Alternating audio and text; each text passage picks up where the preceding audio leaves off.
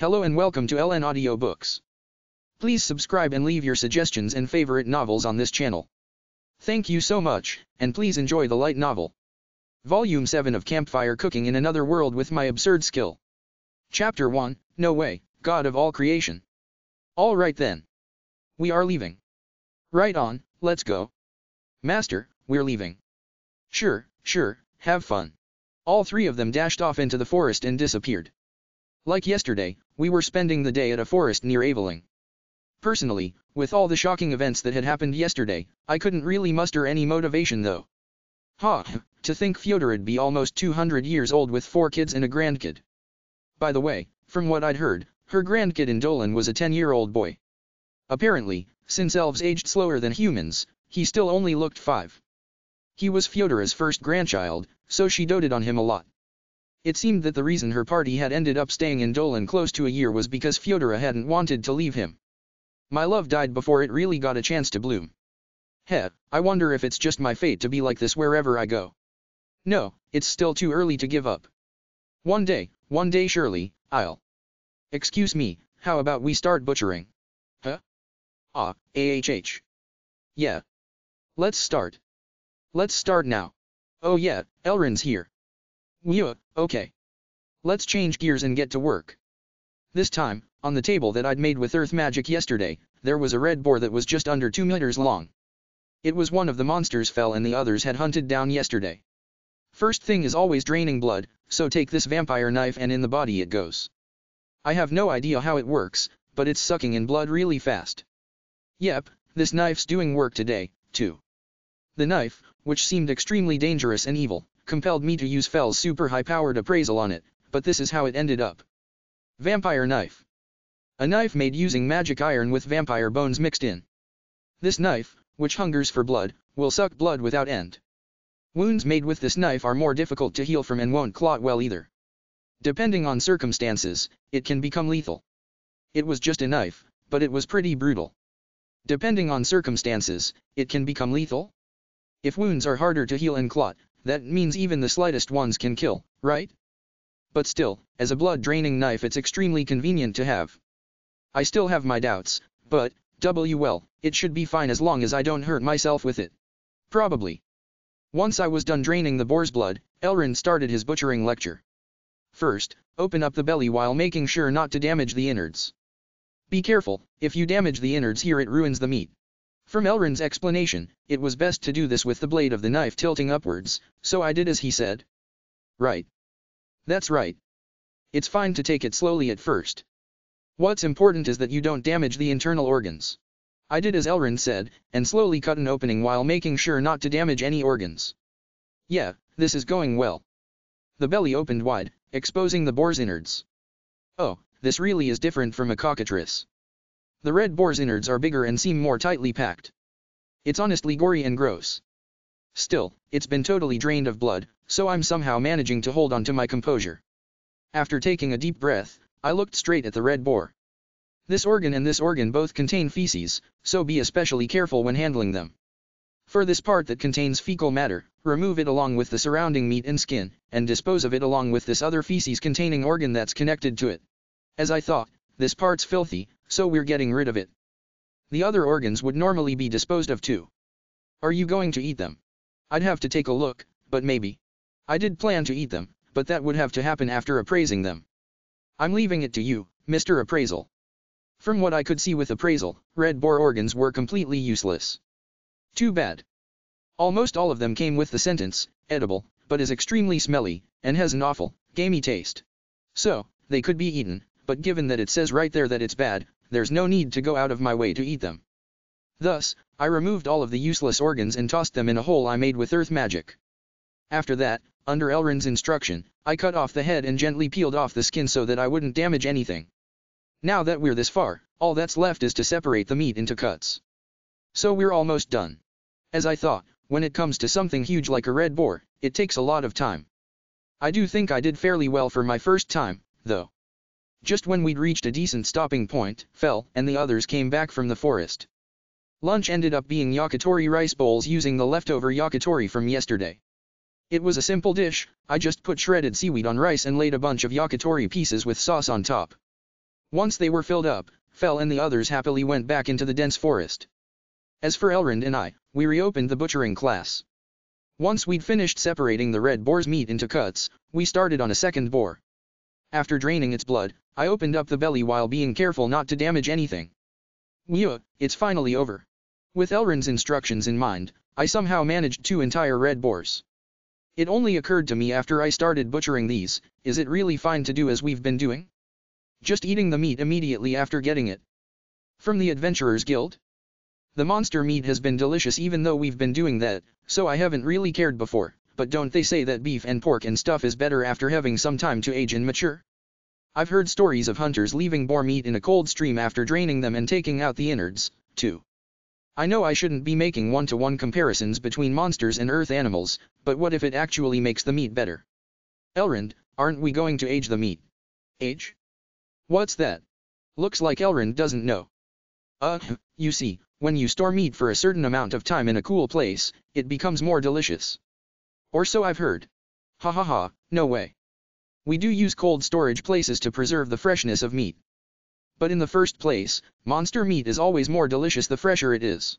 From what Elrond said, for monsters as the freshness drops, the flavor also drops.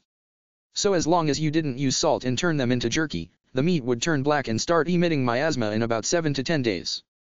Of course, once that happened, it would become inedible, and would just start to rot from there. Given that, conventional wisdom apparently suggested that the fresher monster meat was, the more delicious it would be. I see. Up until now, all I've done is receive the meat from the Adventurers Guild and stuff it into my item box, so to be honest I have never really been concerned about that. The biggest problem is that the meat could rot, but with the time-stopping effect of my item box, it hasn't been a problem, after all. So freshness is the most important thing for monster meat, huh? Thank goodness my item box stops time, then.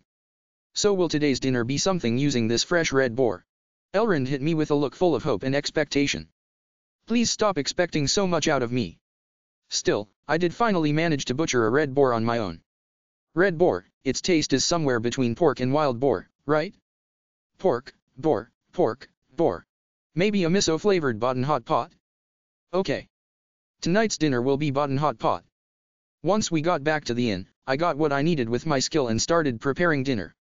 The recipe for Baden hot pot was something I'd learned from watching a neighbor back at my parents' home when he'd made it and shared it with us after catching a boar. Fel and the others were singing a chorus of hunger, so I concentrated on speedy cooking. Take a clay pot filled with water and add bonito, seaweed, dashi base, powdered, grated ginger, from a tube, sake, soy sauce, sugar, mirin, and miso, bringing the mixture to a simmer. When the time is right, take some freshly butchered red boar meat, cut it into thin slices and add them to the pot, cooking the meat at a low heat. Carefully scoop out any scum that forms, and once the meat is partially cooked, add in the vegetables.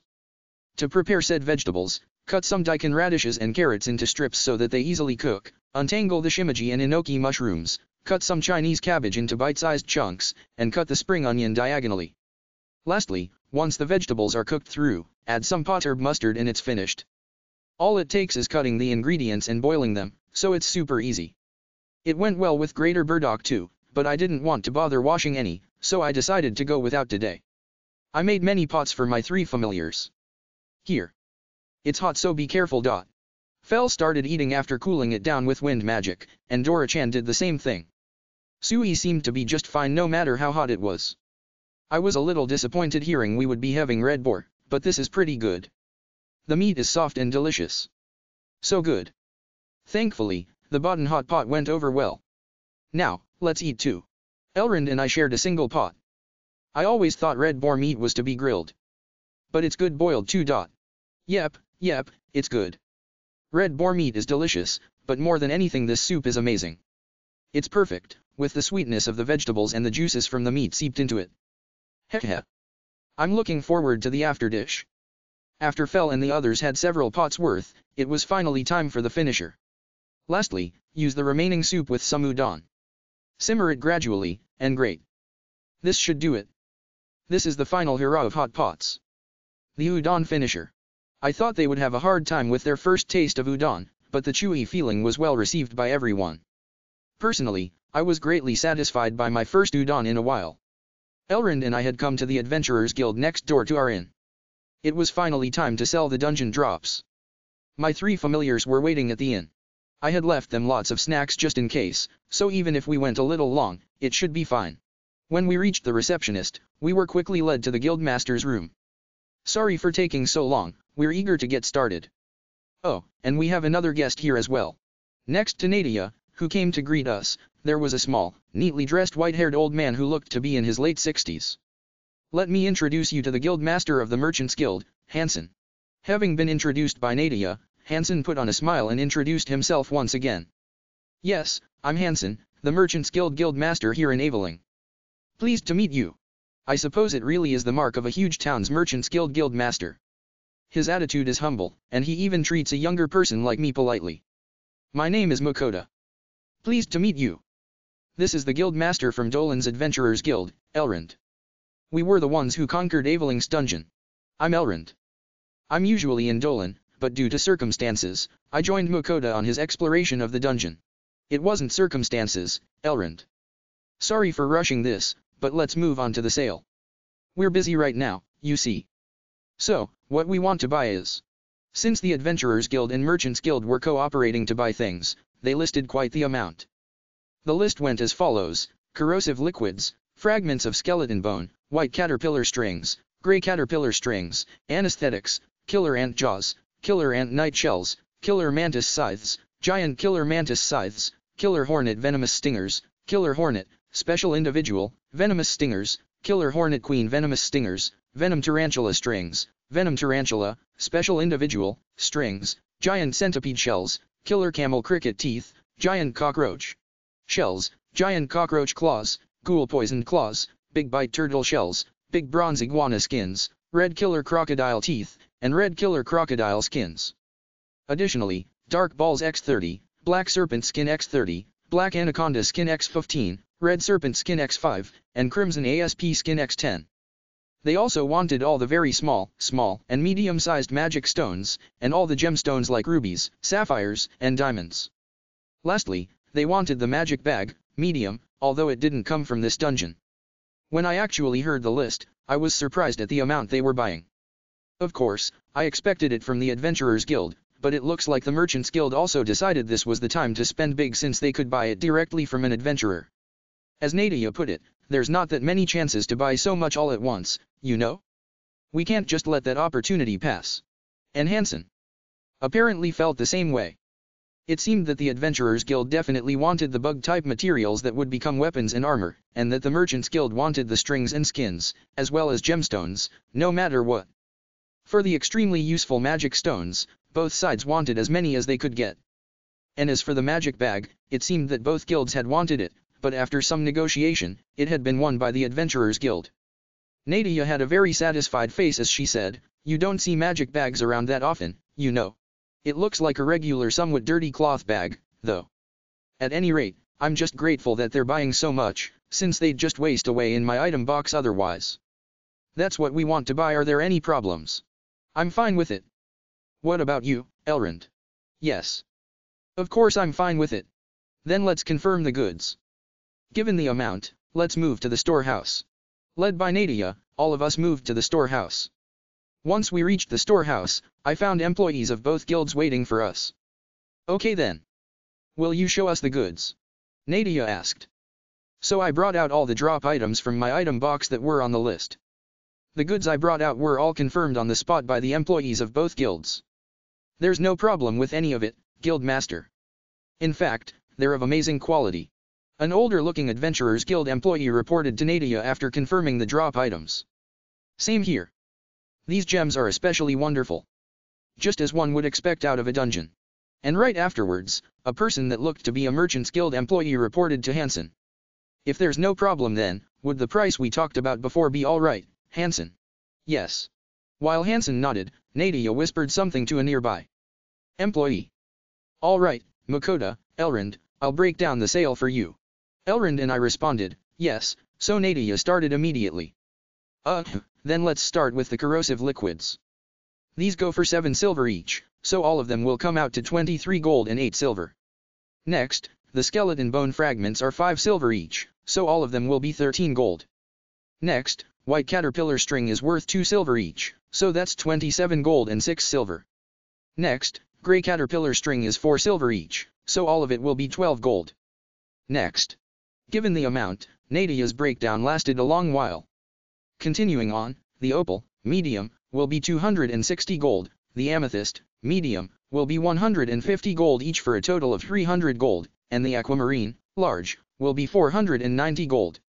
Altogether, that comes to 21,200 gold. Wha? 21,200? Way. This is. Wow, what an amazing number it's become. While my surprise was a matter of course, Elrond also seemed shocked. Ha ha ha. So Dolan's guild master is surprised, too? Well, chances to buy so much at once don't come often. Both our guilds really splurged. That's right. For the merchant guild, this is a rare chance to get high-quality dungeon items directly. We'd fail as merchants if we held back here. Well, that's just grand, I guess. Still, 21,200 gold. Like, my item box already has so much gold in it I'll never be able to spend it all. Even if I was sharing this with Elrond, there's so much gold. Like, what are you telling me to do with it? Then let's get the payment finished. There'll be way too many coins if we try to pay in regular gold, so we'll be paying in platinum coins. This is 212 platinum coins. Please confirm the amount, Nadia said, handing me a heavy-looking bag. When I looked inside, it was stuffed full of platinum coins. With Elrond's help, we counted the money. White gold coins, 1, 2, 3, 4, 5. Elrond counted 100, I counted 112. So in total, it came out to 212 platinum coins. Why yes, there's no problem. That was a good deal. Thanks. You have the Merchants Guild's gratitude as well. Now then, it's gonna get busy from now on. The same for the Merchants Guild. We've managed to obtain so many good items.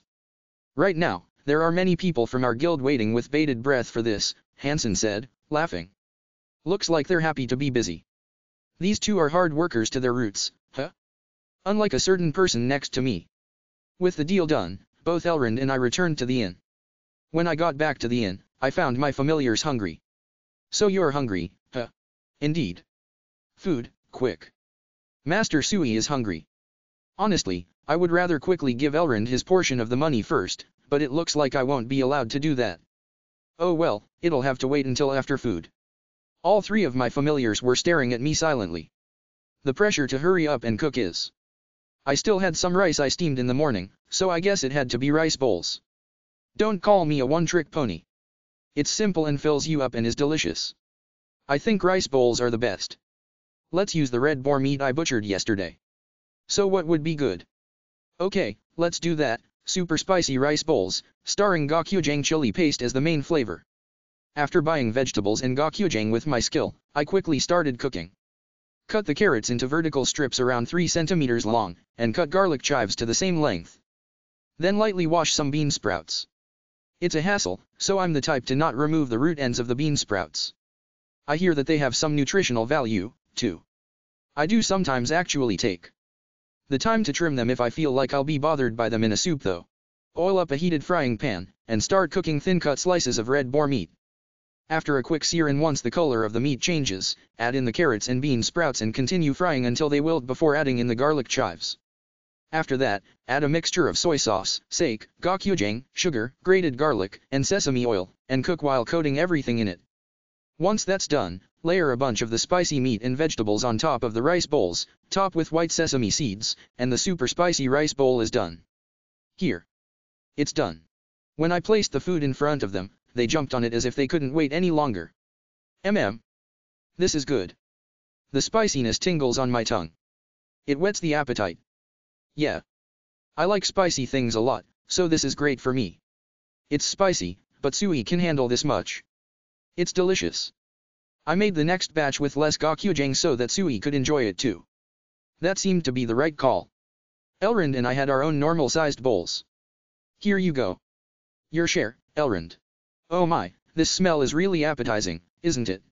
True to his word, Elrond immediately stuffed his face full. Well then, I should start eating too. Yeah, this is simple, but as good as always. I just love the spiciness of the gochujang. This spiciness goes really nicely with this white rice. I feel like I can eat more of this than usual. Yeah, but your concept of usual is anything but, isn't it? I'm starting to think that I might as well give Elrond as big a bowl as Fel and the others. The spiciness of the dish must have driven their appetites higher, as all three of my familiars, and Elrond as well, had more servings than usual. After they'd filled up on the spicy rice bowls, we took a break to digest. Elrond and I had roasted green tea, while Fel and the others had cider. Ah, right. I need to hand over your share of the money from earlier, Elrond. I don't need any of it as long as you sell the rest of the dark balls to Dolan, though. No, that's not good. We went through the dungeon together. If that's the case, then like we talked about earlier, I'm fine with about a third of the treasure out of the Hydra's treasure chest. No, that's way too little, isn't it? Let's be fair and split this evenly. No, I'm saying that's way too much. Then I'll give you a third of it. I won't go any lower than that. No, 1/3 is still way too much. No. It's not too much, I'm telling you. I'm going to make you accept this. After a while of chorusing no at each other, Elrond and I finally reached an agreement of 50 platinum coins. I wanted to push through to a third no matter what, but Elrond just wouldn't assent to that. So I broke down, and suggested 50 platinum coins even though it didn't amount to so much as a fourth of the amount. Somehow, I managed to get that one to pass. I was still left with a huge amount of money, though. It's nice that I never have to be troubled for it, but having too much money is also another problem. It probably seems like a truly first world problem to be troubled that you have too much money, though. At least, from someone else's perspective. For me, I just keep amassing more and more money. I have no idea what to use it on, and I've never had so much money, so I'm actually scared that I'm too rich. There's nothing I really want these days, and there's only so much money I can spend on my online supermarket, so maybe it's best to buy something big to lessen the burden on my wallet. After that, I handed the 50 platinum coins to Elrond before we started talking about our future plans. Let's quickly head for Dolan. What? Why can't we take it easy here for a bit longer? What are you saying? We aren't really in a hurry, but you have to be, right Elrond? You've been leaving it all up to Ugal until now. That's true, but I think Ugal will be fine. I know that Ugal is really good at his job. With Ugal around, I bet that things will run smoothly for a while. But you know, you are the guild master of Dolan's Adventurers Guild. At least in name. Without you, I think there are a lot of things that can't be decided upon. If you're any later than this, Ugal will be super angry, you know? Actually, I think he's angry right now, I said, and Elrond sunk into thought for a little bit. He must have remembered something, as he muttered, oh yeah, he did say to take care of things quickly or something, and to come back immediately, I think. Elrond's face got visibly whiter by the second. We should probably go back quickly. Right? As a result of talking with Elrond, we decided to prepare for the journey tomorrow and set off early in the morning the next day for Dolan. Personally, for my preparations, it would just be preparing lots of food. Let's make some now, and spend tomorrow cooking a huge amount. After yesterday and today, my preparations for travel were perfect. I used all of the cockatrice and red boar I'd butchered to make the usual carriage and other fried foods, as well as miso marinated meat, ginger fried meat, and ground meat for Hamburg steaks and meat saburo. I used the rest of the red boar and golden-backed bull meat to make mixed minced meat. I used it to make a ton of gyoza. It had been a while since I'd made any. I tried making grilled gyoza, fried gyoza, and even gyoza soup with lots of vegetables in it, a simple but delicious soup made with gyoza, vegetables, and chicken stock.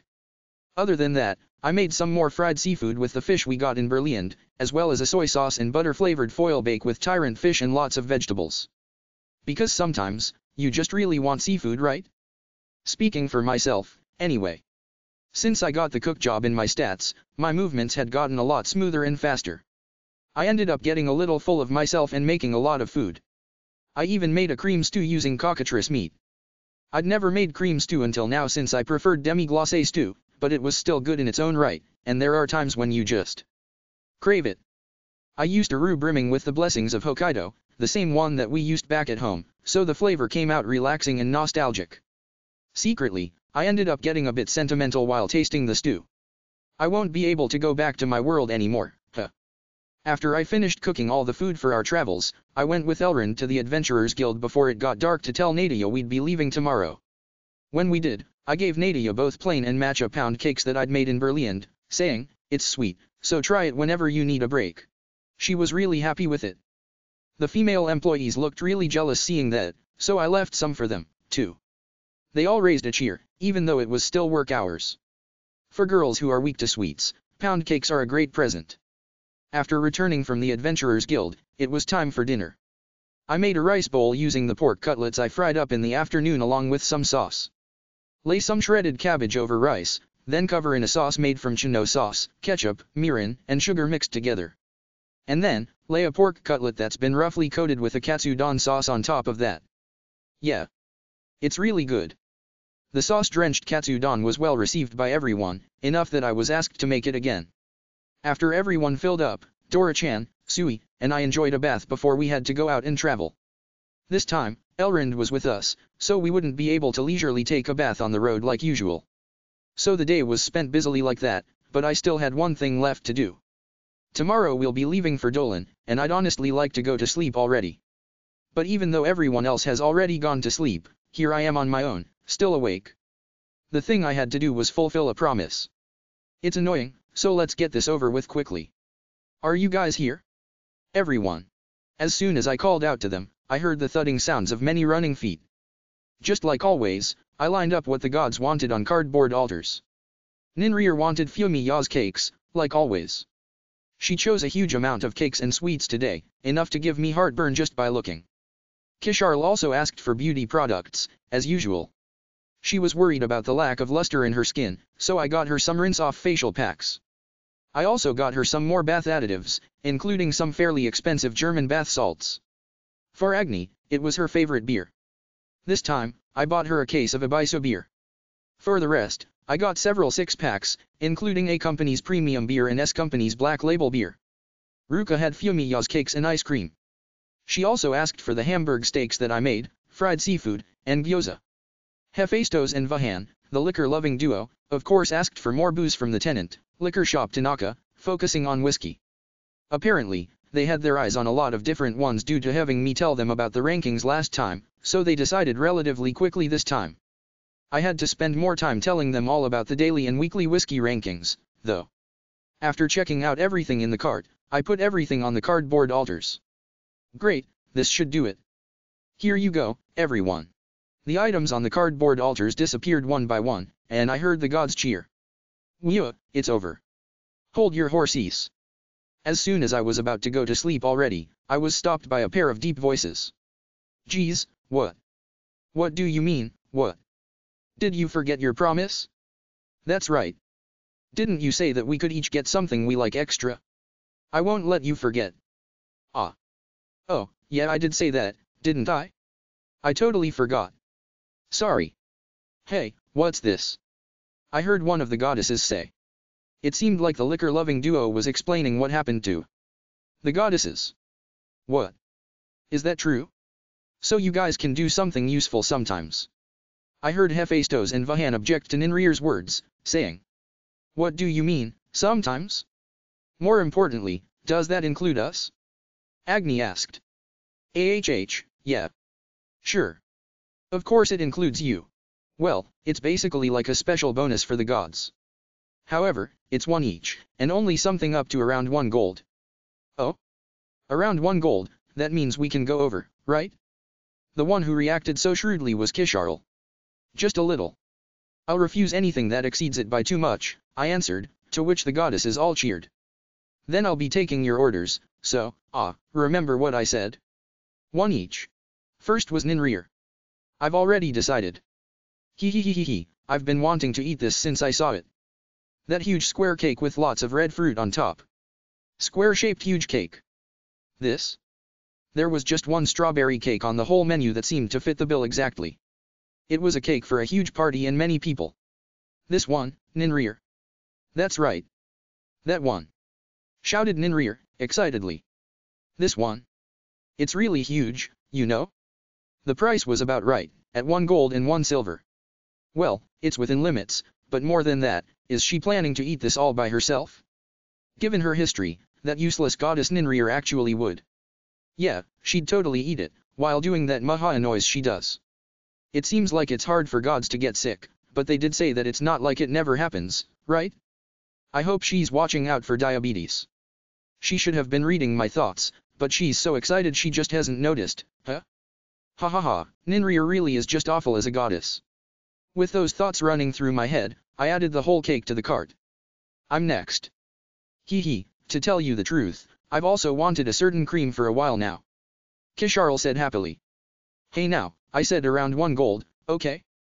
The more expensive beauty products really are expensive, so control yourself. From what Kisharl said, it was a cream for use during the night. Do you remember who makes it?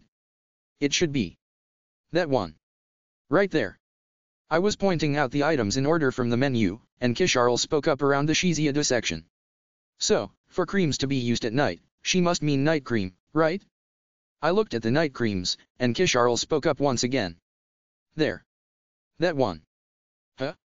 This one? Whoa. Expensive. It's 1 gold and 2 silver. Wait, it's that expensive and you only get 50 grams. Well, if it's this much I'm okay with it. But still, 1 gold and 2 silver for 50 grams. Beauty products sure are something. Next is me. Agni's energetic voice resounded in my head. Will it be beer for you, Agni? Yeah. But I only get 1, right? A case of beer won't cost an entire gold, so I'm feeling like I'm losing out. True. Even on the more expensive side, with a company's premium beer or a box of Waibiso, beer doesn't go all the way up to 1 gold. Oh, wait. I had seen something in passing while I had been looking through my new tenant, the liquor shop Tanaka. Oh, there it is. As I flipped through the menu for liquor shop Tanaka, I saw what I was thinking of. What about this? I introduced Agni to a slightly expensive gift set of beer, coming in a black bottle with a golden label. It was 1 gold for a case of 30. It says, a dream beer obsessed over by brewers, here. It goes on, its taste is slightly bitter and deep, a taste that surpasses other beers. Oh. That sounds good. Dream beer's a great name. I'll take that. Slam that in the cart, there. Next is Ruka. I want something delicious I can eat now. Something she can eat now? So something that's already been cooked? I did say only 1 each, and there probably isn't anything the online supermarket sells that costs an entire gold. I thought of a certain possibility and switched over to the gift menu. Oh, there's a lot here, isn't there? There's domestic brand name beef for sukiyaki, shabu shabu, and grilling, too. They all look good. Wait, Ruka wants to eat it immediately, so ham would be better, I think. Let's see. Oh, this might be good. How about this one? I pointed Ruka to a pack of domestic, carefully selected name brand ham and roast pork.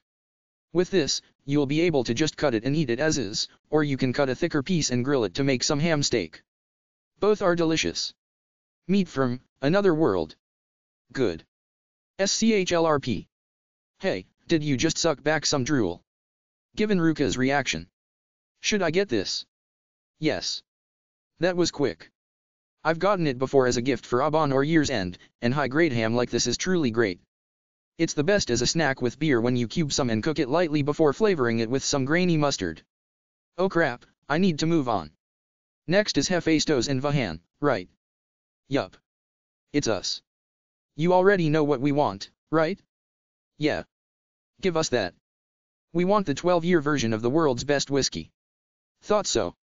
The 12-year version should be 1 gold and 2 silver, right? Beyond that, the 18-year version jumps upwards in price, and the 25-year was over 100,000 yen, wasn't it? Well, compared to that, 1 gold and 2 silver is pretty reasonably priced, I guess. So I should get you a bottle each.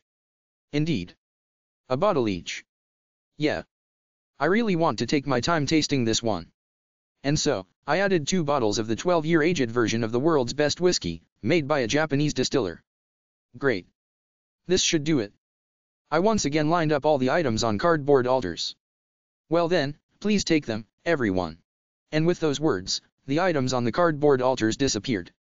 Once again, I could hear the gods cheer. And right after. What are you all doing, gathered around like that? I clearly heard a hoarse old man's voice. Whoa. Whoa. Kaya. Ah. Guoh. Ga. And I heard all the gods make surprised noises. G God of all creation. What? So? What are you all doing? In front of the highest ranked God of all, the God of all creation, the gods could only hem and haw. Ninrir, you have to be the one to explain things here. You were the one who met the other worlder boy first, after all. Yeah. Ninrir is best. You're the one who found him first, right? In these cases, the one who's known him the longest has to speak. The other goddesses and the liquor-loving duo both pushed all responsibility onto Ninrir. Wow, that's just heartless. Why is it me that has to do it? Why can't it be one of you? What are you saying? You were the first one to give your blessing to the other worlder boy, so you have to do it. That seemed to be Kisharl's voice. Hey, are you done figuring this out yet? Sorry for making you wait. Ninrir will explain for the rest of us. Growling. Kisharl, all of you. I'll remember this, I heard Ninrir speak grudgingly. So Ninrir will be the one speaking? Well? Go on. The creator god's voice mercilessly pressed her for an explanation. No, you see. Against her will, Ninrir started to recount what had happened with me up until this point. So, if I'm hearing this correctly, Ninrir, you realized that another worlder summoned here through the ritual of hero summoning had a mysterious unique skill called online supermarket, which is able to obtain food and other things from his world. So you gave him a blessing as an excuse for extorting him for things from the other world. Then, knowing this, Kisharl, Agni, Rusalka, Hephaestos, and Vahan all joined in. All the things the creator god was saying were completely true, and since none of them could deny it, they had no choice but to stay silent. You Thuridiooots. His angry cry was loud enough to surprise me. The creator god's thunderous wrath struck the other gods. You're all gods, so what were you thinking, ganging up on one of the subjects you're supposed to protect? And no, we weren't ganging up on him. No, wait, we really weren't. We all properly gave him blessings, so. Ninrir was completely freaked out and speaking with the creator god without any sense of formality whatsoever. Even though you granted him your blessing, the fact that you're extorting offerings itself is wrong. Have any of you asked for anything from the ones you've given blessings to up until now? How about it? That's. And no, you see. No, The creator god only seemed more imposing by the minute, and the other gods couldn't even get out a straight answer. The fact that you won't answer means that you haven't, right? In the first place, blessings are something you give to those you recognize will better the world. You all should know that already. It seemed like the other gods couldn't even respond to the creator god's point. This whole time I'd only been talking to them and hadn't actually met any of them face to face, meaning I didn't know how any of them looked, but I could just imagine them all simultaneously drooping their heads in shame. Have goods from this other world really led you that far astray? Okay, I will see myself. Let me look. I heard some rustling noises. It seemed like the creator god was looking through all the different things I'd sent over to them. You all have been receiving things like this? As a punishment, I will be confiscating all of it. No. Oh my. All of it, huh? They've all gotten completely addicted to this stuff, are they gonna be okay? I don't think Ninrir can survive without cakes at this point. And Kisharl just got that night cream she was looking forward to, too. Even Agni told me she started drinking beer every night with her meals. Ruka always gives the weakest reactions, but she seemed really interested in that gift set of ham. As for the liquor-loving duo, I can't even imagine them living without whiskey at this point. With that in mind, if all of it gets confiscated, even I'm starting to feel a little sorry for them. It's true that it was a lot of bother to do it once a week, but the blessings and things they gave me did in fact help a lot. Especially when we went into dangerous dungeons and things. Since we've been involved all this time, I guess I should help them out a little. Excuse me. God of all creation, is it? Fighting through my nervousness, I called out to the God of all creation. Oh, so you're the rumored other worlder? I am the creator of this world. You may call me Demiurge. Sorry for causing you so much trouble. My name is Makoto. Pleased to speak to you. And it wasn't that much trouble.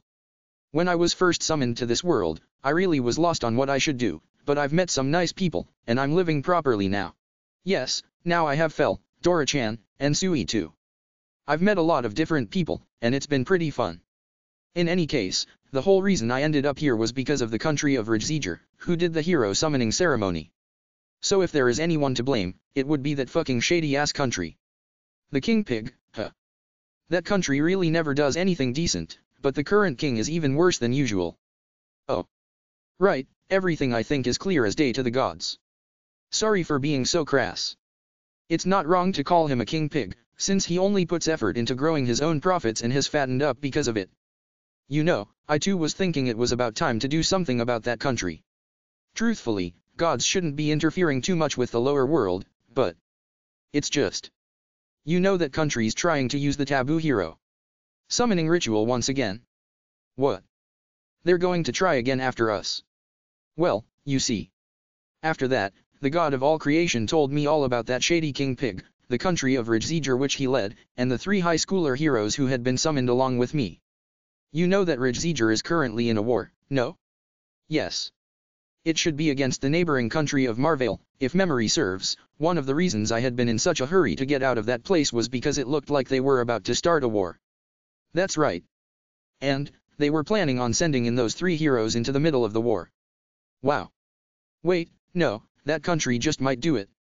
With their stats, if they just level up a little, they could probably clean up pretty handily on the battlefield. So, what happened to the 3 of them? They hadn't been that nice to me, but we were all from Japan, so I was curious. If they really had been sent out to war. They're fine. They realized they were being deceived with filthy lies, so the 3 of them ran away. From what the Creator God said, the 3 of them had been assigned beautiful men and women as instructors, and as they had grown close, the teachers had tried to gift each of them with a magic tool called a dominance bracelet, which would have turned them into something like slaves. And actually, one of them, the girl named Rio, the short cute one with the bob cut, if I'm remembering right, had been successfully fitted with one, causing things to seem pretty bad for a while. But while they were out hunting monsters to level up, her left arm with the dominance bracelet on it had gotten cut off in battle. Whether that was good luck or bad, it seemed to have brought that Rio girl back to her senses, and along with the other 2 who had already gleaned what was going on, she had managed to escape the kingdom of Ridgeziger. So, where are they right now? Also, if that Rio girl lost her left arm. From what I'd learned, even if they did flee, the surrounding countries weren't all that great, either. Don't worry. Right now, the 3 of them are in Marvale. They became adventurers like you and formed a party together. Oh, is that so? I'm a little relieved. But, Marvale, huh? Isn't that the country that's right in the middle of a war with Ridgeziger? They have the title of hero, so I wonder if they won't just be used by the nobles and royalty of Marvale instead? In that respect, they're fine for now. The royal palace knows of them, but hasn't tried to make contact. Marvale is a powerful country in its own right, you know? It has lots of people who are much stronger than the 3 heroes right now, so they don't really feel the need to talk with them. In fact, they actually feel it would be dangerous to do so if they send the 3 heroes out to war now. There's a danger of Ridgeziger accusing them of kidnapping or something. That makes sense. From what I've heard, they're not above kidnapping or using magic tools for subjugation, so making accusations is certainly the kind of underhanded thing that Kingdom would do. Man, they're just the worst. Indeed. It's just as you think. After all, that kingdom has failed to realize their own merits and instead tries to increase their territory through underhanded means. It seems that they've done these kinds of things so many times that they've finally angered Marvale's king, too. Apparently Marvale was pretty angry, and they were planning to completely destroy Ridgeziger through this war. This time, the country of demon folk is moving too. Oh yeah, both Marvale and Ridgeziger border the country of demon folk. Marvale was basically treated as untouchable by the demon folk territories, but it wasn't as if they didn't interact at all, so it seemed that the demon folk were helping with Marvale's plans to destroy Ridgeziger in the imminent war. Just neighboring that country brings no end of trouble, so of course the demon folk would happily help, huh? Even if I don't help, Ridgeziger will probably be destroyed in the near future. Well, with that king, sure. Ah, so, you said that the 3 of them were adventurers. So the girl who lost her left arm too. Indeed. It seems that girl specializes in support magic, so even with one arm she's doing pretty well for herself. I see, that's good. Wait, no it's not. There's still the fact that a teenage girl lost an arm. It'd be nice if I could do something. I mean, I technically could. I do have Sui's special elixir. But, to the kingdom of Marvale? What should I do? With Fel, it isn't impossible to get there, but that country's right between us. If I pass through with Fel, they'll definitely try something. It's a place that's just nothing but trouble, so I don't want to get anywhere near if I can avoid it. If I just offer the item, is it possible to ask the god of all creation to deliver it to them? What, are you concerned about the girl who lost her arm? Yes, they're people from my homeland, after all. Also, While it's different here, in my world they would still be considered children. Letting a child, especially a girl with a future ahead of her, be maimed would be. You really are too kind, aren't you? Well, that is one of your good points. All right. I shall deliver that elixir for you. Really? Don't worry, doing this much is no problem at all, I say. However, just handing it to them will probably raise their suspicions. You know, it seems those three are about to get married, so they're traveling to the church in Marvale's capital. And it looks like they're going to enter a nearby dungeon on the way, so let's make it so they luckily find an elixir. Www. Wait a second. Did you just say, married? I did indeed, those three are getting married. Married? The three of them? Polygamy isn't especially rare in this world, you know. Polygamy. That pretty boy high schooler, with two beautiful girls. Overcoming harsh trials together brings men and women closer and fosters love. Oh hoo hoo hoo. The creator god said, laughing. What the hell? Married? Huh. I shouldn't have sympathized. They're totally fucking happy. But I guess it's still nice that Rio girl is gonna get healed. But also, I'll never forgive that damn pretty boy high schooler getting two cute girls. Phew. Even though I can't get a girl myself. I mean, that pretty boy needs to go explode. Have you calmed down? Sorry for getting worked up. I mean, they're getting married. Well, it's true that they went through a lot, so it's not strange that they got a lot closer, but they're all high schoolers, you know? It's way too early to get married in your teens, right? But if I think about it, in this world lots of people are already married at their age. So I guess it's not that weird? Huh? But that would mean I'm... No, I have to stop. The more I, as a single man, think about it, the sadder I'll get. It seems like they're doing well for themselves, so I don't need to worry about them. So, let's just let this be. It might have been too late now, but there was something I needed to ask the God of all creation. God of all creation, is it possible for me to, you know, return to my world? Nope. Yep, that was immediate. Thought so. He said the hero summoning ritual was a taboo, so I expected reversing it to be impossible. Indeed. In the first place, the hero summoning ritual is an act that simply opens up a hole in dimensions, after all. And sending someone back would be the same. The ritual itself is a most dangerous thing to try in the first place. This time, the hole was small, so it closed by itself, but if it hadn't, and if, instead, it had expanded, this world and of course, your world that was connected to it would have been destroyed. The end of the world. But, couldn't the gods do something about it? Don't be foolish. It's not like we can do anything just because we're gods. When a hole between dimensions expands, it does so all at once. It'd be a dimensional collapse. If that were to happen, no god would be able to do anything about it. Oh. So it was that dangerous. Thank goodness neither world was destroyed. Hearing that Rajzeger was slated for destruction did put me at ease though. Well, that's probably the fate of that king pig eventually. It just goes to show, not all those who have power can actually wield it. Was there anything else you wanted to ask of me? No, I'm fine. I heard everything I wanted to hear. If that's the case. Now, what should I do about these idiots? Oh yeah, the other gods are still there. We had digressed from the subject, but earlier the creator god had gotten mad at the others and was going to take away all their offerings, so they were sounding really downtrodden.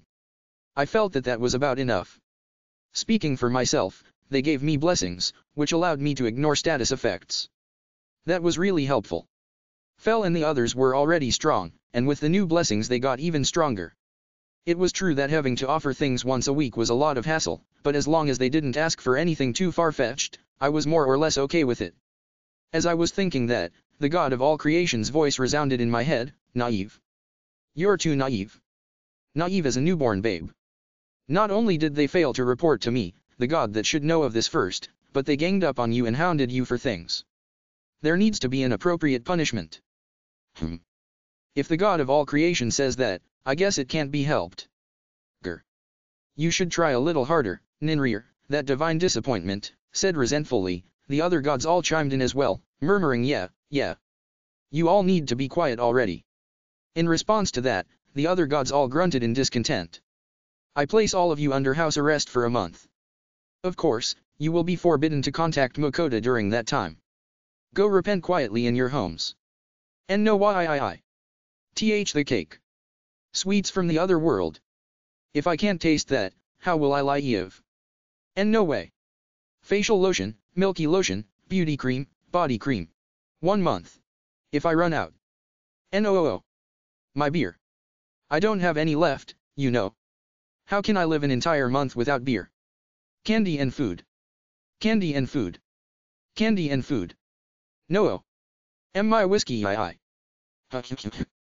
An entire month without booze. No way, man. The creator gods sentencing summoned a storm of agonized wails.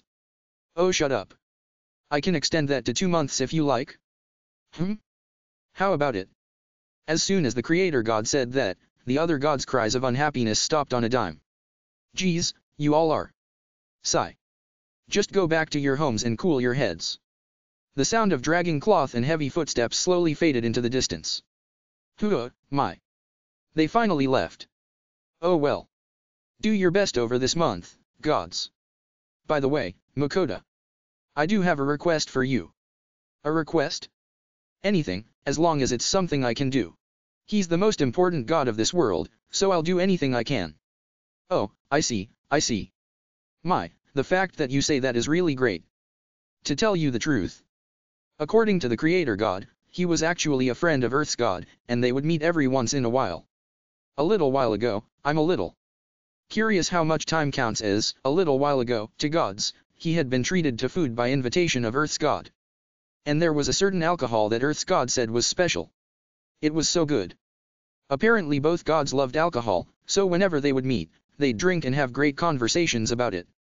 Still, Earth was far more advanced in culture than this world was, so they almost always drank Earth alcohol. Recently, it seems that Earth's god has gotten into Japanese sake.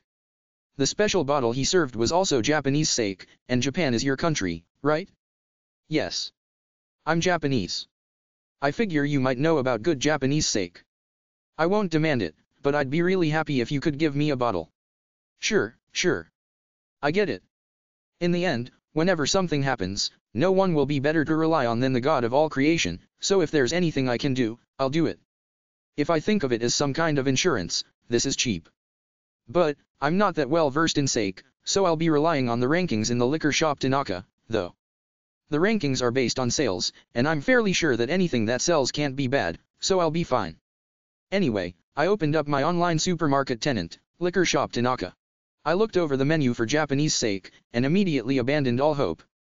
I had never bothered to get familiar with the other categories since the liquor-loving duo were obsessed with whiskey, but the one for Japanese sake was also separated into really detailed categories.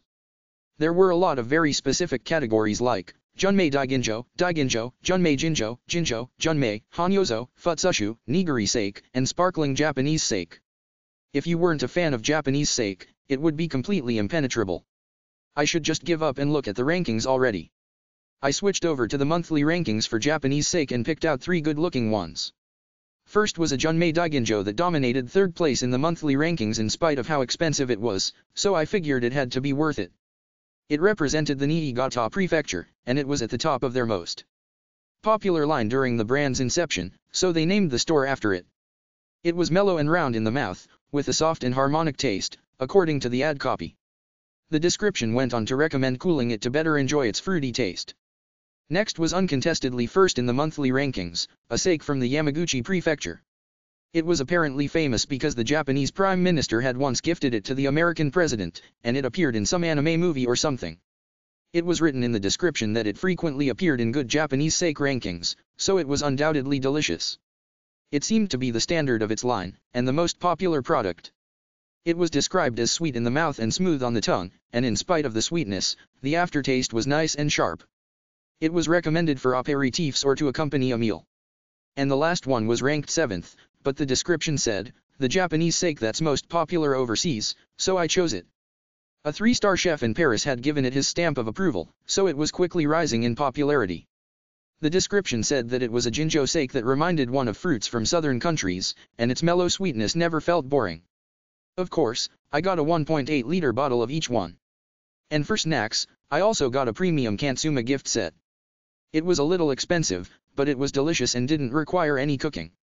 It was a 12-kin set including sardines and smoked oyster oil, black pork kakuni, corned beef, and other stuff. Now then, let's leave all this on a cardboard altar. God of all creation, please take these 3 bottles and some snacks. Much obliged. No, if I can get by with just this much, it's cheap. After all, you're the world's most important god. I'm going to keep gifting the god of all creation things from now on so that he keeps taking care of me. The other gods wanted once a week, so I'll try to keep the same schedule for him too. Unlike the other gods, he isn't persistent and annoying, so I'm really thankful that he's leaving it all to me. Please take care of me from now on, God of all creation. Indeed, I will. For starters, I'll give you my blessing. Only a small one, though if I were to give you a regular blessing, you'd stop being human. Ho. Oh, you mean I'd become like a demigod or something? Something like that, probably. You would have a human body and abilities, but you'd be immortal. I immortal? Whoa. It's a blessing every member of royalty or anyone in power wants, you know? He told me that he had once given his full blessing to a hero who had saved the world, and that was when it had become known to confer immortality on the bearer. But being immortal didn't mean the person was unable to die, a large enough wound could still kill you, and the hero had died after suffering just such a wound in battle against a magic beast. The opponent was that Fenrir's uncle, if I remember correctly. Whoa, it was one of Fel's relatives, and Fel's uncle no less. So doesn't that mean that Fenrirs are super strong? The hero that fought a Fenrir must have been no joke either. By the way, my blessing, small, will give you about the same lifespan as a long-lived high elf. Huh? I don't know how long a high elf lives, though. Elves live around 500 years. Long-lived high elves have about 3 times that lifespan, so just around 1,500 years, I think. F-1500? What?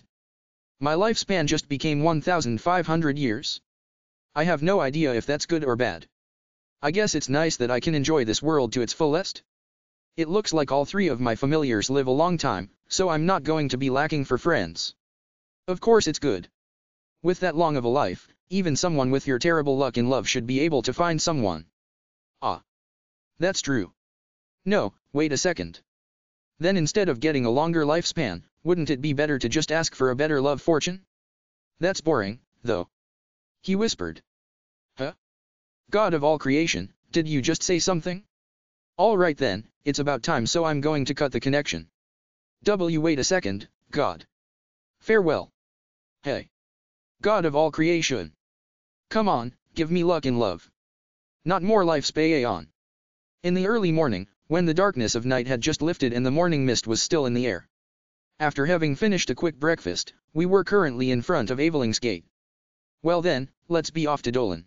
I still kind of want to take it easy for a bit, but I suppose there's nothing for it. Let's go. My god, he's still saying that? There's still the butchering of the red dragon to take care of, too. That's why we're going to Dolan again. That's right. There is that to look forward to, isn't there? Ehehe, I got to go into a dungeon with Dora-chan, and once we're back in Dolan, I'll get to butcher a red dragon too. This is the best. That's so? He's not a bad guy, but sometimes it gets really tiring to keep up with him. I'm remembering why Ugal has such a tough time. Let's just get the red dragon butchered quickly and get far away from Dolan. It was really great that I got to be with you, Makoto. I made the right decision to come see you in Aveling after hearing about you in the capital, Elrin said sincerely. Geez, I don't know who told him that, but he really needs to keep his mouth shut. I can only hope that Ugal doesn't get mad at me too. Ah, by the way, I appraised myself first thing in the morning, and it looked like this. Name. Makoto, Tsuyoshi Makoto. Age. 27. Race kind of human. Job victim from another world, adventurer, cook. Level. 62. HP. 405. MP. 391. Attack. 382. Defense. 379. Agility. 324. Skills appraisal, item box, fire magic, earth magic, perfect defense, double experience gain, familiars, contracted magic beasts Fenrir, huge slime, pixie dragon. Unique skill online supermarket Fumiya, liquor shop Tanaka.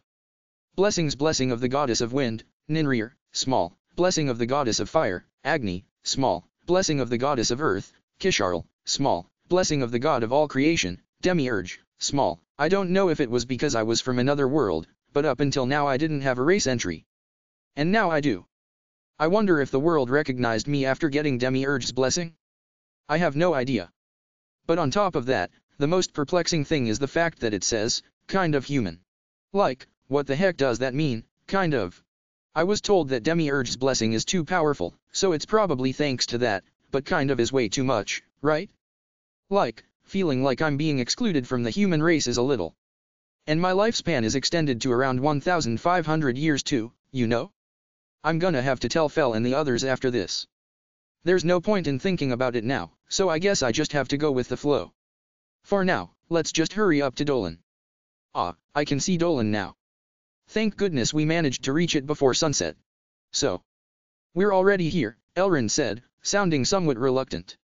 Now, let's hurry up and get inside and head for the Adventurers Guild. Boogle is definitely waiting for us. Sui is far too skilled, isn't it? We got here in only half the time it usually takes. Well, it's not just Sui though. All of you are really skilled. Yep, that's right. Everyone's really skilled, and it saves me every day. It was thanks to them that I got to become an S-ranked adventurer. And the fact that, even after everything that happened, I was able to live and act as an adventurer freely and comfortably was all thanks to them. Especially Sui. Its growth was outstanding. Thanks to that, even with Elrond here we got to Dolan so quickly.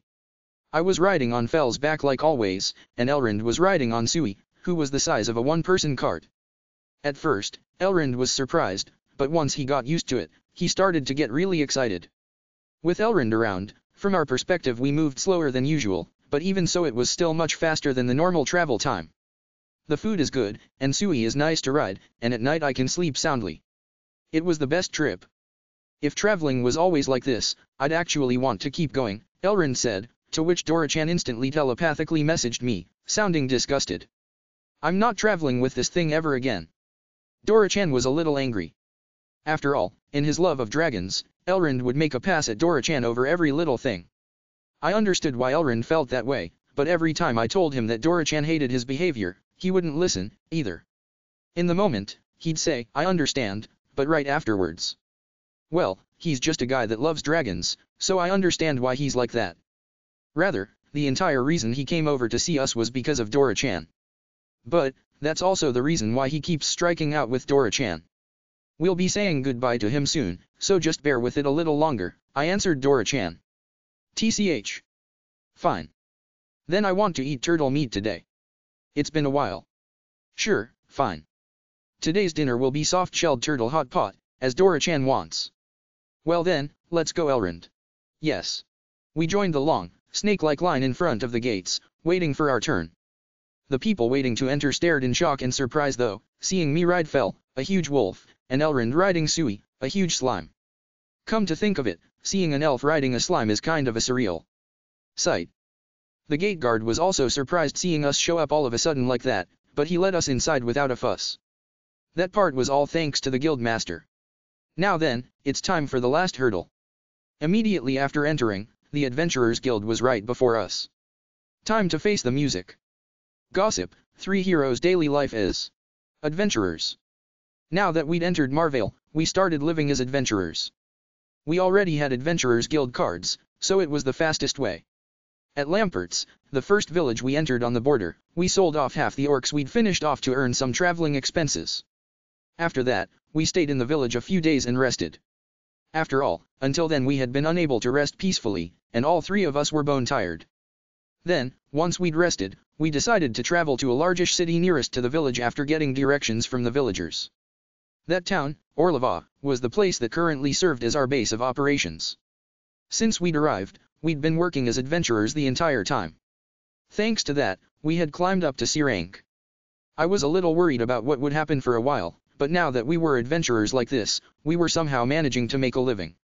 Kanan and Rio had both started smiling a lot more like before, so I was really glad that we had made it to this country safely.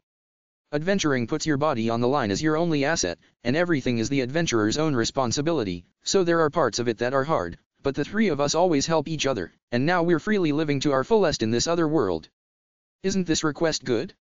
With this we can be back by the end of the day, Kanan said, pointing to a request. The paper that was posted on the board asked us to kill 5 orcs. The conditions were to bring back 5 orc corpses as they were, so the less damaged they were, the bigger the reward would be. I think it's good too, Rio agreed. Orc meat was a popular food ingredient. All 3 of us really had hated the idea of it at first since they were humanoid like us, but orc meat wasn't that rare in the world, and it was treated just like any other kind of meat. Like the saying goes, when in Rome, so we'd tried eating it, and it was actually pretty good. In Japanese terms, it would be like high-class brand name pork. Aside from knowing that it's orc meat, it would be more than edible, and now that our disgust has faded, we were eating it without any difficulty.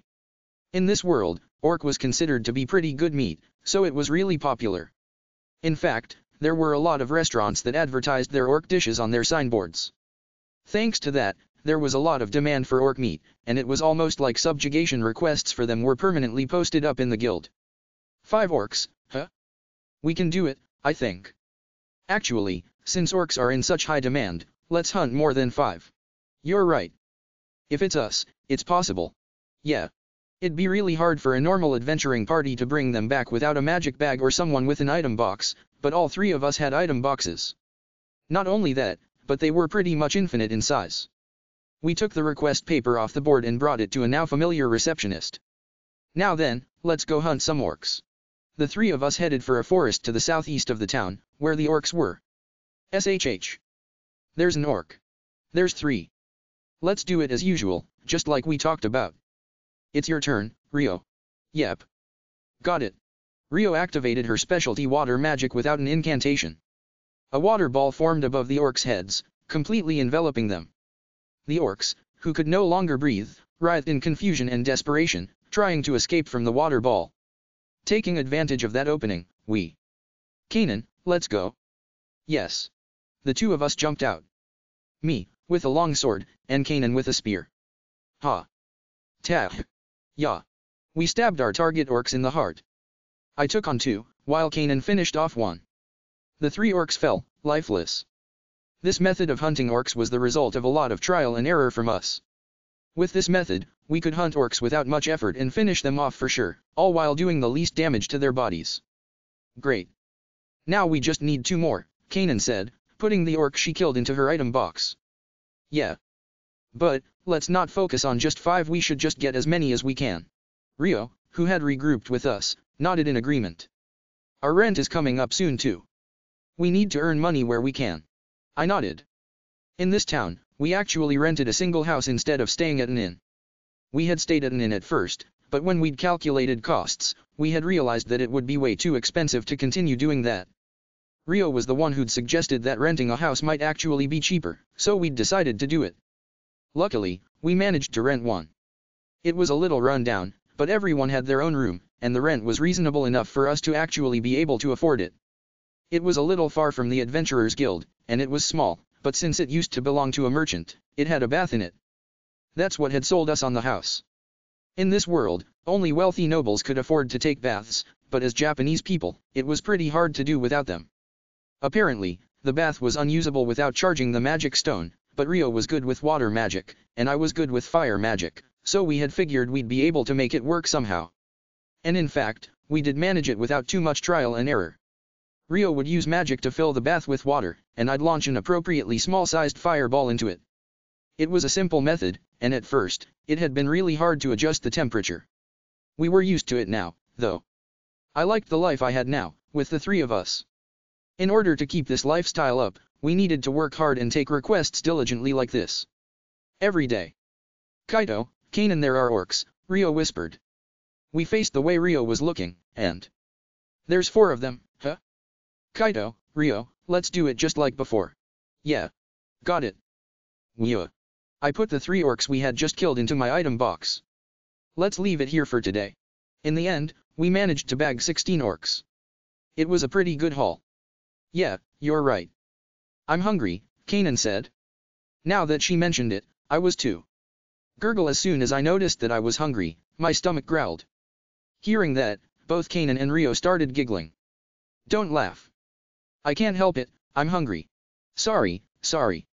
It's way past lunchtime, but let's eat before we go back, Rio said. Yes, let's. Kanan chimed in enthusiastically. We moved to a comparatively safe area in the forest and had a late lunch. Rio took a pot out of her item box. Our item boxes stopped time, so it was still hot. Smells nice, Kanan said, holding up her bowl like she just couldn't wait. Today is stew, Rio said while stirring the contents of the pot. It was mysterious how Rio managed it even though we didn't have any pre-made roux. Rio said she did it with some wheat, or something I didn't understand at all, though. Kaito, bowl. Yeah. Kanan already had her share served. I also gave my bowl over to Rio, and she poured out lots of stew for me. Well then, let's eat. Yep. Yeah. Thanks for the food. When I put the stew into my mouth, the mellow sweetness of the vegetables along with a creamy taste filled my mouth. Rio really was good at cooking. So good. It's really nice being able to eat hot food in places like this. Kanan was right. At first, we had just bought food at a stall and put it in our item boxes, but doing it that way cost way more than we had expected. So, we had tried field rations, but they were just awful. Those things aren't edible, I swear. After that, we'd tried to cook food ourselves, and that was where Rio really showed her stuff. Yeah. Rio's the greatest. I'm nothing special. This is normal. Rio is humble and always says that, but I think she's really good at cooking. Well, so are our wife for being bad at cooking. No way. You helped me too, Kanan. With my arm like this, I have to leave all the peeling and stuff to you. I was even awful at peeling stuff at first, too. I felt really bad about it back then. If I had known this was going to happen, I would have helped my mom more often. But Kanan, you've been doing the laundry and stuff too. Laundry is easy to do with magic. But cooking is. Why is it that anything I make turns out bad? I felt sorry for Kanan, but it was probably best to just leave the cooking to Rio. That would guarantee a delicious meal. Still. From where I'm sitting, the both of you are really amazing. I'm completely useless at chores, after all. Cooking? Laundry? Heck is that? As if I could do any of it. That's not something to be proud of, Kaito. Hee. Really? Kanan looked exasperated, Rio just laughed. There is something I can do. Heat up the bath. Ahaha. Yeah, that's right. You might be the best at heating up the bath, Kaito. But that's all you've got, Kaito. You need to be more thankful to Rio and me. Sure. I'm super thankful to the two of you, I said, and both of them laughed. We had some tough times, too. This place was not Japan, and there were a lot of inconvenient things about life here. But, with Kanan and Rio here, I felt that I was happy. In order to protect this lifestyle, I was going to do my best as an adventurer. Chapter 2, Don't Defy Ugal. It'd been a long time since I'd visited Dolan's Adventurers Guild. I'm back.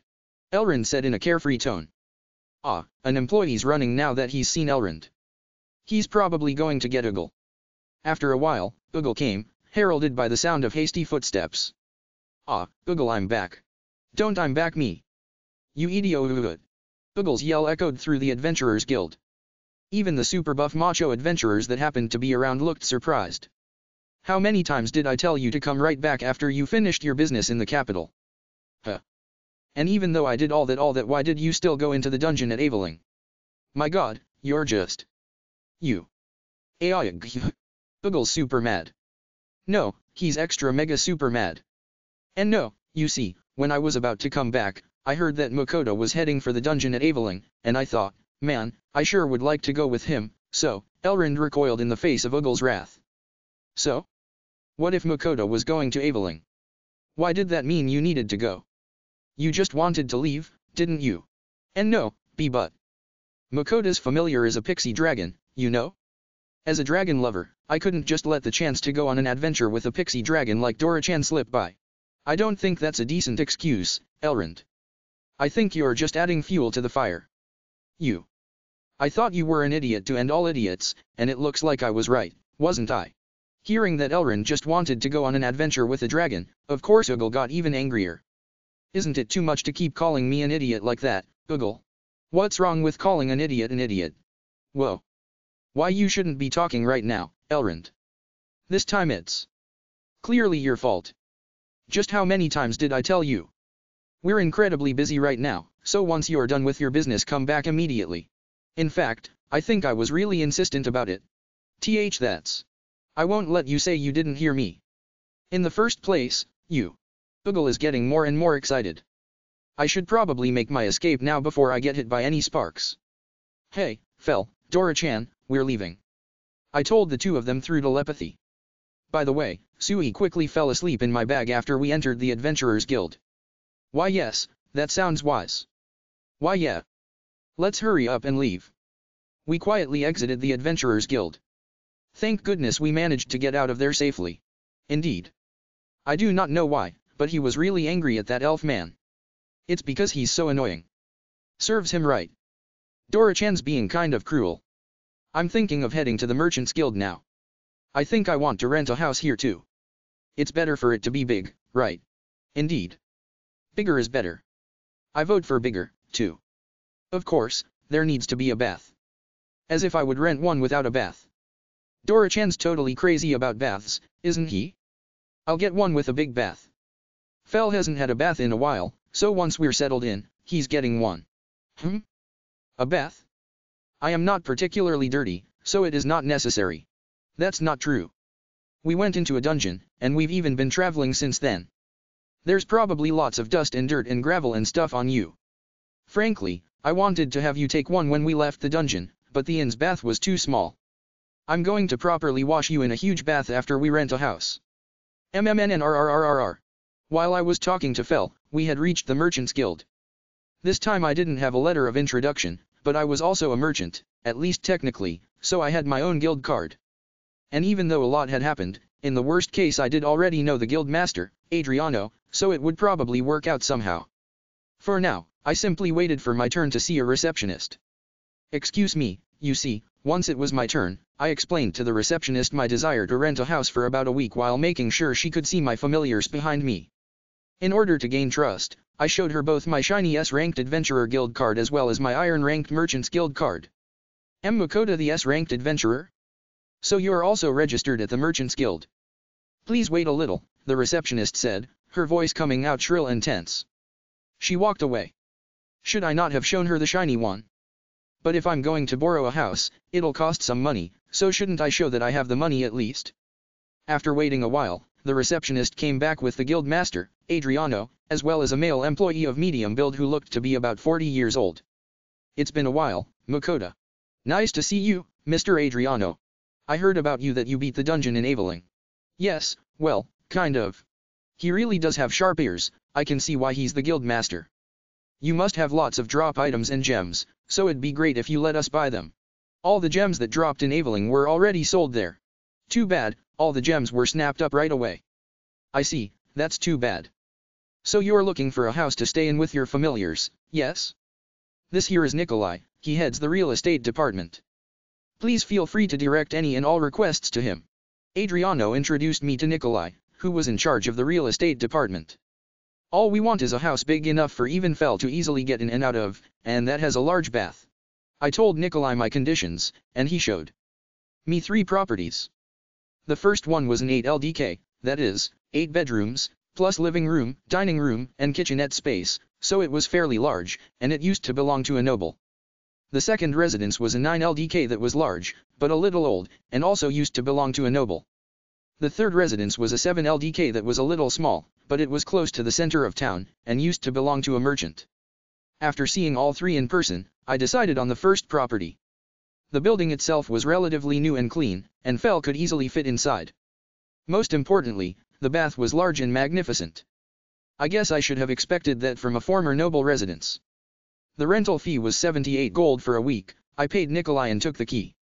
I'll ask them to butcher the red dragon tomorrow, so for now we can just take it easy. Hey, you promised. Dinner's gonna be turtle meat, got it? Immediately, Dora-chan chimed in with telepathy. Yeah, sure. I know already. Turtle meat? Sounds good. Ah, that means I'll need to prepare a lot of it, doesn't it? That night, dinner was soft-shelled turtle hot pot. For the first time in a while, we all had our fill of turtle meat.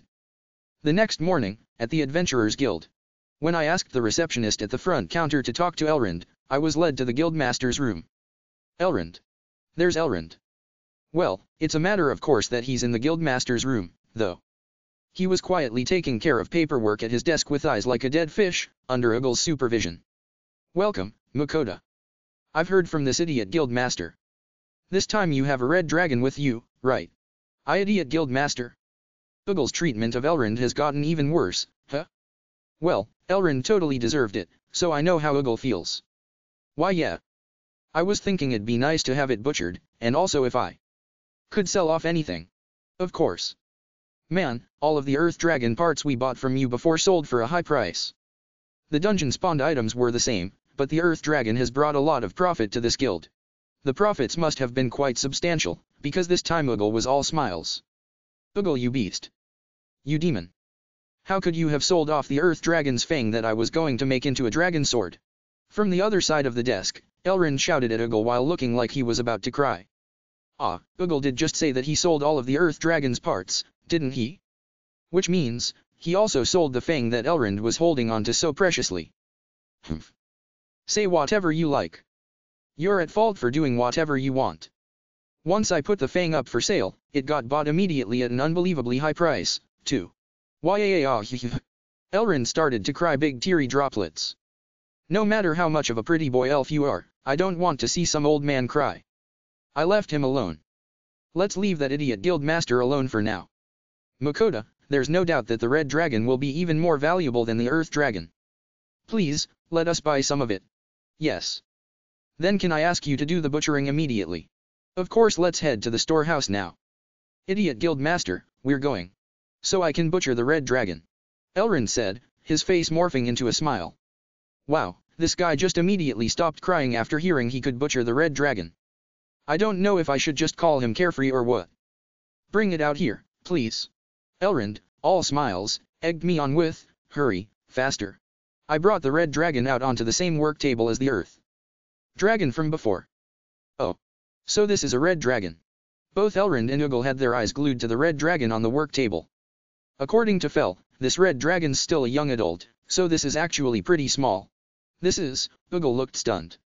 No surprise there if a 12 to 13 meter long dragon corpse counts as small, well.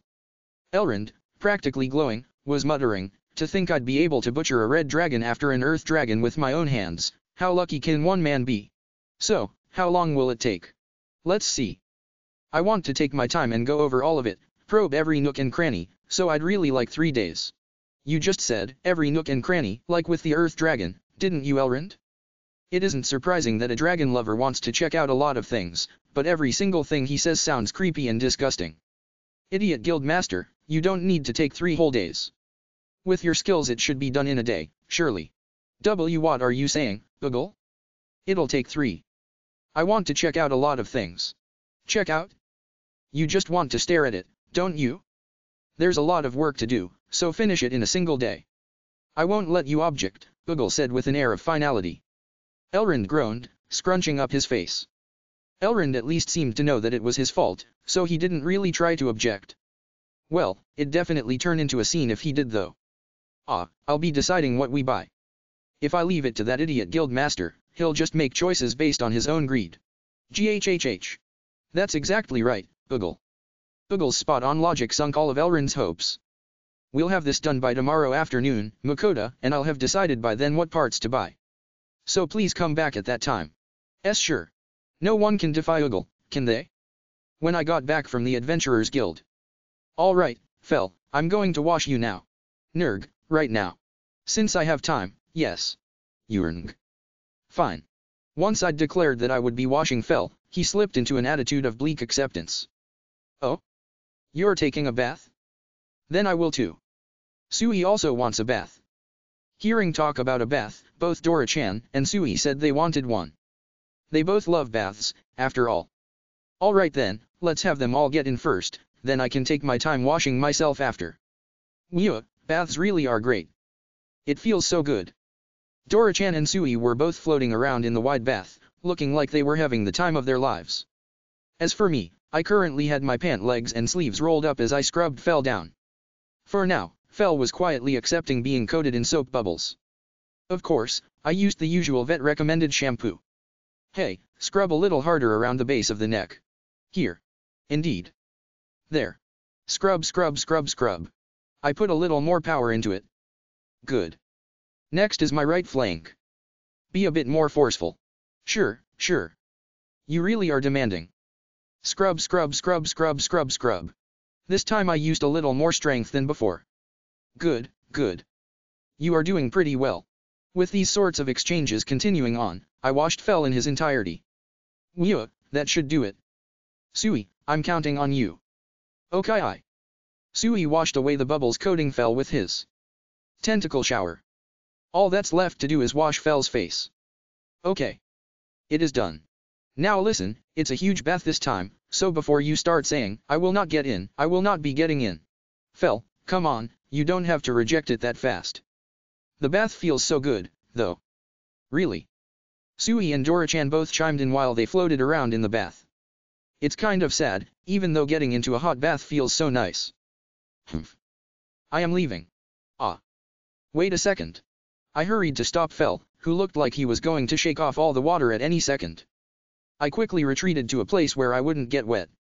Okay. I said, and Fell shook heartily from head to toe. Whoa. Pay. Tuh. Tuh. Hey, you got your fur in my mouth. Yay. So much water went everywhere. So cool. Uncle Fell, do that again. I am leaving. This is just chaos. I mean, after shaking off all the water, Fell is trying to leave like he no longer has any business here. Dora-chan is all angry since Fell's fur got in his mouth, and Sui is happily oscillating in the water. Ah, if you're going to lie down, do it after drying yourself off. Humph.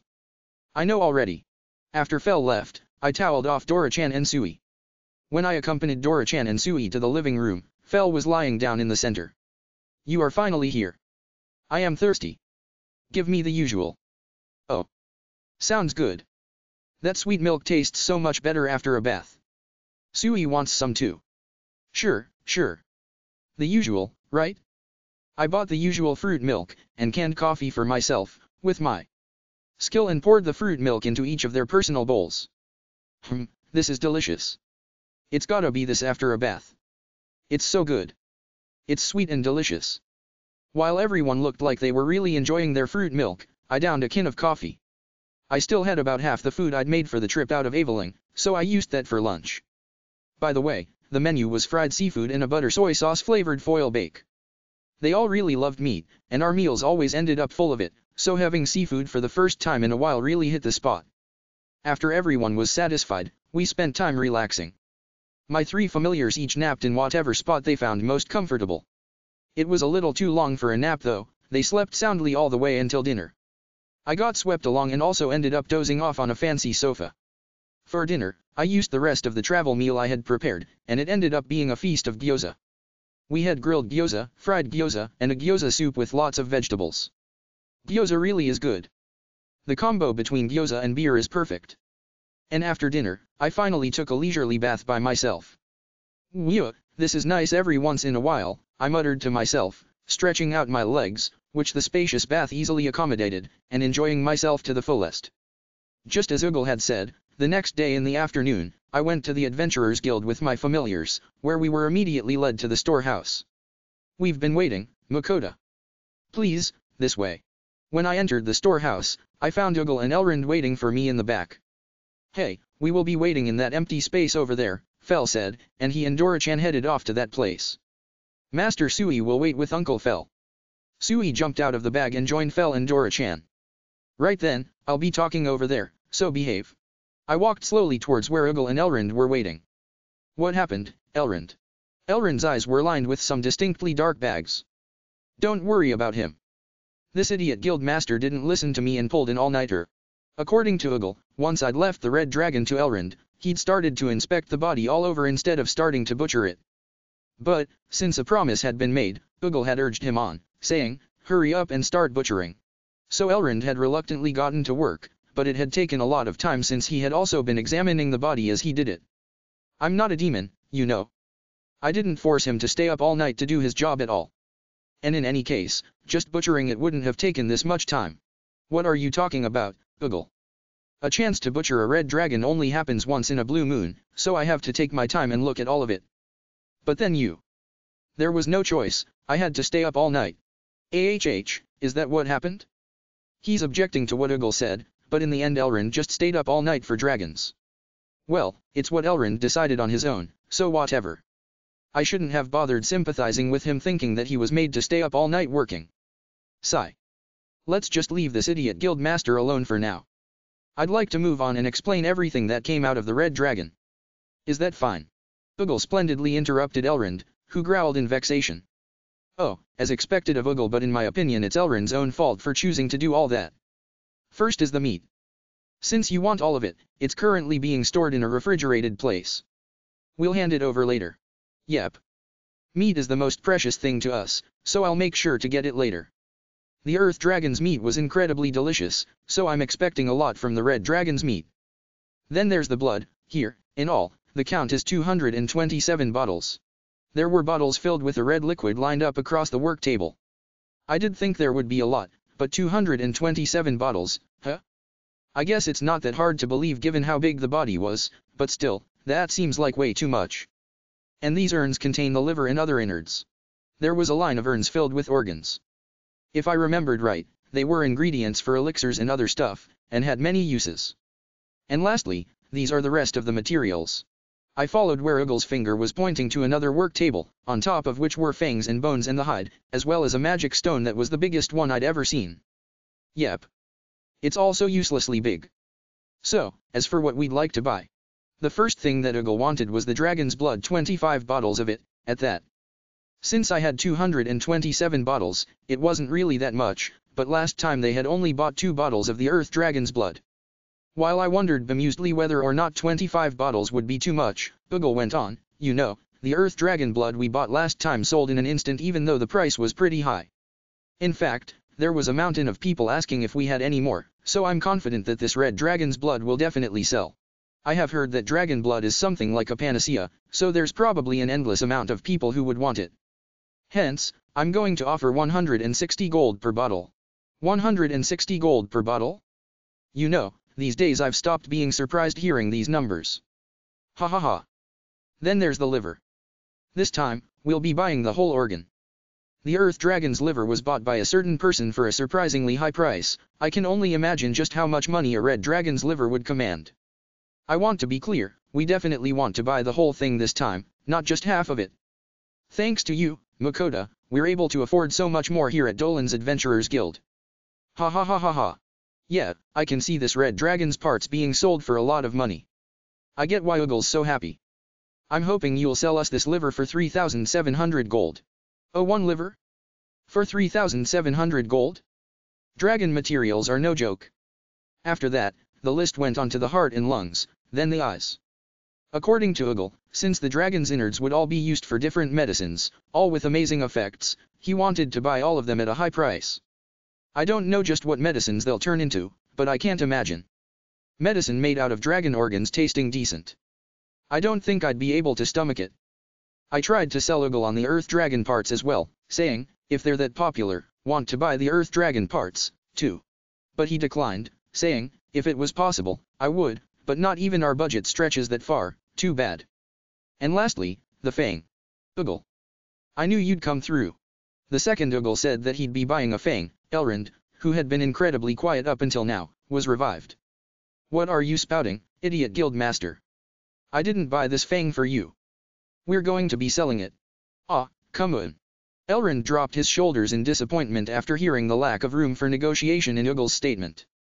Did this guy seriously think he was buying it in exchange for the Earth Dragon fang he sold off? Elrond, the world just isn't that easy. Ha, let's just leave him alone. So, the 25 bottles of dragon blood comes out to 4,000 gold, the liver will be 3,700 gold, the heart will be 4,000 gold, the lungs will be 3,600 gold for the pair, the eyes will be 1,700 gold for the pair, and lastly, the fang will be 3,000 gold. All in all, your total will be 20,000 gold. Is that fine? 20,000 gold, huh? Ha ha ha. Thanks to Fel, I've been raking in money left and right, so I must have built up some resistance. Yes, that's fine. Like last time, we'd like to pay in platinum coins. So that will be 200 platinum coins. Please count them, Ugal said, handing me a bag. I examined the contents of the bag. After counting the coins, it came out to exactly 200 platinum coins. Yes, there's no mistake. This was a good deal for us. Thank you very much, Makoto. No, the pleasure was all mine. The only place I can ask to butcher a dragon is here, after all. I'm also happy I was able to sell off so much of it right away. Well then, as for the rest of the materials. Just when I was about to store the rest of the materials, a voice interrupted us. Wait just a second. It was Elrond.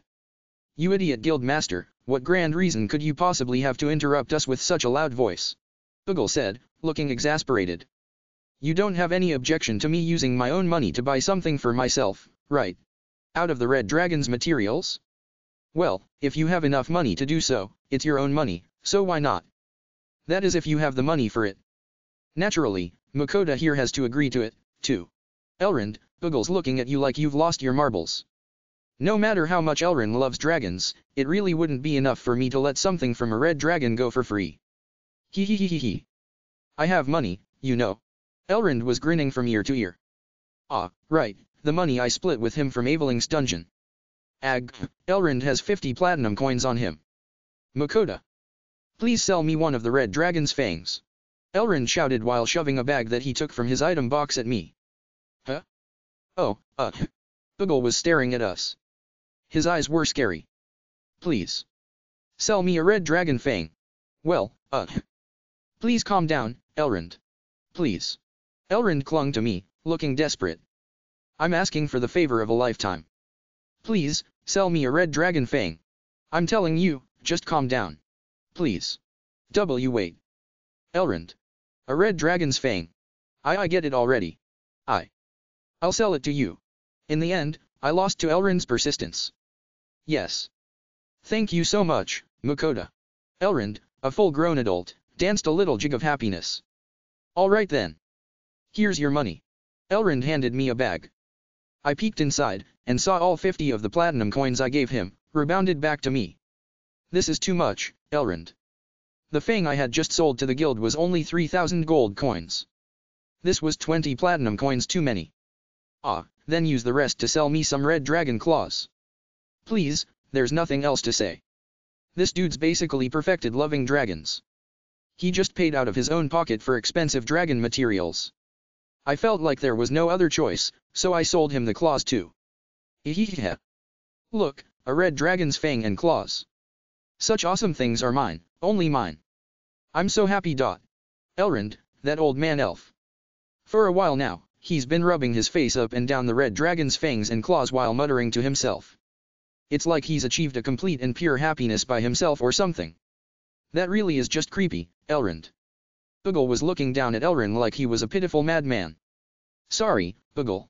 Don't be. That idiot guild master can be incredibly persistent when he really wants to be. Ugal said with a 1,000-yard stare. He's had his fair share of suffering, hasn't he? I can understand what you've had to go through. Leaving Elrond alone, happy in his own little corner, I went with Ugal to retrieve the rest of the red dragon's materials and meat. Well then. In my heart, I cheered Ugal on so that he'd continue to do his best. I'll treat you to something good in the near future. I'm feeling really tired for some reason. Let's hurry back. I headed for where my 3 familiars were waiting and found everyone in a deep sleep. Hey everyone, we're going home, I called out to them. They woke up right away. So, it is finally over. Hey, you got the meat, right? Yes, of course. Good. Let us go back quickly and eat the meat. Red dragon meat, huh? Sounds delicious. Dragon meat. Everyone is totally looking forward to eating the red dragon meat tonight. Looks like I won't be able to relax when I get back, woe is me. I was in the kitchen of the residence we had rented in Dolan. As fitting of a stately mansion, it had a large kitchen with all the expected amenities. And right now, in front of me in this fancy kitchen lay a large lump of red dragon meat, in all its imposing glory. For dinner, I'd be serving red dragon meat. Red dragon meat was a red meat that resembled earth dragon meat, though this meat looked much leaner. This has gotta be the first thing, right? Just like the earth dragon's meat, it's gotta be dragon steak for the first taste of a red dragon's meat, right? I brought out the sun-dried salt and black pepper jars with their own built-in grinders from my item box. Then, I started cutting the red dragon's meat into thickish slices for steaks. I'd be grilling them the usual way for red meat steaks. After oiling up a frying pan and heating it up over high heat, I seasoned the red dragon meat with salt and pepper right before cooking it. As soon as the red dragon's meat touched the hot frying pan, the sizzling sound and appetizing smell of cooking meat filled the kitchen. I took a deep breath. Smells good. I started with high heat before reducing to low, and then I turned the steak over and did the same thing to the other side. Once the steak was done, I plated it and wrapped the plate in aluminum foil to let the meat rest and have the residual heat cook the insides of the steak. Once it's well rested, the steak is done. Steak really is great. It just looks delicious right from the start. As a special treat for the chef, I had a little taste test. Munch munch, so good. Since it was also a dragon, it was as tasty as the earth dragon's meat. The red dragon's meat maybe tastes a little wilder, more gamey. It might be nice to roast this in big chunks like roast beef. Roast dragon, huh? Sounds good. And I could put some gravy made from the dragon's own meat juices on it. Gulp, I feel like it would hold up nicely to this dragon steak. AHH. Either way, red dragon meat is so delicious. The red dragon's meat seemed lean and somewhat tough at first glance. But it wasn't that way at all. It was soft with just enough chewiness to really feel like you were eating something substantial, and every bite was bursting with meat juices. Just a little more, I thought, taking another mouthful. Before I knew it, around half of the dragon steak had disappeared. Whoa. It was so good I couldn't stop myself from eating too much. Being too delicious is kind of a problem, huh? Because it's so good, the best meat I've eaten since the earth dragon, I've lost all sense of proportion and self-control. In the end, the red dragon's meat was just as good as the earth dragon's meat. Which one was better was a matter of preference, so it was really hard for me to rank them. Is all dragon meat this good? I did tell Fel and the others to leave any dragons they came across from now on alone, at least, so long as the dragon doesn't attack first, but this was making me want to take that back. Dragon meat was just that delicious. Given how tasty the dragons I've eaten so far have been, I can't help but want to try the rest too. I won't tell them to aggressively look for dragons, but now I don't think I'll complain if they happen to bag one while they're on the hunt. Well, at any rate, dragons weren't creatures that appeared all that often. Now then, let's leave those thoughts for later and concentrate on cooking up more steaks. If I take too long, they'll all impatiently barge into the kitchen. I started cooking Fel and the others' portions, one steak at a time. It has been a while since I have had red dragon meat, and it is as delicious as I remember. As I expected, cooking it makes it very different, Fel said as he tasted the dragon steak that I had seasoned with just salt and pepper. Even those arrogant assholes taste good when they're just meat, huh? Dora-chan said, happily stuffing his face with red dragon steak. Dragon meat is so good. Sui was likewise thrilled about the steak's flavor, excitedly jiggling as it engulfed the meat. Everyone was scarfing down dragon steaks in the spacious living room. It really is delicious, isn't it? The earth dragon's meat was good, but this red dragon meat is certainly a worthy challenger. I'd eaten a lot of dragon steak while I was cooking it in the name of taste testing, but I still had room for more of this meat in my stomach. Right now, I was eating a steak with onion-flavored steak sauce. The sauce went perfectly with the dragon meat. The dragon meat, simply seasoned with salt and pepper, was good, but having it with steak sauce was even better. Even though I rarely get to eat dragon meat, all the ones I have tasted are pretty good. I see. So dragon meat really is good no matter which kind of dragon it is. If that's the case, then it might be good to just ignore what I said last time about leaving dragons alone and just hunt them. Well, only if you find them while hunting, though, I said, and Fel nodded emphatically. Indeed. That is a good idea. Ever since I met you, I luckily keep finding dragons, even when they are normally rare things. I think making sure to obtain them when we find them is a good mindset. After all, dragons are delicious. Fel was completely on board. It's a bother because I have to come to Dolan to get it butchered, but for how delicious it is, it might be worth it. Still, it's not like dragons are that easily found in the first place. In fact, we were really lucky to have found a red dragon after an earth dragon. Hey, I want more. Next time use that. Me too. Sui too. Sure, sure. Steak sauce, right? Let's start with garlic flavor. All three of them put down one dragon steak after another. Even I managed to eat 2 extra thick steaks. Dragon steaks are way too delicious. Yeah, I sure did eat. Indeed. I am full. Me too. I think I ate a little too much. Sui is also full. After eating our fill of dragon steaks, we took a break to digest. Ah, right. I have something to tell you all. What is it?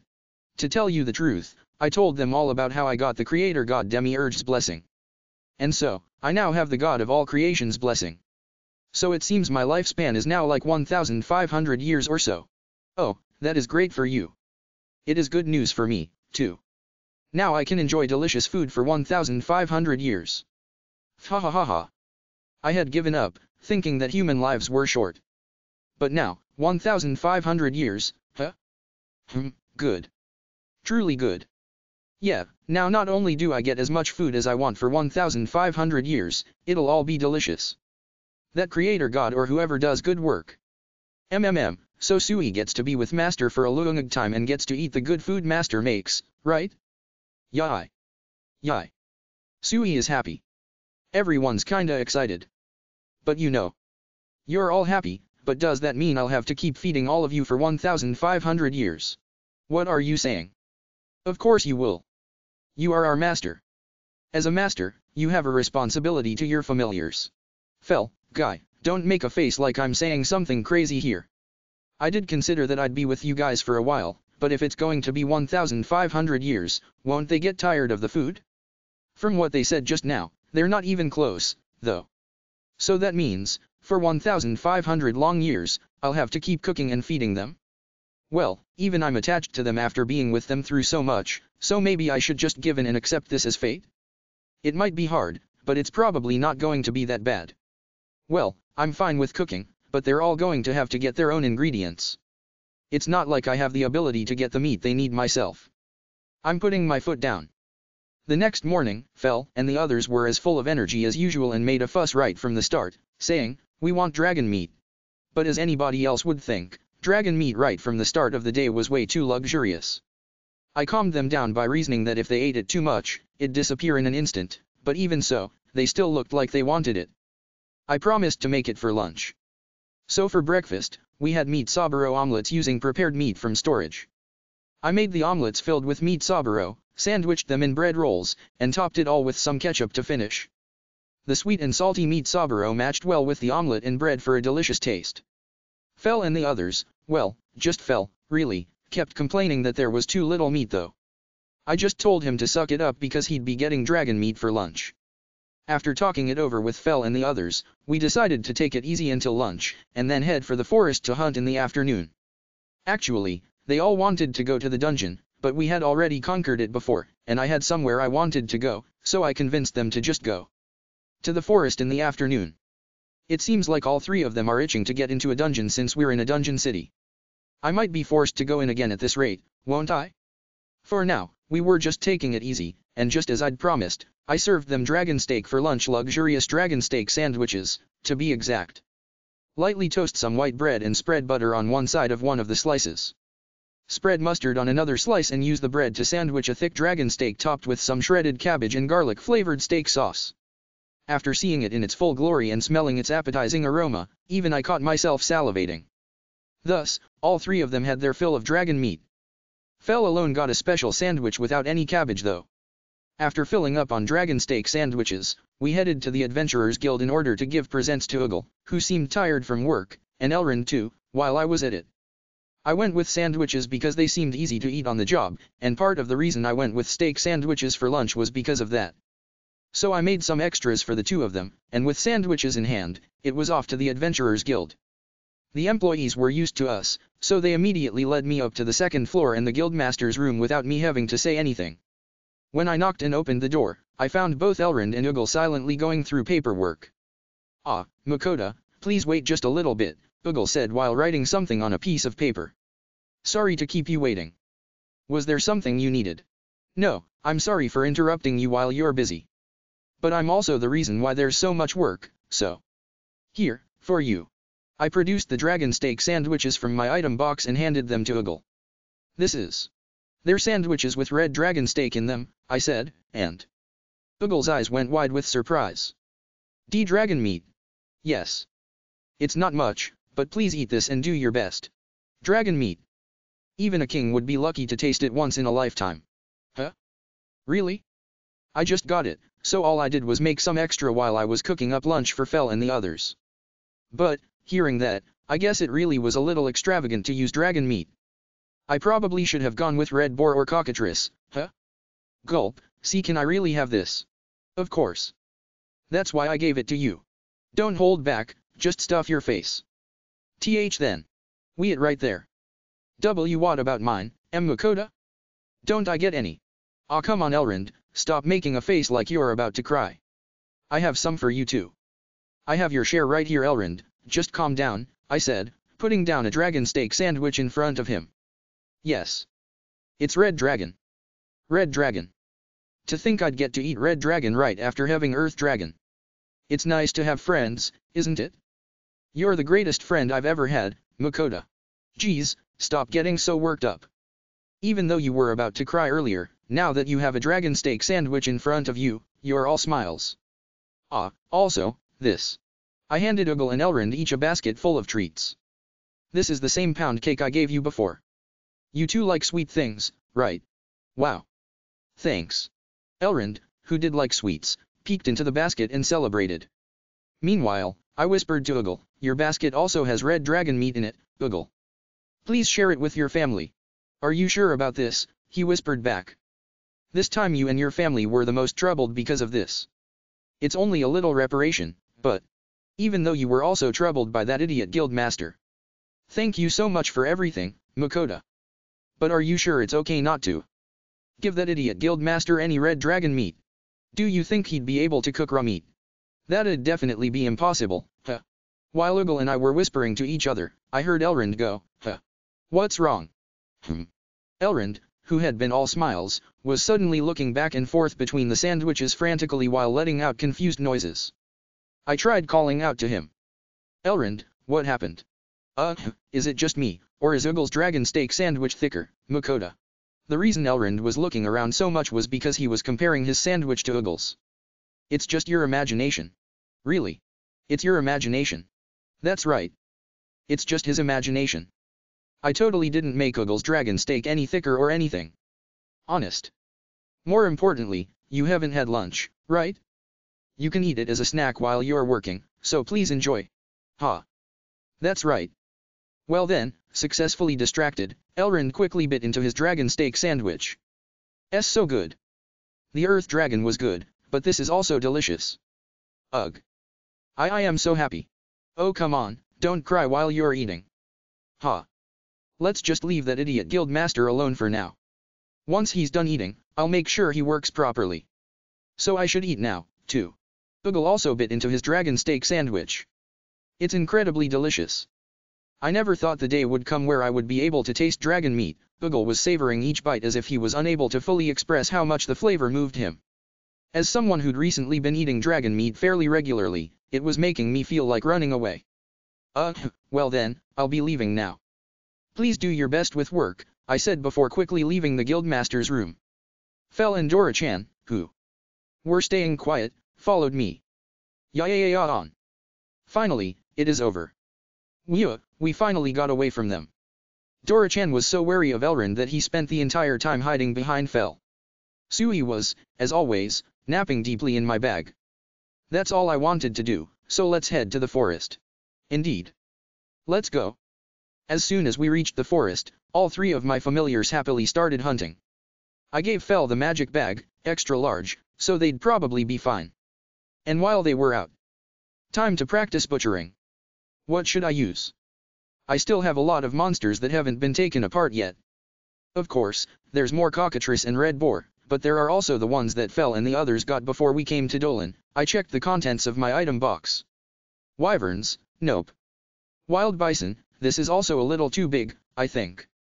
Golden sheep, this one has golden wool that seems valuable, and I'm not confident I'd be able to take that off cleanly, so I shouldn't lay a hand on it. Giant horned boar, as if I could butcher an entire light truck-sized boar by myself. Rockbird, well, it's big, but I think I'd be able to manage it. So, it's between the cockatrice, red boar, and rockbird, huh? Right, let's go with the rockbird. I managed to butcher the cockatrice and the red boar already thanks to Elrond's instruction, so let's try something new this time. Pluck off all the feathers, and in goes the vampire knife. Of course, all the feathers and other stuff that will sell go into the item box. I cut and sliced the rockbird with my mithril knife while remembering the steps to butcher a cockatrice. This seems about right. Some of the cuts I'd made seemed a little rough and jagged, but for the most part it went well. After appraising its innards, I found that while they were edible, they were disgusting. Oh well. Meanwhile, Fel and the others returned. Welcome back. You were fast today. It was rare for them to be back while the sun was still high in the sky. Yes. The area around here lacks any good prey. Dolan's a dungeon city, so maybe it's because there are so many adventurers around. It's not as if all the adventurers are in the dungeon all the time, after all. The fact that there are so many adventurers probably means that monsters around here get hunted pretty regularly. Still, there's no way Fel and the others got nothing, right? When I checked inside the magic bag, many indigo-colored cows spilled out. They weren't that big, but they had horns and looked exactly like black Wagyu cows, only with indigo hides instead of black hides. When I used appraisal on them, they turned out to be C-rank monsters called blue bulls. There's kind of a lot here for there not being any good prey. Indeed. We did find a herd of blue bulls. They are numerous, if nothing else. You know, Sui went pew-pew at the blue cows and got a lot of them. These ones were basically all taken down by Sui. I found a huge bird, so I killed that one. Is this the huge bird Dora-chan's talking about? It was a huge turkey-like beast that seemed about 2 meters tall. When I appraised it, I learned that it was a B-ranked monster called a giant turkey. In the end, there were 38 blue bulls and 4 giant turkeys in the bag. There's actually a lot in here. Yes, well. With this, I now have quite a lot of unbutchered monsters in my item box, so I guess we should get them taken care of in the guild. I was just about out of beef, too. Even though I learned how to butcher for myself, there was a limit to how much I could do by my lonesome, after all. It really had to be the guild if I was going to ask a place to take care of a bunch of these. While throwing the blue bulls and giant turkeys into my item box, I remembered something I had realized when I had been checking my item box's inventory earlier. Elrond had asked for me to sell the dark balls and other stuff that would make for good weapons and armor that I got in Aveling's dungeon whenever I arrived in Dolan, but since he never brought that up again, they were still in my item box. What should I do with these? I don't really care myself, but I guess it would be best to try asking the Adventurers Guild tomorrow. The next day, when I went to the Adventurers Guild, I was shown to the second floor immediately. Both Elrond and Ugal had tired expressions on their faces. Huh? What's wrong? Sorry for interrupting your work, Ugal. To tell you the truth, I gave him the gist of what Elrond had asked me to do in Aveling. Why didn't you tell me about this sooner, you idiot guild master? Why? You know you kidnapped me and confined me like this as soon as we got here, Ugal. And I've been so busy with work since then that I completely forgot. Idiot guild master. Don't make me out to be some kind of kidnapper. The entire reason we're stuck in here is entirely your fault because you ditched your work and went to play. Growling. Elrond, when will you learn that you can't win against Ugal? So, what did you get from Aveling's dungeon? Here, take a look. I showed him the list of what was left. From what Elrond said, you'd be looking for dark balls and anything that can be made into weapons and armor, I said, pointing to the list, while Elrond explained the uses of dark balls to Ugal. So I think they'd sell for a pretty good price. I see. From what I'm hearing, they'd be great for use in a pinch. If we explain what they do beforehand, they should be pretty popular. After looking at the list for a while, Ugal asked to buy all of my Venom Tarantula Venom Sacs, Venom Tarantula, Special Individual, Venom Sacs, Killer Camel Cricket Paralyzing Poison, Giant Killer Camel Cricket Paralyzing Poison, Giant Cockroach Paralyzing Poison, Gigant Cockroach Exoskeleton, Gigant Cockroach Claws, Dark Balls, and the Big Bronze Iguana, Special Individual, Skin. I thought that he was going pretty heavy on the poison, but from what Ugal said, poisons, especially the paralyzing kinds, were always in relatively high demand among adventurers, so he wanted to get some while they had room in the budget.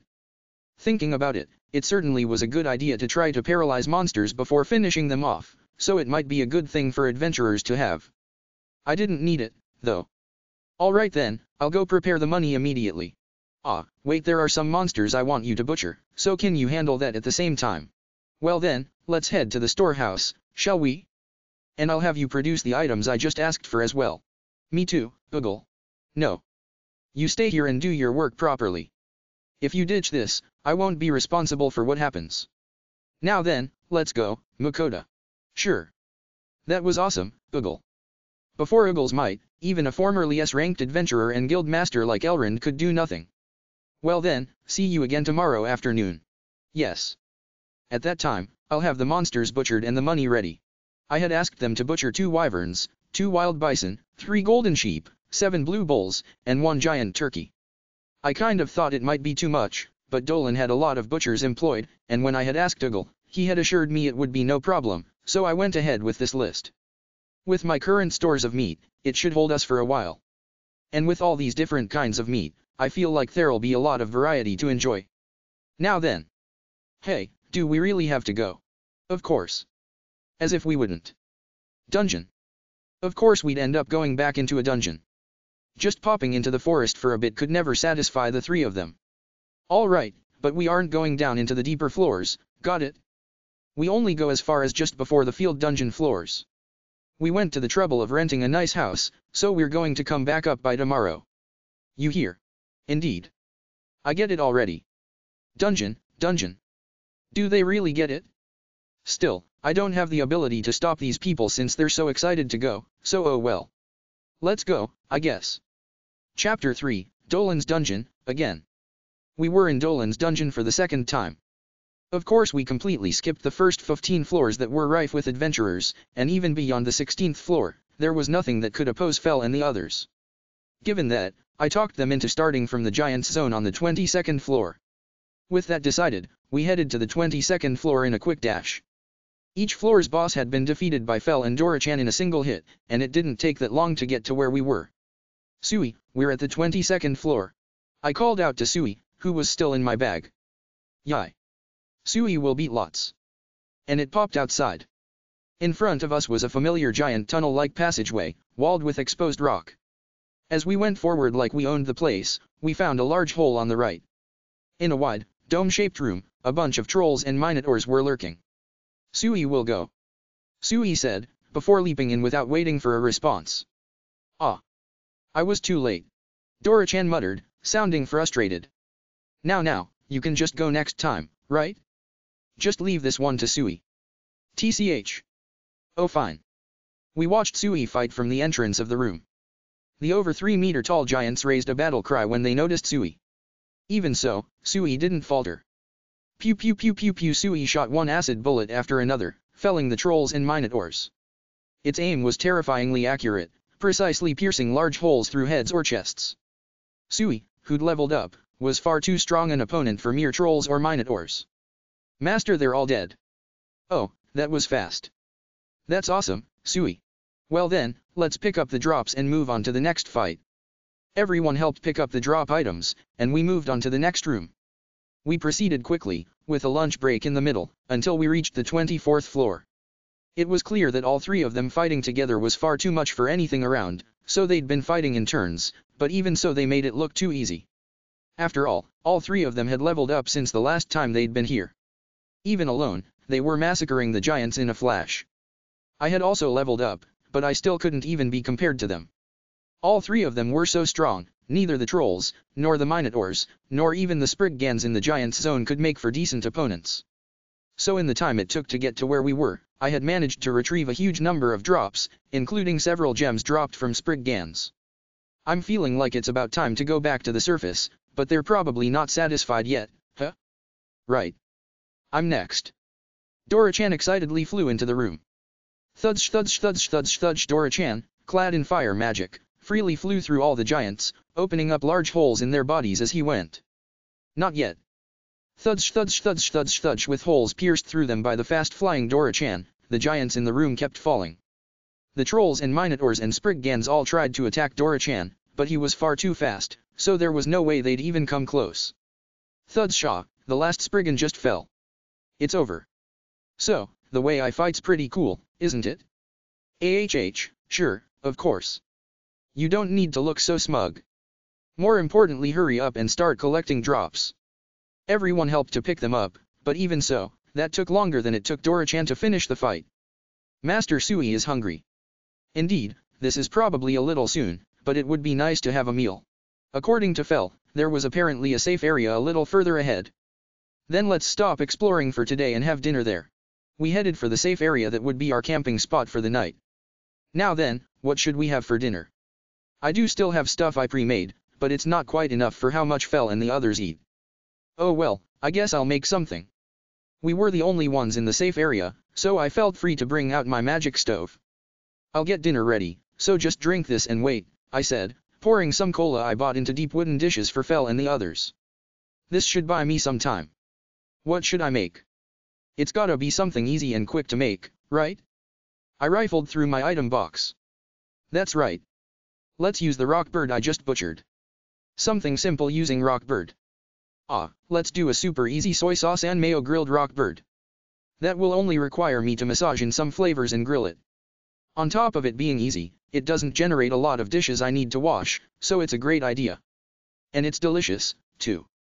I already had everything I needed to season the dish on hand, all I was missing were the spring onions to sprinkle on top as a garnish. It wasn't really necessary, but having it improved the looks as well as the taste.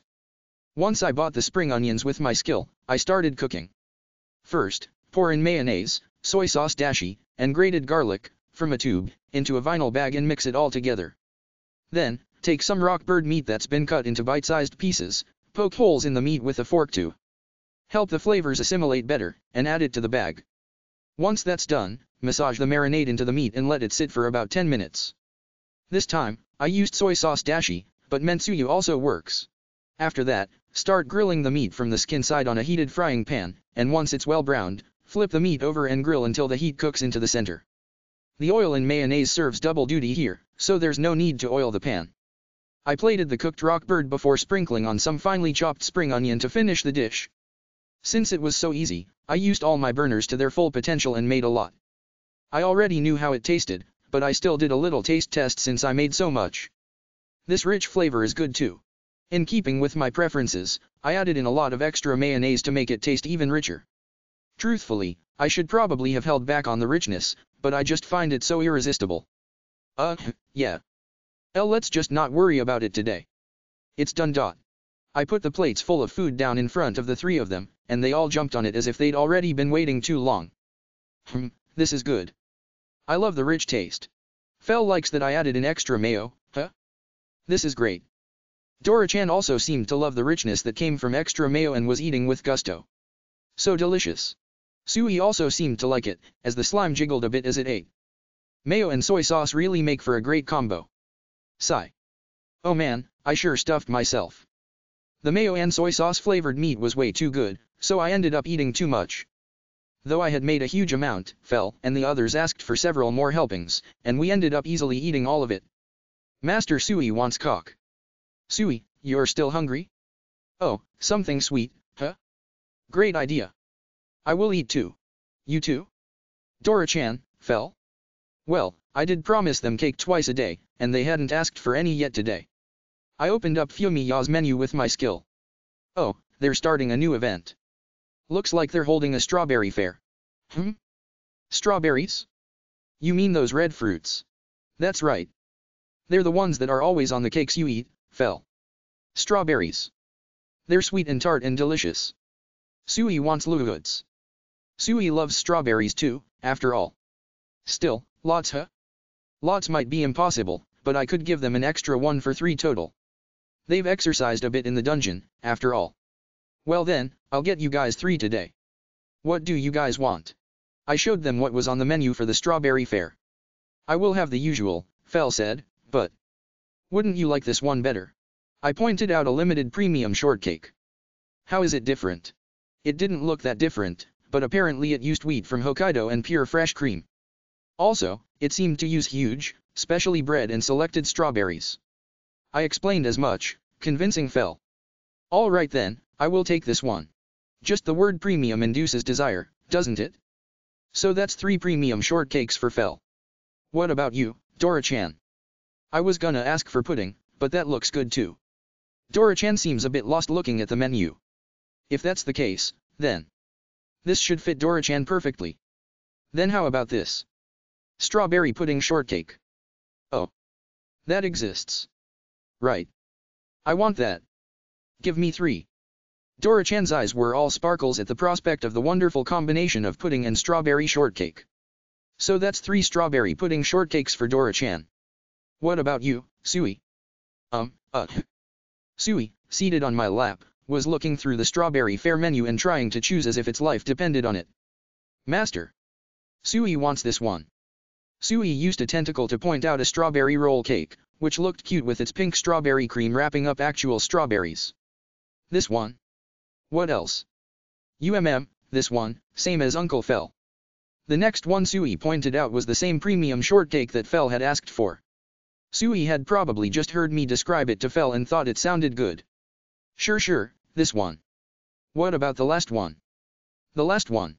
This. The last treat Sui asked for was a strawberry pie that had custard cream within its pie crust and lots of strawberries on top. So, this one's last. I checked out with the cart full of treats for the three of them. Okay, here it is. I put all their cakes on their own plates and served them out. Everyone seemed to be enjoying their cakes very much. I watched them eat as I relaxed with some drip bag coffee. So peaceful. Even though we're in a dungeon. Ha! My mithril spear ripped apart a minotaur's belly. Along with the minotaur's death cry, its innards spilled out of the new hole. The minotaur fell and, after a few seconds, disappeared. Ugh. I totally saw everything. I picked up the dropped meat and put it in my item box before going to look for my next opponent. Right now, we were in the huge boss room of the 25th floor, the last floor in the Giants Zone. Of course, up until now we'd encountered basically no problems, so since this was the last boss room, I decided to try fighting a little myself. Q. The troll I found raised a hearty battle cry as it headed towards me. Thus, my next target would be a troll. As one might expect, my three familiars were completely handling all the other monsters, and the troll was the only one coming towards me. That's so helpful, man. Right, let's make sure to kill this troll. Fireball. Magic didn't work great on trolls, but I slammed a volleyball-sized fireball into the troll anyways, since it would also serve as a distraction. Garg. The fireball exploded. But the troll wouldn't die from just that much. Just how tough are these things? While the troll was still faltering because of the fire in front of it, I swiftly approached it from behind, and I used my mithril spear to cut off both of its feet from around the ankles in a single swing. Gah! The troll screamed as it fell to its knees. And quickly, I aimed for the troll's neck and slice. I guillotined it using my mithril spear, made specially by Sui, with its amazing cutting edge. I don't care that people might say that attacking it from behind is unfair. I'm a wimp, after all. I'm going to take any advantage I can get. The troll dropped its hide. I picked it up and put it in my item box, and that was when Fel contacted me telepathically. A big one is coming towards you. Try fighting it. What? Wait, if he says big. Gah. It really was a spriggan. A spriggan, which was even larger than a minotaur or a troll, approached me with thudding footsteps. You have the perfect defense skill given to you by the gods, do you not? There is no need to be so afraid. No, that thing's just scary, I'm telling you. It is fine. Do it. It's not fine. I'm a Japanese person, from peaceful Japan, you know. Even if I have perfect defense, it's just impossible to tell me to not be afraid when something that huge is coming at me. None of my other familiars came to help, they must have been looped in by Fel. Phew. Fel, you bastard, I'll remember this. Q. Fuck. Alright, for now, fireball.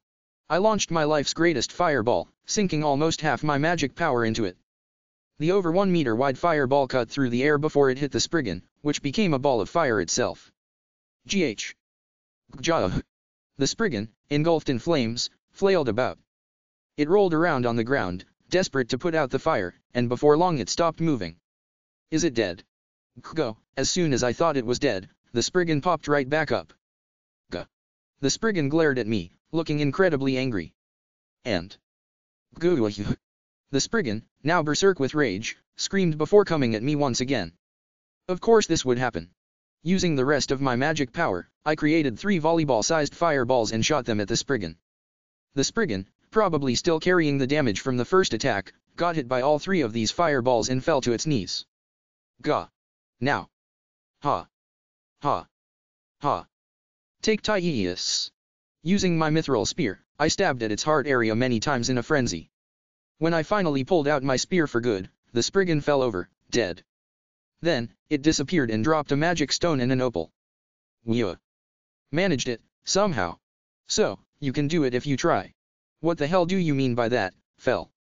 Don't just shove something that big and strong at me all of a sudden. Humph. I only helped you become a little stronger, since you are far too weak. While it's true that I'm weak, you know that there's such a thing as being mentally prepared, right? I mean, in the first place, don't put me on the same level as all of you, geez. How much more mentally prepared do you need to be? We are in a dungeon. All there is to do is defeat an appropriate number of enemies. KKKHHHH. Everything he says is technically correct. It's so goddamn frustrating. At that moment. Master, this way. There's a treasure chest. I heard both Sui and Dora-chan call out to me. I turned around to where the voices were coming from, and they were right there. Definitely was a treasure chest in the back of the room against a wall. I hurried over. Ha, what a pretty treasure chest. The treasure chest, which was 50 centimeters wide and 30 centimeters tall, was white with silver lining, and a jewel decorating its clasp. This chest looks like it'd be worth quite a bit. Still, just laying your hands on treasure chests in this dungeon is a big mistake. Sure, they open right up if you just undo the clasp, but it's almost guaranteed there's a trap here. For now, I need to use appraisal. Treasure chest. A treasure chest trapped so that a pitfall will open in front of the chest when someone opens it. If someone falls into the pitfall, they can never escape. Like, absolutely no good. Never escape. So you're just dead. These traps were very dangerous. I wasn't even sure if perfect defense would work on pitfalls. Right, let's sidle up against this wall, and use my mithril spear to hup. I managed to undo the clasp, stick the mithril spear in between the lid and the chest, and lift it open. Clank. As soon as I opened the chest, the floor in front of the chest fell to nowhere. Whoa, this dungeon never lets up, does it? So glad I have appraisal. While watching out for the vanished floor, we peered into the treasure chest. This is appraisal. Magic bag, large. A magic bag that will hold the equivalent of 100 bags, large. Stops time inside. Oh. It's a magic bag, large, that stops time. There was nothing else in the treasure chest, but just the bag was plenty good. Let's keep this. I always had Fel carry around a magic bag, extra large, when they went hunting, but it might be nice to have Dora-chan hold on to this too. It's been tiring, but getting this magic bag, large, at the end is neat, at least. Now then, let's go back. MN, can we not go a little farther? What? Let's keep going, come on. So soon? No. It'll be the field dungeons after this, remember? You already promised to stop here. We're going home, I said, and everybody booed and complained, but I shut them up by offering Earth Dragon and Red Dragon steak for dinner, as well as 5 of Fumi Ya's cakes each. Now let's go back. Yeah, the surface really is nice. We were only down there because of Fel and the others' selfishness, but it was nice that we got 50 hunks of Minotaur meat in a magic bag, large. I'm tired, so I really just want to go back to the house, but there's all the stuff I left to the Adventurers Guild yesterday, so I need to go. We're going to the Adventurers Guild before we go back. I am hungry. Finish quickly. What? But I'm hungry. Master Sui is hungry. Sorry. I just need to pick up the meat, so I don't think it'll take too long. And we'll eat right after we come back. Alright. I calmed them down before we headed for the Adventurers Guild. When we got to the Adventurers Guild, I went to the receptionist, where I received Uggle's message. Apparently, he was busy at the moment, so he was sorry to have to ask me to head to the storehouse myself. Since I was one of the reasons he was so busy, I felt a little guilty as well. For now, I did as the message said and headed to the storehouse. I greeted several butchers who I'd seen many times and was let in quickly. I've heard from the sub-guild master. Since you're going to be keeping all the meat, we have it stored in the cold storage area. The employee showed me to where they were keeping the meat. I'd come to this place several times, such as when I came to retrieve the dragon meat, and it was filled with slightly chilly air. Okay then. Here are your 2 wyverns, 2 wild bison, 3 golden sheep, 7 blue bulls, and 1 giant turkey. One by one, I received the meat from the employee and stored it into my item box. I have the payment here from the sub-guild master, so please come this way. After leaving the refrigerated area, I followed the employee. Well then, this is your payment. There were 2 small bags placed on the work table. First, for the drops from Aveling, there's 644 gold from 92 Venom Tarantula's venom sacs, and from the venom sacs of the special individuals, the employee broke down the sale of the drops from Aveling's dungeon. All in all, it was 3,098 gold. There was quite a lot, but I wasn't surprised by it now. Next was the sale of the rest of the parts of the wyverns and wild bison and other stuff I left with them. 2 wyverns come out to 1,120 gold, and 2 wild bison come out to 40 gold. Next is. So, with everything together, not counting the meat, it will be 1,251 gold in total. Combined with the money from your dungeon drops, that comes out to 4,349 gold. So, here is your payment, 43 platinum coins and 49 gold coins, the employee said, pointing to the corresponding small bags. They held the platinum coins and gold coins respectively. The sub-guildmaster left a message saying that we didn't have enough large gold coins, so he paid in platinum and gold coins. Sure, that's totally fine. I've never used any of my large gold or platinum coins up until now, after all. When I took the money and was just about to go home, I was stopped by the employee. Ah. That's right, please wait a second. The employee ran over holding something. I had to give you this, from the sub-guildmaster, he said, handing over a basket that had until recently contained pound cakes and red dragon meat sandwiches for Eagle. What could it be? After leaving the Adventurers Guild, I opened it and found 2 letters inside along with a single pot that was just big enough to fit almost perfectly inside the basket. I opened the letters. The first one was from Eagle's wife, Thirza, while the second was from his son Michael and daughter Milana. I am Eagle's wife, Thirza. Thank you so much for your precious dragon meat. We enjoyed it very much as a family. Your sweets were also very, very delicious. Please accept these dried fruits as a symbol of my heartfelt thanks. And thanks so much for the delicious meat. Michael lastly. Thanks so much for the delicious sweets. Milana, it seemed the dragon meat and pound cake went over well. Girls were probably weak to sweets in this world too, since it looked like Thirza especially had loved the pound cakes. I could also tell that Michael and Milana were both trying as hard as they could to convey their feelings even through their shaky handwriting.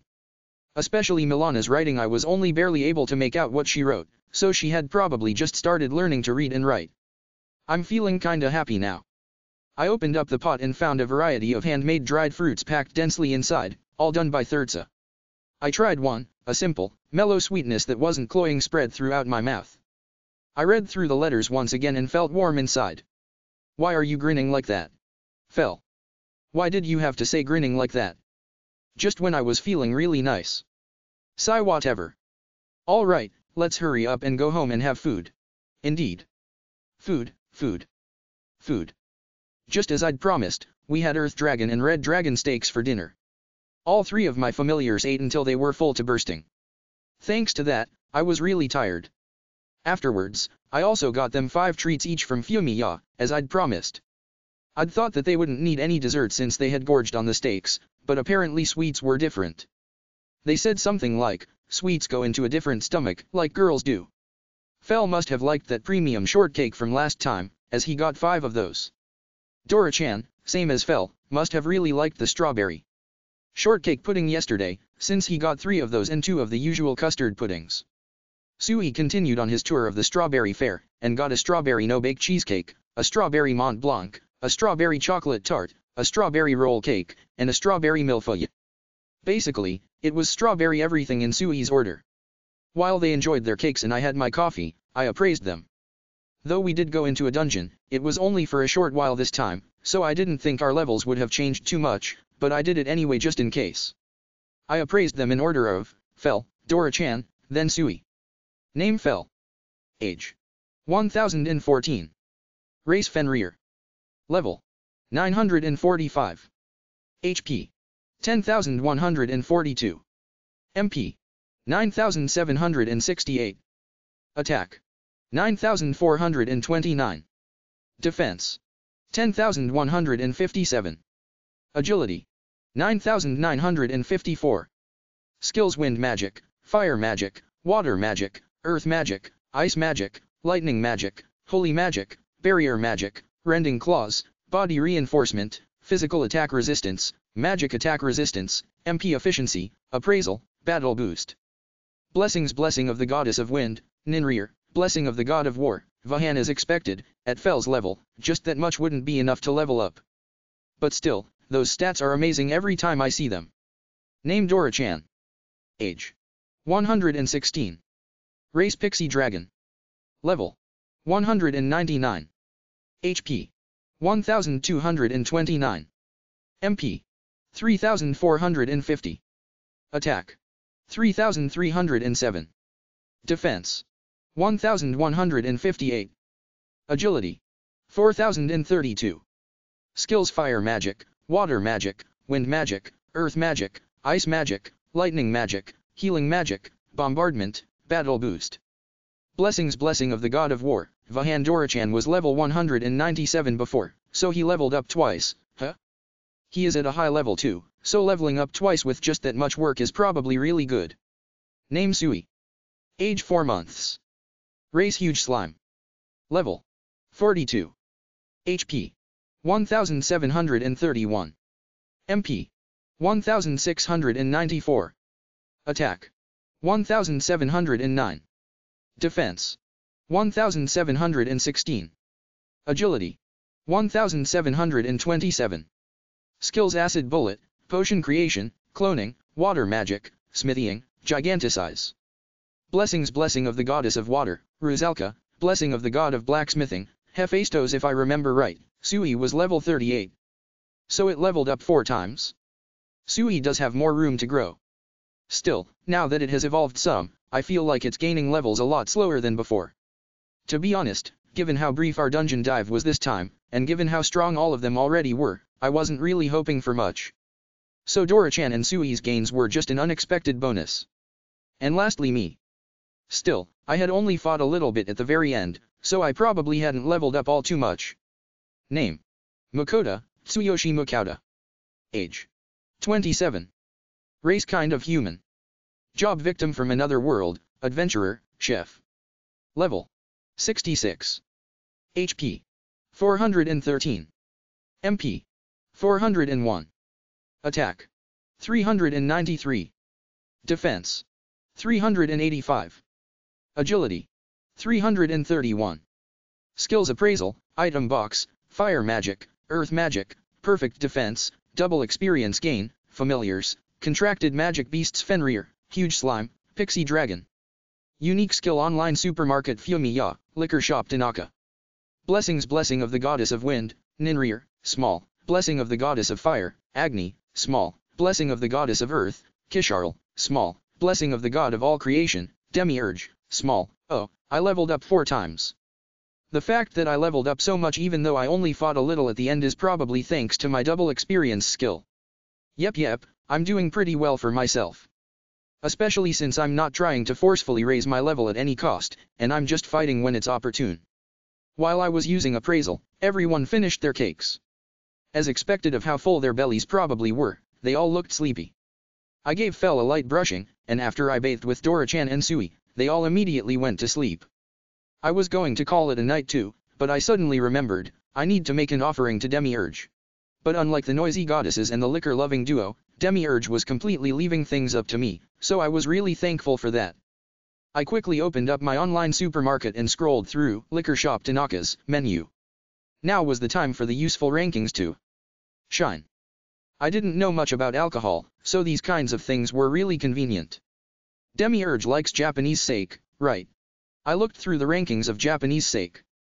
HMHM. Oh, this might be nice. The first one I chose was a bottle brewed in the Fukui Prefecture.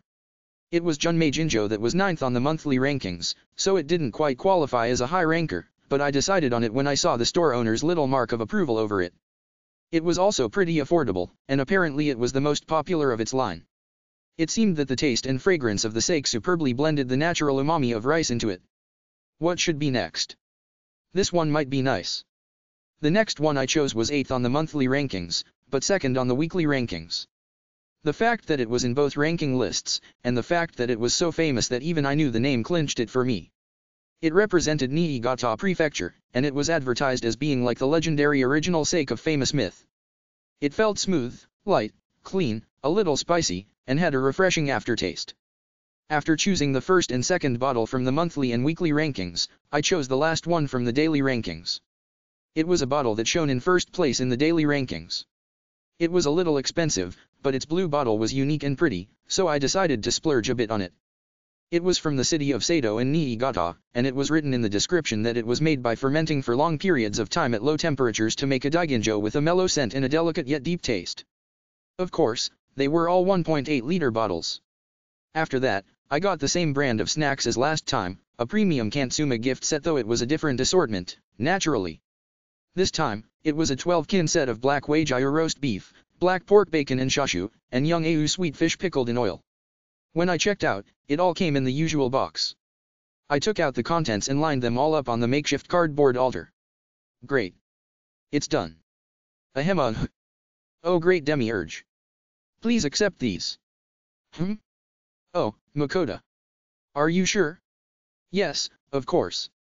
I don't want to call it an exchange, but it would be nice if you would help in times of need, please. Indeed. I understand. As I said before, I do plan to give you some leniency. Oh thank you so much, God of all creation. The stuff on top of the cardboard altar disappeared with a faint light. Oh, these are different from last time, and so are the snacks you called Kansuma as well. This is nice, no?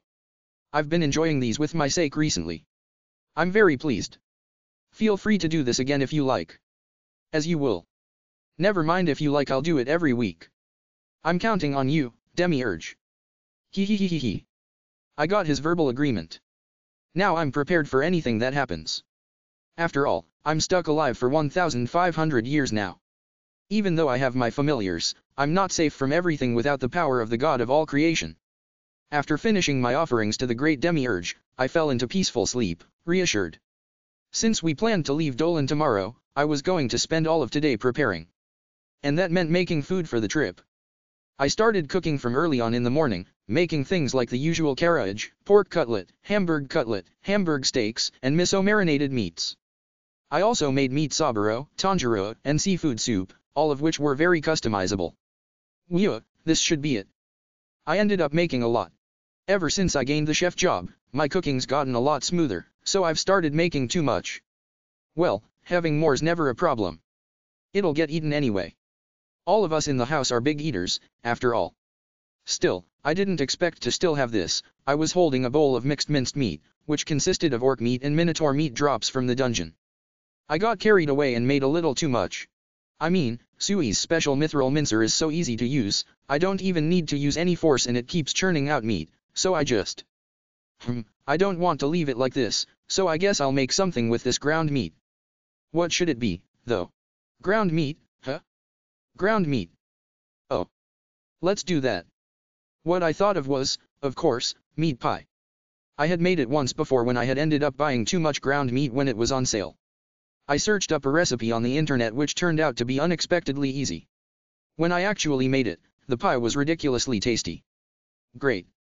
Let's make some meat pie. Now that was decided, I bought what I needed with my skill. I already had all the seasonings I'd need, as well as the eggs to make an egg wash for the surface of the crust, so I bought the onions and carrots I'd be mixing with the ground meat as well as frozen pie sheets from the market. After mincing the onions and carrots, oil up a heated frying pan and cook until they wilt. Then, add in the ground meat and mix it together while cooking, adding ketchup, Worcestershire sauce, granulated consommé, salt, and pepper, and nutmeg, this is personal preference, to taste. Lastly, sprinkle in some flour. Once it's all mixed properly, turn off the burner and let the heat dissipate. Meanwhile, cut the thawed frozen pie sheet into 4 equal portions, and score the 2 pieces that will go on top of the pie several times, leaving about a centimeter around the edges.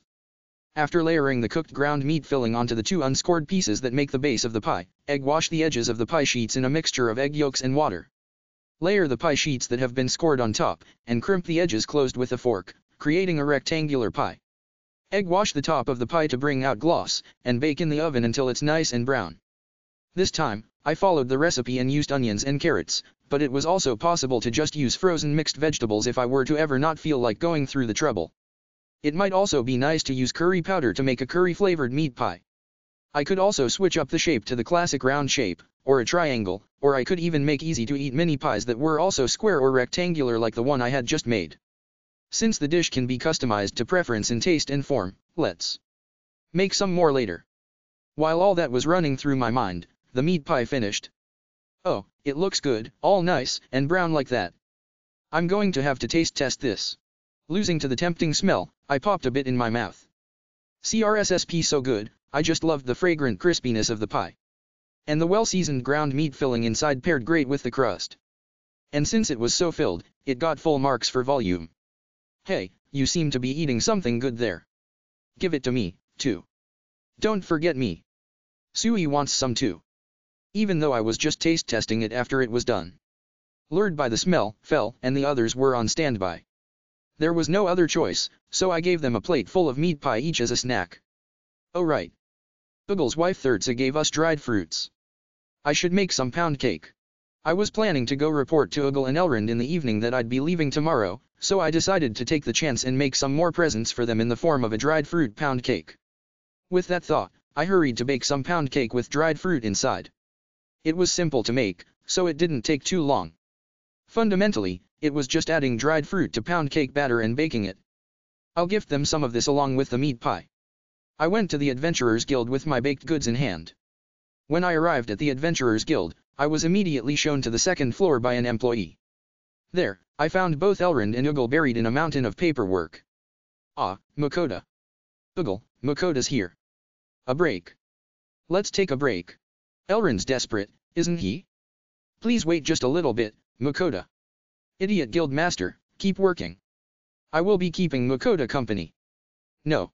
Elrond had tears in his eyes. In the first place, it's your own fault for playing around anyway. You reap what you sow. My condolences. Sorry for keeping you waiting, Makoto. What do you need today? Uggle's just completely ignoring Elrond, huh? I'm just here to report something. Ah, thank you so much for the gifts earlier. Think nothing of it. My family was very happy since you gave us so much, so it was just a little thank you. Well, I've come with presents, which are also in thanks for that. Here you go, I said, handing Uggle a basket. Inside were the dried fruit pound cakes and the meat pie. No fair, Uggle. You get some too, Elrond, stop panicking. I laughed resignedly as I handed Elrond his portion. I believed in you, Makoto. Thank you. Elrond looked really pleased as he checked inside the basket. Seeing Elrond like that, Uggle let out a deep sigh. I came here today to tell you all I'm leaving Dolan tomorrow. Oh, is that so? Clatterwayayot. Makoto, you're leaving. Elrond jumped up really forcefully and yelled. He was so forceful that his chair was knocked over and away. You're being too loud, you idiot. Calm down. As if I could be calm. Makoto's leaving. Huh? What are you saying? Makoto is an adventurer, it's natural. Exactly, Uggle. Adventurers travel. Well, that's right, but I think it'd be fine if he stayed a bit longer. That's right. Makoto, why not make this place your base? Dolan has a dungeon, and I think it's a really good town. Hey, you think so too, right? As Elrond said, this town was big, and I liked it, but... I don't have any plans for that at the moment. Or rather, I don't have any at all, ever. Wait. Come on. Dora-chan's going away, Elrond hung his head in despair. You're letting your true feelings leak out, you know. So, that's my plan. Thanks for looking out for me. Please come back soon, Makoto. Of course. So I said, but I probably wouldn't come back for a while. Not that I'd say that aloud, but it'd be annoying to do so. And most importantly, Dora-chan was totally creeped out right now. Okay then. Let's meet again in the future, Uggle said, and as soon as I quietly left the room, I heard a voice inside shout, Durakaaaon. All of us ran out of the guild, cringing. The dungeon here was fun, but I don't need to go back for a while. Dora-chan said quietly, shivering.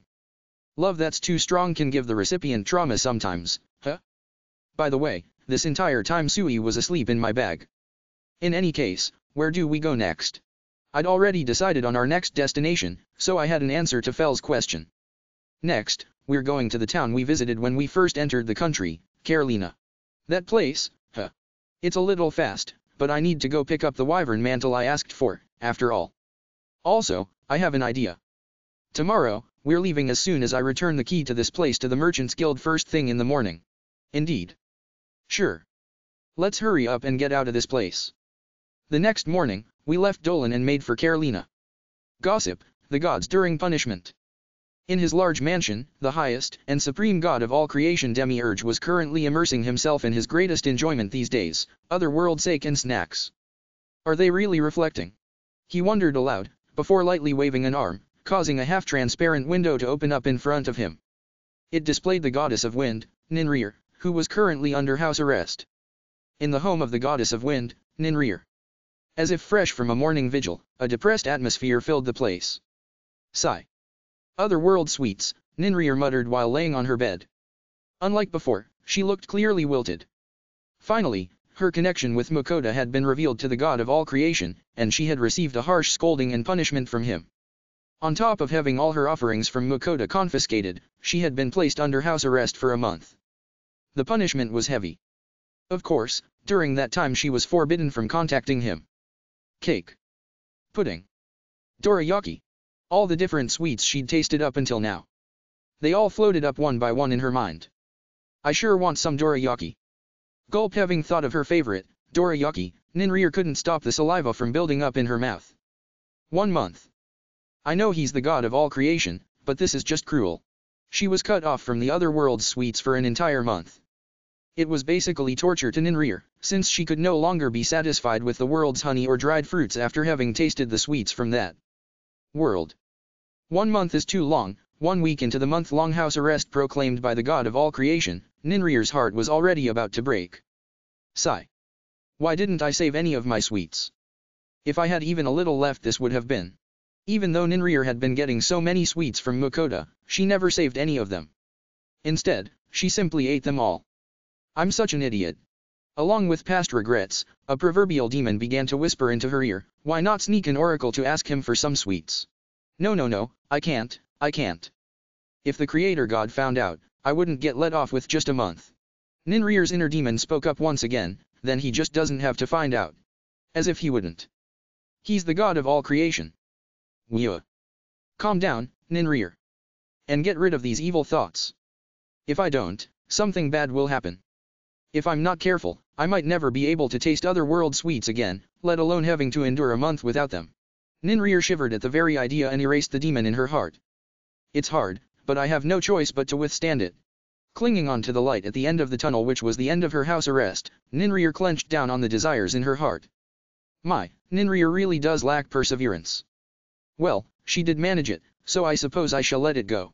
While enjoying other world sake and snacks, Demiurge muttered, this stuff from the other world is delicious, isn't it? It's not like I don't understand how Ninrir feels. Well, if she didn't abide by what I said, she really would be unable to taste other world sweets ever again. Ho. Now then, let's look at Kisharl next. In the residence of the goddess of earth, Kisharl. Kisharl's home was filled with a tense atmosphere. Kisharl, who was in her own room, was pacing in front of her bed, seemingly irritated. 1 month, a whole month, Kisharl was racking her brains over how to get through her house arrest. Now that she'd already started using beauty products from the other world, she could no longer even imagine life without them. I'm good on shampoo and hair treatment. Armed with Makoto's advice, Kisharl had stocked up reserves of 2 kinds of shampoo and hair treatment so she could use whichever she fancied. Right now, she still had about half a bottle left of each. I still have half of each, and 1 bottle each of shampoo and hair treatment I haven't touched yet, so I'm fine on that. Within reach, Kisharl had a set of shampoo and hair treatment she hadn't touched yet. I also have enough body soap. If worst comes to worst, I can just use bar soap, too. Kisharl stocked 2 kinds of body soap so she could change if she liked, also under Makoto's advice. She had about a third left of 1 bottle, and the other one had just been opened. And as Kisharl said, even if she ran out of body soap, she still had 3 bars of soap, so she still had quite a bit of leeway on that front. The problem is maintaining my face. And that's the most important thing. The other world skincare products had changed Kisharl's skin to such a degree that it was almost unrecognizable. It was smooth and supple, and perfectly taut, just like a hard-boiled egg. Thanks to the power of other world skincare products, Kisharl had obtained skin that any woman would be jealous of. As for the beauty lotion, facial lotion, and cream I'm using right now, they all work really well, and they're perfect for my skin, so I don't want to run out, but for the beauty products that Kisharl was currently using, her beauty lotion was still over half full, but her facial lotion and cream were getting low. I don't even have 1 left of this facial lotion and cream. Back then, she'd assumed she'd have plenty of time to restock, so she was only considering asking for more the next time. Also, there's the cream that I've wanted for a while now. That one's got to be really good. If I had that, my skin would become even prettier. Kisharl thought back to the night cream that had been confiscated by the god of all creation. At any rate, if I run out, it'll all be over. Before that, I'll have to make do somehow with just the facial lotion and cream I got before. It feels worse than the one I'm using now, but that can't be helped. I just need to get through this. Kisharl still had cheap facial lotion and cream that she'd gotten before, so it seemed she was going to be using those. Just if, those run out. No. I don't want to even think about that. As if I could ever go back to using olive oil like before. Facial lotion. Beauty lotion. Cream. I used that trifecta to obtain a perfect skin that anyone would be jealous of. This skin. My precious skin. It looked like Kisharl was really dependent on the other world's beauty products. Huff. Huff. Huff. I can't think about running out. No matter what, I'm going to get through this month. Once I manage that, my skin will be safe. Let's do this, Kisharl. Kisharl pumped herself up. I suppose even goddesses are women. A woman's attachment to beauty sure is scary, Demiurge muttered sagely. Well, if she's that attached to beauty, that just means this is a good punishment for her. Ho. Ho. Ho. Let's see Agni next. In the residence of the goddess of fire, Agni. Agni's home was filled with tension. She was pacing around her place with heavy footsteps, as if she was trying to hold down her irritation. I want beer. Unable to consume her beloved beverage, Agni was frustrated. She did have some alcohol to drink. However, it was merely ale from this world, which she had been imbibing before she had known about the beer from Makota's world. Lukewarm ale's no good. It's gotta be that ice-cold beer.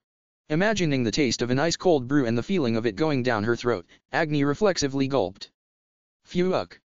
An entire month.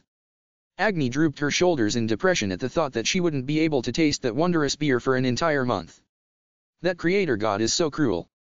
Telling me to not drink that for an entire month, beer after a good sweaty workout. Beer after a bath. Beer with dinner. They were all great things. I want beer. Agni had been drinking beer as much as she wanted every day from the stockpile she got from Makota. Now, she couldn't even have a single drop. But her thirst for beer hadn't gone away. It sucks, but there's nothing I can do about it, huh? It's not like I can defy the god of all creation's sentence. With the truth hitting home, Agni once again drooped her shoulders in defeat. Why didn't I save any? Even though I had quite a lot of beer. Agni used to have quite the stockpile of beer from all of the cases she had received. Nevertheless, she had already gone through all of it. Even though it's only natural since it's so good, I should have left just a little. That was completely true. Now that it's come to this, there's nothing for it. I'll just have to make do with ale for a month, huh. Even though she knew that, Agni still couldn't shake her thirst for beer. Alcohol from the other world is really good, after all, Demiurge said, taking his glass of sake and downing it. Yep, it's good. Next, he tossed some of his favorite snack, Kansuma, into his mouth. Ho. Ho. Ho. This punishment was perfect for Agni, who's hooked on that other world beer. Lager, was it? Let's see, next is Rusalka. How's she doing? In the home of the goddess of water, Rusalka. This place alone was peaceful, as usual. Let's have some ice cream. Rusalka retrieved her favorite cup of vanilla ice cream from the item box exclusive to gods. Recently, she'd been enjoying these after dinner.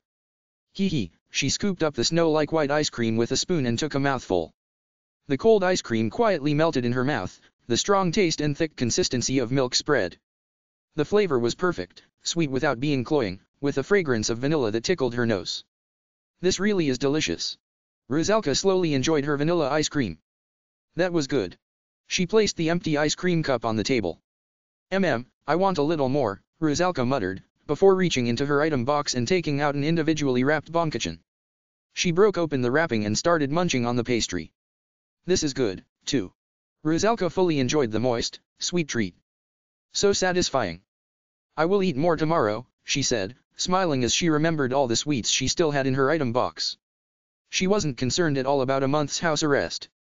I'm so great for saving up, Rusalka praised herself. Rusalka hadn't blindly consumed all the sweets that Makota had given her like Ninrir had. Instead, she'd preserved them in her item box and enjoyed them little by little. Thanks to that, if she paced herself, she'd just barely be able to enjoy her snacks for a whole month. This is a secret from everyone. Especially Ninrir. She can never, ever find out. It was only natural for Rusalka to think that. If Ninrir were to ever find out there were sweets from the other world around, she'd probably come charging in. No, she definitely would.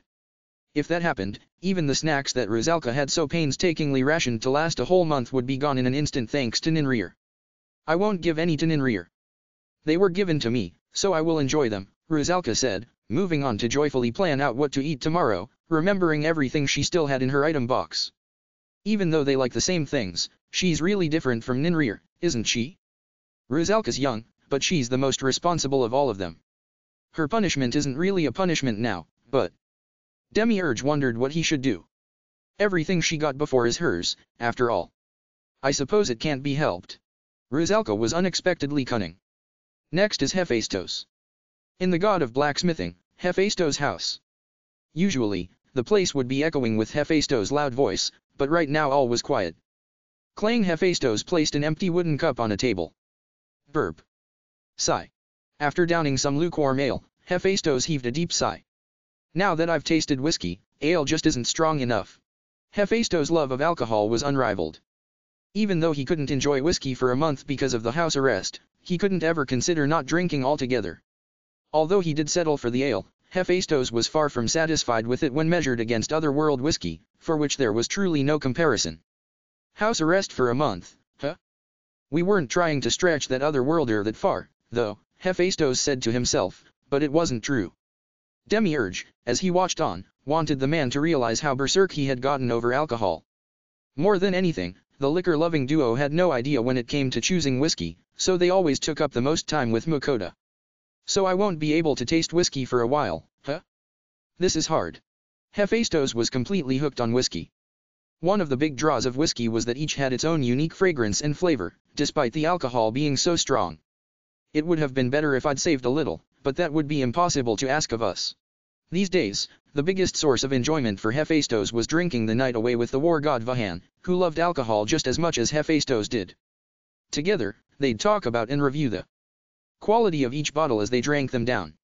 Both of them were unmatched in their love of alcohol, and they both had the same tastes, as they thought that whiskey was the best otherworld drink.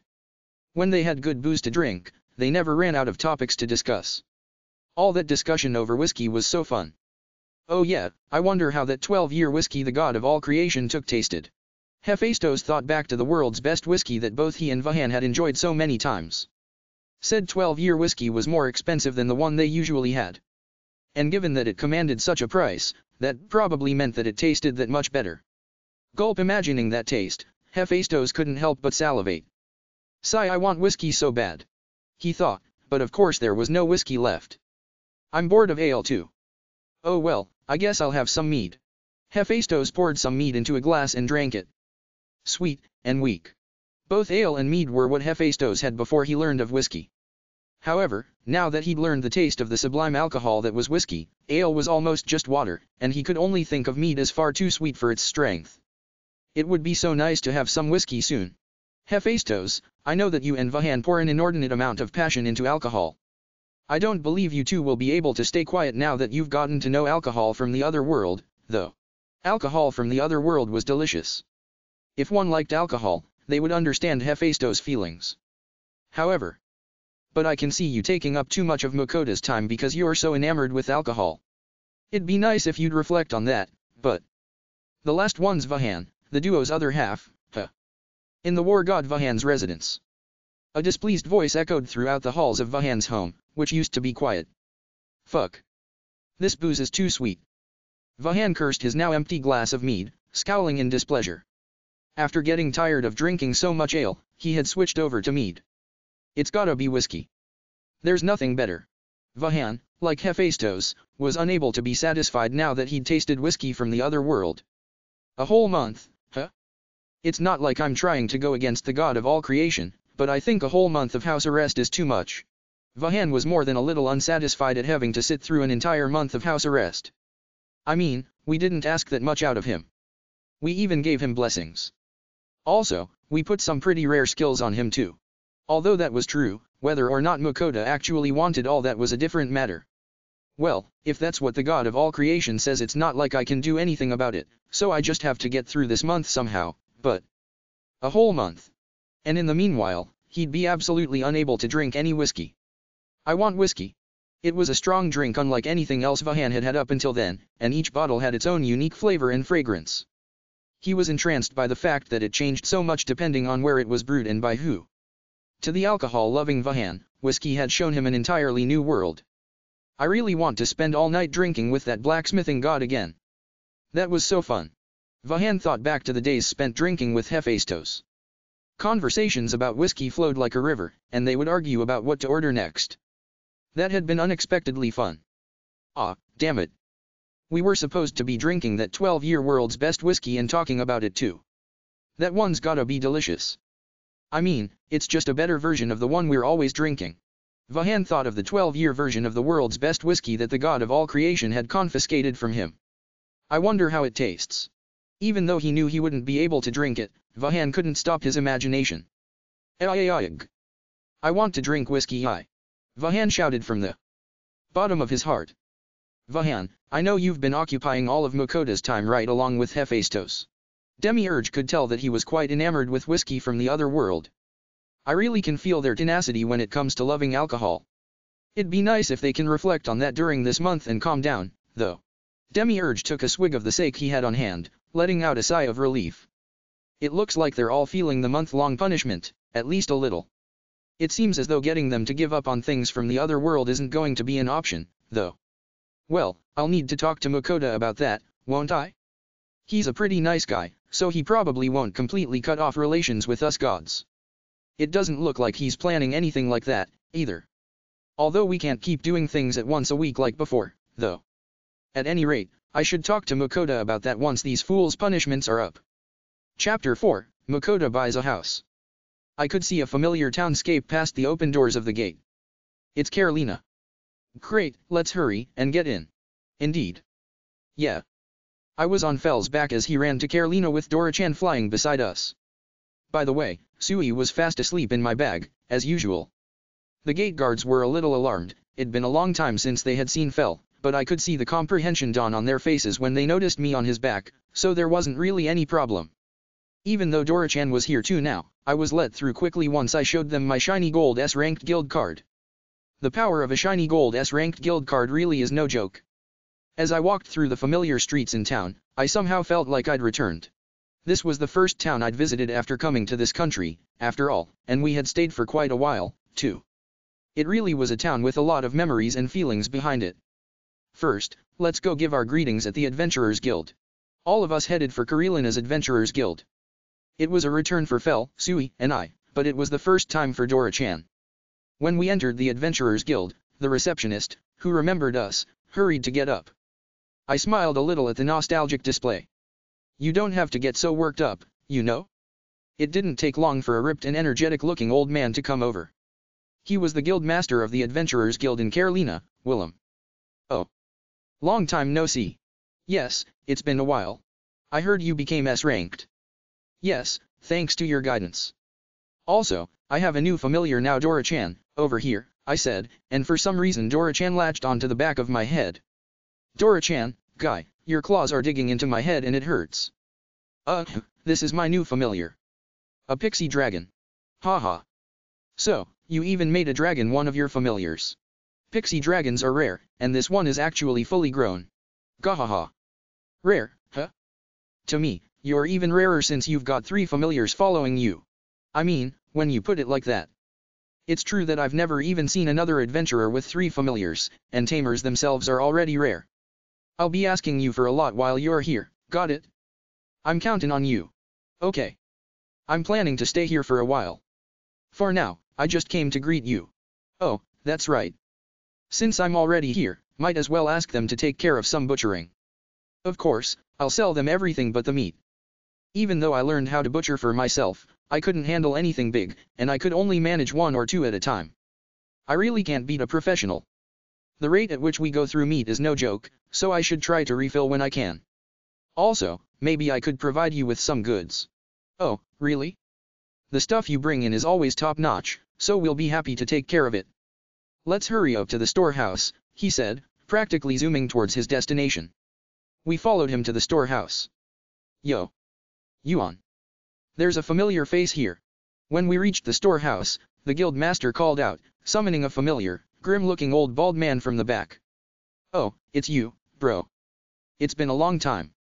So, does the fact that you're here mean that you have something to sell? Everything you bring in is always something rare, so I'm totally excited for anything you throw at me. Let's see it. No, it's not anything that amazing this time. I had only sold about half of what we caught in Dolan to Dolan's Adventurers Guild, so I was just thinking that I'd sell the rest here. Let's see, I brought out the rest of the monsters that we hunted in Dolan one after the other, 8 wyverns, 3 wild bison, 3 golden sheep, a giant horned boar, 2 rock birds, 10 blue bulls, and 3 giant turkeys.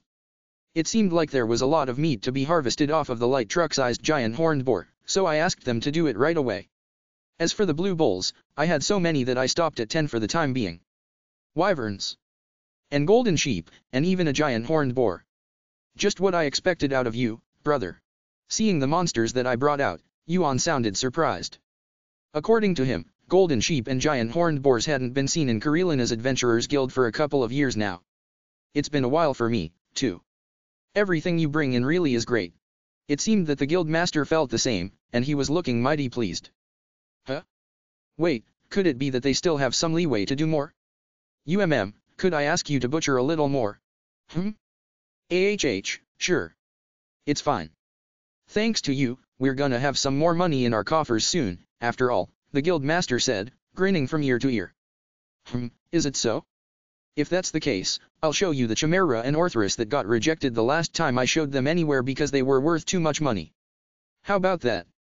Then, how about these ones that I showed you before? I produced the Chimera and Orthrus. And this. On top of that, I added a dim gray rhino, which had also been languishing in my item box. Both the guild master and Yuan were silent. Yuan let out his breath in a hiss. So that's how it is. That's the Chimera and Orthrus from before, right? And a dim gray rhino? You brought in some rare things again. Yes. A while back, Fel and the others. Without even finishing that thought, the two of them understood. How about it, Yuan? The dim gray rhino is rare, but I've butchered one before, so it's not really a problem.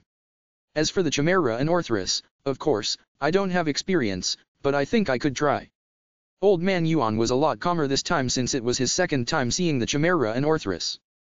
As for the guild master, he sank into thought for a while after hearing old man Yuan's reply. Let's buy the dim gray rhino. But it really would be impossible to buy both the Chimera and the Orthrus.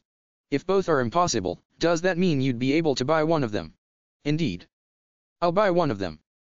Everything you've brought in has made us a lot richer, after all. I'll ride this wave and try to profit even more. Either the Chimera or Orthrus, huh? Both of them had basically been pickling in my item box, so I'd really like to get rid of even one of them while I can. If I were to just leave them in my item box forever, I'd honestly forget they existed at some point. Now then, which one will he buy?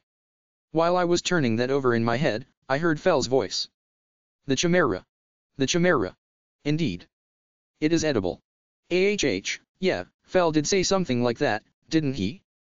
Wait, the Chimera is really edible? Even though it looks like that? I worriedly looked at the eerie form of the Chimera. Is the Chimera really edible? No, I've never heard of anything like that. What about you, Yuan? Neither have I. Both of them reported that they'd never heard of Chimera meat being edible. But that doesn't necessarily mean anything. The people of this world didn't know that soft-shelled turtle was edible either. In times like this I should use appraisal. Chimera. S-ranked monster. Edible. Top-class red meat. Delicious whether grilled or boiled. So, chimeras are edible. And they're top-class red meat? When it looks like that, of course no one would be able to tell. For now, I knew it was edible, so I asked them to take the chimera. Of course, I had them give back all the meat. Well then, please. Sure thing. Let's see. Come back in 4 days. We'll have the money for you then, too. After saying goodbye to the guild master and old man Yuan, we left the Adventurers Guild. Now then, next is Lambert's place. It's about time for him to be needing more soap and shampoo and stuff, too. There's something personal I want to ask him about as well. It's been a long time, Mrs. Marie. When I got to Lambert's store, Lambert's wife, Marie, came out to greet me. Oh my, Sir Mukoda. It has been a while. So, you're back in Carolina? Yes, after a long time away. It looks like the soap and shampoo are selling. Women were crowded around the corner of the store where the soap and shampoo were being sold. It's all thanks to you. Every day is a success. However, there is a limit to our stock, so to prevent anyone from buying us out, we've been limiting sales to 1 per customer. Even though it hurts my heart to do so. Thought so. I figured they'd be running low on inventory about now. The last time I had restocked them was back in Berlin. Yes, That's one of the reasons I wanted to speak to Lambert today. Is he in? Please wait a little bit. Marie sent an errand boy to call Lambert, and the man himself rushed out immediately from the back of the store once he got the message. It's been a while, Makoto. It sure has, Lambert. The wyvern mantle you commissioned is undergoing final adjustments right now, but it's very well done. Oh. I'm looking forward to that. I think it'll still take about 20 more days, though. Of course, that's just fine. I did come back quite a while before the promised date of delivery after all. It looks like you have some business with me, so please, come to the back. I was shown into the back of the store by Lambert. Since we'd be talking about soap and shampoo as well, Marie accompanied us. Sorry for getting straight to business, but would it be fine to talk about restocking first? Marie's looking really nervous over there, after all. Ha ha ha. Oh, you. But it's true that all the things like soap and shampoo that we buy from you are running low, Sir Makoto. I'd feel sorry for all the customers who come to buy them if we were to run out, too. How should I put it? They're as great a couple as always.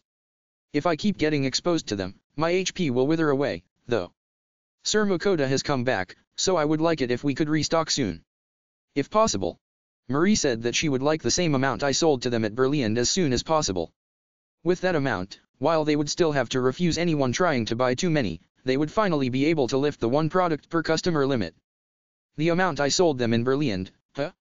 It's so much work to repackage them into pots and wooden boxes. I get why they want it as fast as possible, but I'd like it if I at least had all of tomorrow.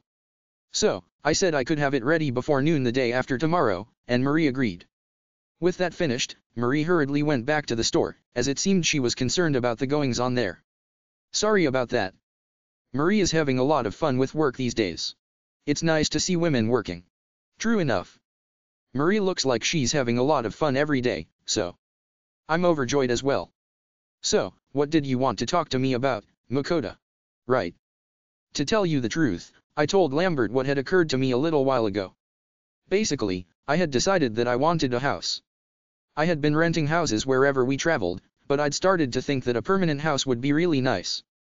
It would have to be spacious, so that Fel and the others could live without feeling too constrained, and I wouldn't have to worry about them either. And it would be nice to have a well-equipped kitchen and bath, among other amenities. Of course, the fancy mansions I had been renting had all of those features, but I had a lot of money now thanks to Fel, so I figured I'd be more than able to afford a nice mansion. And most importantly, having a home to return to was a good thing. There was no question we'd still be leaving on journeys, but the feeling was completely different when you had a house to return to. So, when I tried to think of a nice place to buy a house, the best place I thought of was Carolina. I had also considered Dolan, but if I got a house there, I could see Elrond coming and going as he pleased, so I ultimately rejected the idea. Dora-chan would probably hate it too. So, if I really were to buy a house, it would have to be in Carolina. Huh, so you will take up residence here. That's great. After all, you're here, Lambert. Thankfully, you're someone I can ask about a lot of stuff like we're doing now. I'm happy to hear that. So, I'd like to ask, if I were to buy a house here, would going to the Merchants Guild really be the best choice? Let's see. It would depend on what kind of house you want, but I do think going to the Merchants Guild as a middleman would be the safest choice. So, what kind of house are you hoping for, Makoto? If I were to buy one, I really would like something about the size of the mansions I'd been renting up until now, a place that Fel could easily go in and out of, with large rooms, and a well-equipped kitchen and bathroom and such, and a large backyard too, if possible. I explained what I wanted to Lambert, and he slapped his thighs. There's one that fits perfectly with your conditions, Makoto. And it's already furnished too, so you can move in immediately. Apparently said house used to be a high-ranking noble's villa, and although it wasn't near the center of town, it wasn't too far away, either, so not only was it well placed for shopping, its grounds were also large. The mansion itself was big, at a surprising 14 LDK, 14 rooms, plus living room, dining room, and kitchen. Along with the 14 LDK main house, there were 3 small residences for servants, apparently. It was let go due to certain circumstances, so it was left to the Merchants Guild to maintain, but given how grand the property is, the price of it is so large, it's been hard to find a buyer, it seems. Lambert also belonged to the Merchants Guild, so he had apparently been told to introduce any potential buyers to them. I've heard that you became an S-ranked adventurer, Makoto, so I was wondering if you'd want it. Oh? So he really did know. But just how high is the price? If I can afford it with my money, looking at it would be an option, at least. So, how much is it? It'd be 12,000 gold. You might think it's expensive after all that, but given how large the land is and its location, not to mention the mansion itself, it's actually on the cheaper side. Not only that, but it comes furnished, so it's quite the bargain. 12,000 gold, huh? It is expensive, but I can afford it. In fact, I could pretty easily do so. Lambert said it's got a lot going for it, so it might be a good idea to at least give it a look. I don't know if I'll buy it, but can you show it to me, at least? I see. Then we'll have to ask the Merchants Guild, so let's go now. I felt like I was dancing in the palm of his hand a little, but if I was going to buy it anyway, doing so faster would be best, so I followed Lambert to the Merchants Guild. Thanks to Lambert's introduction, I managed to talk to the head of the real estate department, Nestori, and we were quickly allowed to go see the property. It was about 20 minutes walk from the Merchants Guild. This is it. Huh? Here. In front of Nestori was a really magnificent gate. Not only that, but a pair of 2-meter-tall stone walls extended out from either side of the gates. Now, come in. Nestori opened the gates with his keys and urged us inside. After proceeding for a while on a paved stone walkway surrounded by beautiful greenery, we finally got to see the mansion. How about it? It's a wonderful mansion, isn't it? My jaw dropped at the sight of it. No, rather than wonderful or anything like that. This. It totally isn't the type of house for a single person to live in. I remembered a special article in a travel magazine I had seen some time in the past. A luxury space you'll only experience once in a lifetime. The thing being introduced by such a catchphrase was a super high-class foreign hotel that was kind of like a hideaway. In Japanese money, it would cost several hundreds of thousands of yen a night to stay. This place was just like that. In front of the chalk-white walls of a mansion that could be called a castle, I was speechless. It's magnificent every time I see it. Lambert, don't just call it magnificent so lightheartedly. I mean, it is true that it's magnificent. It is, but, why would you introduce a single adventurer to something this amazing? I was totally imagining something similar to the mansions I'd been staying in during my travels. Of course, even those had been really luxurious by my standards, and I was thinking that one of those would be the height of luxury. But, seeing the alabaster walls of the mansion before me, it couldn't even be compared to what I had stayed in before. Its size was completely different, and there were many plate glass windows, which were supposed to be really expensive. Please look at the yard, too. Not only is it spacious, but it's filled with greenery. Just as Nestori claimed, the grounds had been maintained wonderfully, and was filled with thick greenery surrounded by trees. Indeed. For a human's house this one is fairly large. Yep. There's some trees too, so I think it's good. Ah. Hey. Fell. Dora-chan. Sui. Fell ran around the space, Dora-chan flew, and Sui went bouncing after them. Fell's tearing up the lawn and leaving behind divots everywhere he runs. I did tell them that I was planning to buy a house, but I never said that I had decided on this one. Ha. Looks like your familiars like this place. Seems so. Both Lambert and Nestori are acting like it's someone else's problem. I haven't decided that I'm buying it yet, got it? Fell, Dora-chan, Sui. I haven't decided if I'm buying the house yet. Behave yourselves. Why not here? I like it. I like it too. Sui also likes this place. Growling. Were they planning this? Now then, let's look inside, shall we? Nestori opened the double doors to the ivory-colored palace. Fell and the others, who were satisfied after having had their fill of the grounds, followed us inside. The entrance was extravagantly wide, as if the builders were saying, "What, you were expecting a regular house here?" Even Fell, who was large, could easily stand inside, and the same went for the stairs that went to the second floor. It's huge, right? And look up. I did as Nestori said and looked up to see a large chandelier. It's a chandelier that uses crystal beetles. You don't see any this big that often. Of course, there are light magic stones inside, so by filling it with magic power like so. Nestori let his magic power flow through a black palm-sized panel that was set on the wall next to the door, and the chandeliers started to glow. The magic stones used here are of really good quality, so they'll last almost 10 years. What the hell is this decadent place? It's so rich that I'm filled up just being in the foyer. Let's come over here next. Nestori, you've only shown me the first floor, but honestly, I'm out of energy. I mean, I'm not even sure if these are hallways or whatever, but They're decorated with vases and art and stuff I can't even guess the value of, and each room is thoroughly carpeted with really soft and plush carpet that is obviously very expensive. And on top of that, the kitchen is so huge, it's like it goes on forever. There are even 2 stoves that were just like my 4-burner stove. There are even stacks of plates and utensils ready to use. Lambert wasn't kidding when he said I can move in immediately. And the bath. The bath. I thought mansions I stayed in before had big baths, but this one blew those out of the water. And it was even an expensive one with flower patterns on it. The faucet had a magic stone in it, and it spewed perfect, temperature-adjusted water non-stop. And the toilet. The toilet. Up until now, I had only been using latrines. Even the fancy mansions I'd rented while traveling were like that, so I'd figured that's all this world had. But the toilet here was a flushing one that used a water magic stone. According to Nestori, it was the most recent model of toilet that was all the rage in the capital. Even in Carolina, only a couple places had these, apparently. I was really enticed by the bath and the flushing toilet, but this place was way too fancy and I couldn't calm down. Now then, I'll show you around the 2nd floor. This is the first time I've seen inside, but it's so luxurious I can't help but sigh. Lambert, you're totally here just to sightsee, aren't you? Please come this way. Nestori showed us the master bedroom. The first thing I want to show you is this bed. The bed was far too huge, it made me want to ask just how many people could fit on it. Oh, now isn't this comfortable looking? Dora-chan said as he dived into the bed. Ah. What do you think you're doing, Dora-chan? Oh. So soft. Sui too. Seeing Dora-chan do that, Sui also jumped onto the bed. AHH.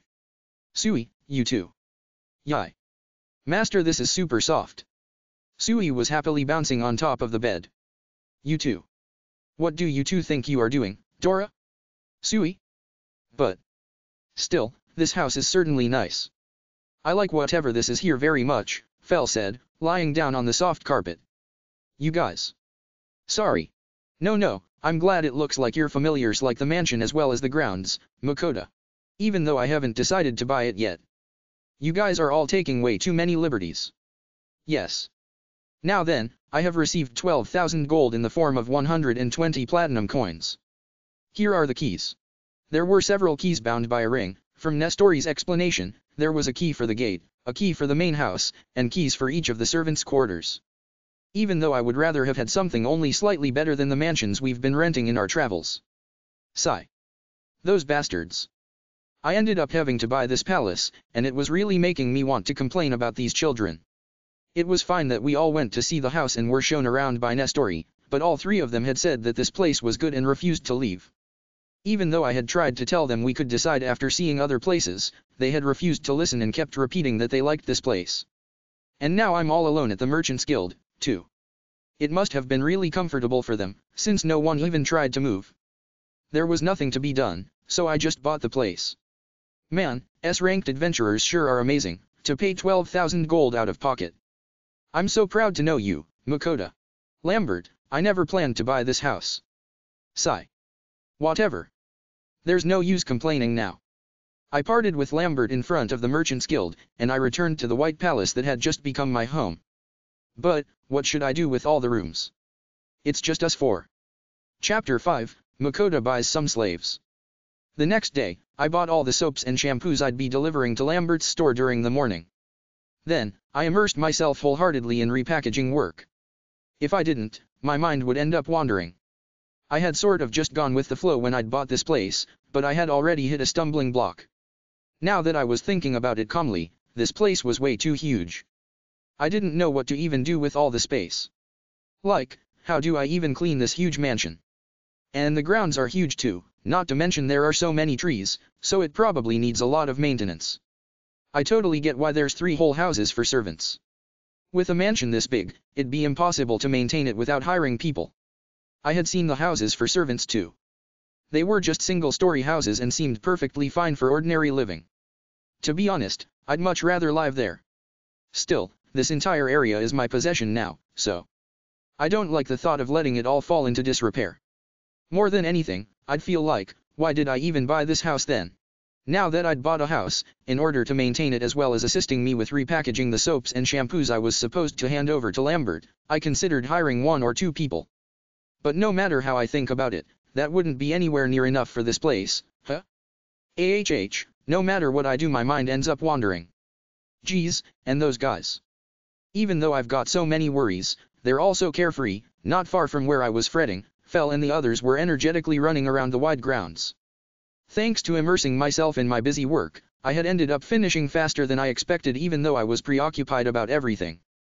No matter what, I'm gonna have to hire people, huh? And not just a handful. I'm going to have to be prepared for way more than that. Luckily, I had money, so I was fine with hiring several people, but what was really important was, if I'm going to hire someone, they have to be able to keep a secret, above all else, especially since there was a significant chance of them finding out about my online supermarket skill due to the fact that I would be asking them to repackage soaps and shampoos as well. Even if they didn't know exactly what the online supermarket skill did, they would definitely find out that I was supplying the soaps and shampoos that were all the rage in town. And if that happened, they really would need to be able to keep a secret. Also, I still want to travel around and see the world, too. With that in mind, I'd really like someone I can trust to maintain and protect the place while I'm gone. A trustworthy person with tight lips, huh? How would I even hire a person like that? Would I ask the Merchants Guild? Or is there a different place that offers such services? I'm not really sure how the hiring process works in this world. Nothing will happen if I just worry about it by myself, so I really should go ask Lambert about this, huh? Lambert's a merchant, so he should know something about this. Alright. Let's go ask him tomorrow after I drop off these soaps and shampoos. The next day, I delivered the same amount of product as I had in Berlin to Lambert, and after accepting payment I broached the topic of hired help. Lambert, there was something I actually wanted to talk to you about. I asked him how I would go about hiring trustworthy, tight-lipped people to manage my house and help with the soap and shampoo trade. When I did, Lambert replied immediately, in that case, buying a slave would be best. Slave? I started to get cold feet at the mention of slaves. I did know of the existence of slaves, and I'd seen some on the way to this country, but to think I'd end up buying them. Oh, right, your country didn't have any, did they, Makoto? The slave system in this country is really solid, and it's very beneficial to both those buying and those being bought. From what Lambert said, this country's slave system also functioned as a sort of safety net for the weak. The first reason it worked well was that everybody was registered. When you bought a slave, both the slave and their owner would always be registered. And each prospective slave owner was required to guarantee a certain standard of living to their slaves, reinforced by the registration. Next was the contract system. A contract was bound between the prospective owner and their would-be slave. The contract stated the required amount for a slave to buy their freedom, as well as a slave's wages, among other stipulations, all of which were freely negotiated between the two parties involved. Apparently, there was normally a clause that required the prospective slave to protect any information they may have gained while still under contract. Thanks to that, the owner's information was secure. Said information protection clause extended to any time after the slave bought their freedom as well, so it was really reassuring. Not only that, the contract was a really strong one bound by magic. Once it was formed, a black circle appeared on the base of the slave's right thumb, and if they ever breached the contract, it would quickly expand to color the slave's entire right hand, marking them clearly. That measure might make it seem like the slave was at a disadvantage, but the slaves could also report breaches of contract to any nearby night brigade station, after which the brigade would conduct a thorough investigation. With the two important pillars of registration and the contract, both the owner and the slave could be arrested for a contract breach, and, depending on the circumstances, forced to pay incredibly large fines. For example, if a slave were to buy their freedom, or the owner was to give the slave their freedom out of goodwill, the contract would end. However, if the slave were to run away, the contract wouldn't end, and they would be arrested and punished accordingly. As for the owner, if they forced the slave to do something not in the contract or failed to pay the amount stipulated by the contract, they naturally would be found guilty. Punishments in this world were severe, and pretty much only resulted in either execution or becoming a criminal slave, the latter, in this case. It seemed like all the countries here were the same, and if one became a criminal slave, they would be stripped of all rights as humans and fated to be constantly abused. In other words, slavery is just a kind of contract. Also, this country treats its slaves better than others. There basically aren't any people who would bother putting themselves at risk of becoming criminal slaves by violating their contract, anyway. I see. That makes sense. If the system is built like this, then it would be foolhardy to try and break it with all the risks involved.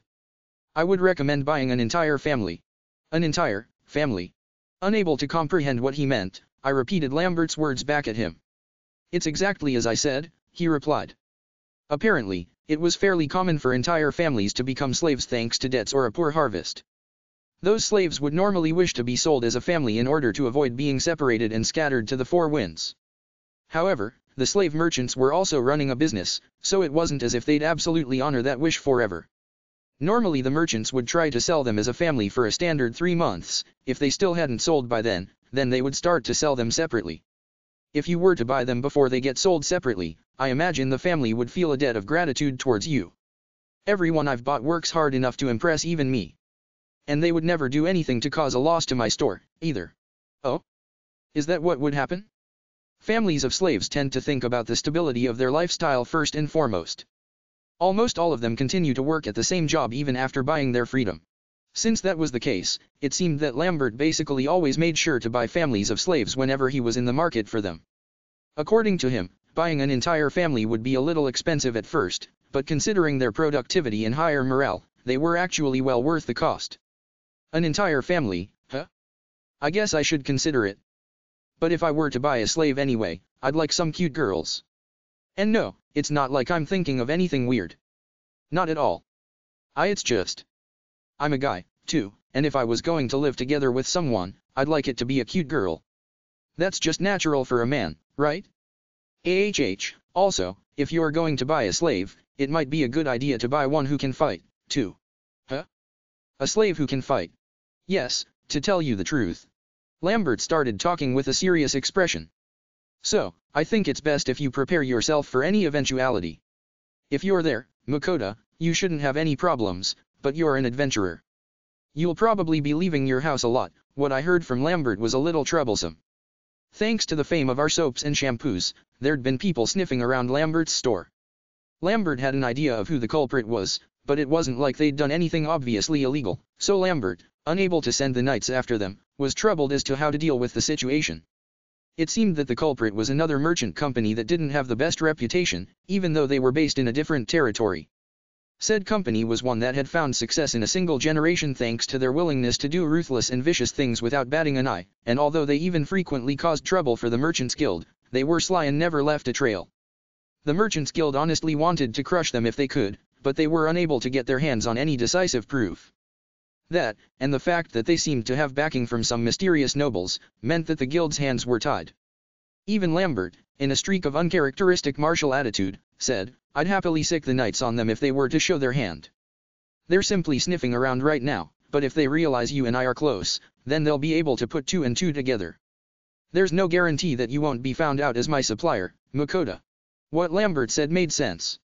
I regularly came to this store, and if they were to follow up on that even a little, it would be pretty easy to find out that I was the one supplying them with soaps and shampoos. Luckily, my store is heavily favored by Earl Langridge, who presides over this area, so they can't make any direct moves, but I don't know if they'll try anything against you, Makoto. And even if they won't touch you, an S-ranked adventurer, they might aim for an opening while you're gone and infiltrate your house. I wouldn't put it past them. If I was found out as the supplier of Lambert's soaps and shampoos, then of course they would think that there'd be something in my house. In fact, I had already considered leaving some there, too. I'd leave a huge amount of soaps and shampoos stored in some unused room, and just have that be repackaged and regularly shipped to Lambert. This means I'll have to think seriously about security, won't I? Since ensuring safety should be a top priority now that I've decided to hire people. For now, I'll follow Lambert's advice and hire some slaves that can fight. You're right, Lambert. I'll buy some slaves that can fight. That's probably for the best. I'll introduce you to the merchant I always use. I'll write the introduction letter right now, so please wait a while. Letter in hand, I left Lambert's store. With Lambert's recommendation and introduction, I was feeling pretty secure about the whole thing. Let's hurry up and get to the slave trader. Hey, are you going somewhere again? I want to go hunting. Indeed. I would also like to go hunting. Both Dora-chan and Fel declared their desire to hunt. By the way, Sui was quietly sleeping in my bag, as usual. No, not today. I'm going to go to a slave merchant right now. What? What, we are not going? How boring. Boring, huh? What? You know this is important. Do you not want to keep traveling? I'm trying to find someone to manage the house while we're gone, you know? If you're okay with staying here forever instead of traveling, then we can go hunting if you'd like. We will travel. We have just heard of an interesting sounding dungeon, have we not? We will definitely be going there. Yeah. I definitely want to go to that dungeon. Damn, so Fel and Dora-chan haven't forgotten about the dungeon. Personally, I'd like to travel anywhere but a dungeon city. It'd be nice if they were to somehow forget about this while we're here. Anyway, I just bought the house so I'm scrambling to get everything in order. Once everything's calmed down, we can go hunting, so just bear with it for a while, I said, and both of them reluctantly agreed. After following Lambert's directions, we reached a building that I couldn't tell was a store. Is this really it? Oh, there's a sign. There was a small sign. So small, that I almost missed it. It said, Radoslav Trading Company, on it. Looks like this is it. It was the name of the place Lambert had told me about. I used the knocker on the tightly closed door. When the door opened, a rough-looking skinhead peeked through the gap. Excuse me, I was introduced to this place by Lambert. When I showed him my letter of introduction, the skinhead took it and silently closed the door. After a little while, the door opened up once again. This time, what appeared was a skinny man with sharp eyes who looked to be around 50. I am the owner here, Radoslav. Sorry for keeping you waiting. My name is Makoto. Pleased to meet you. I have seen your letter of introduction from Lambert. Now then, please, come inside.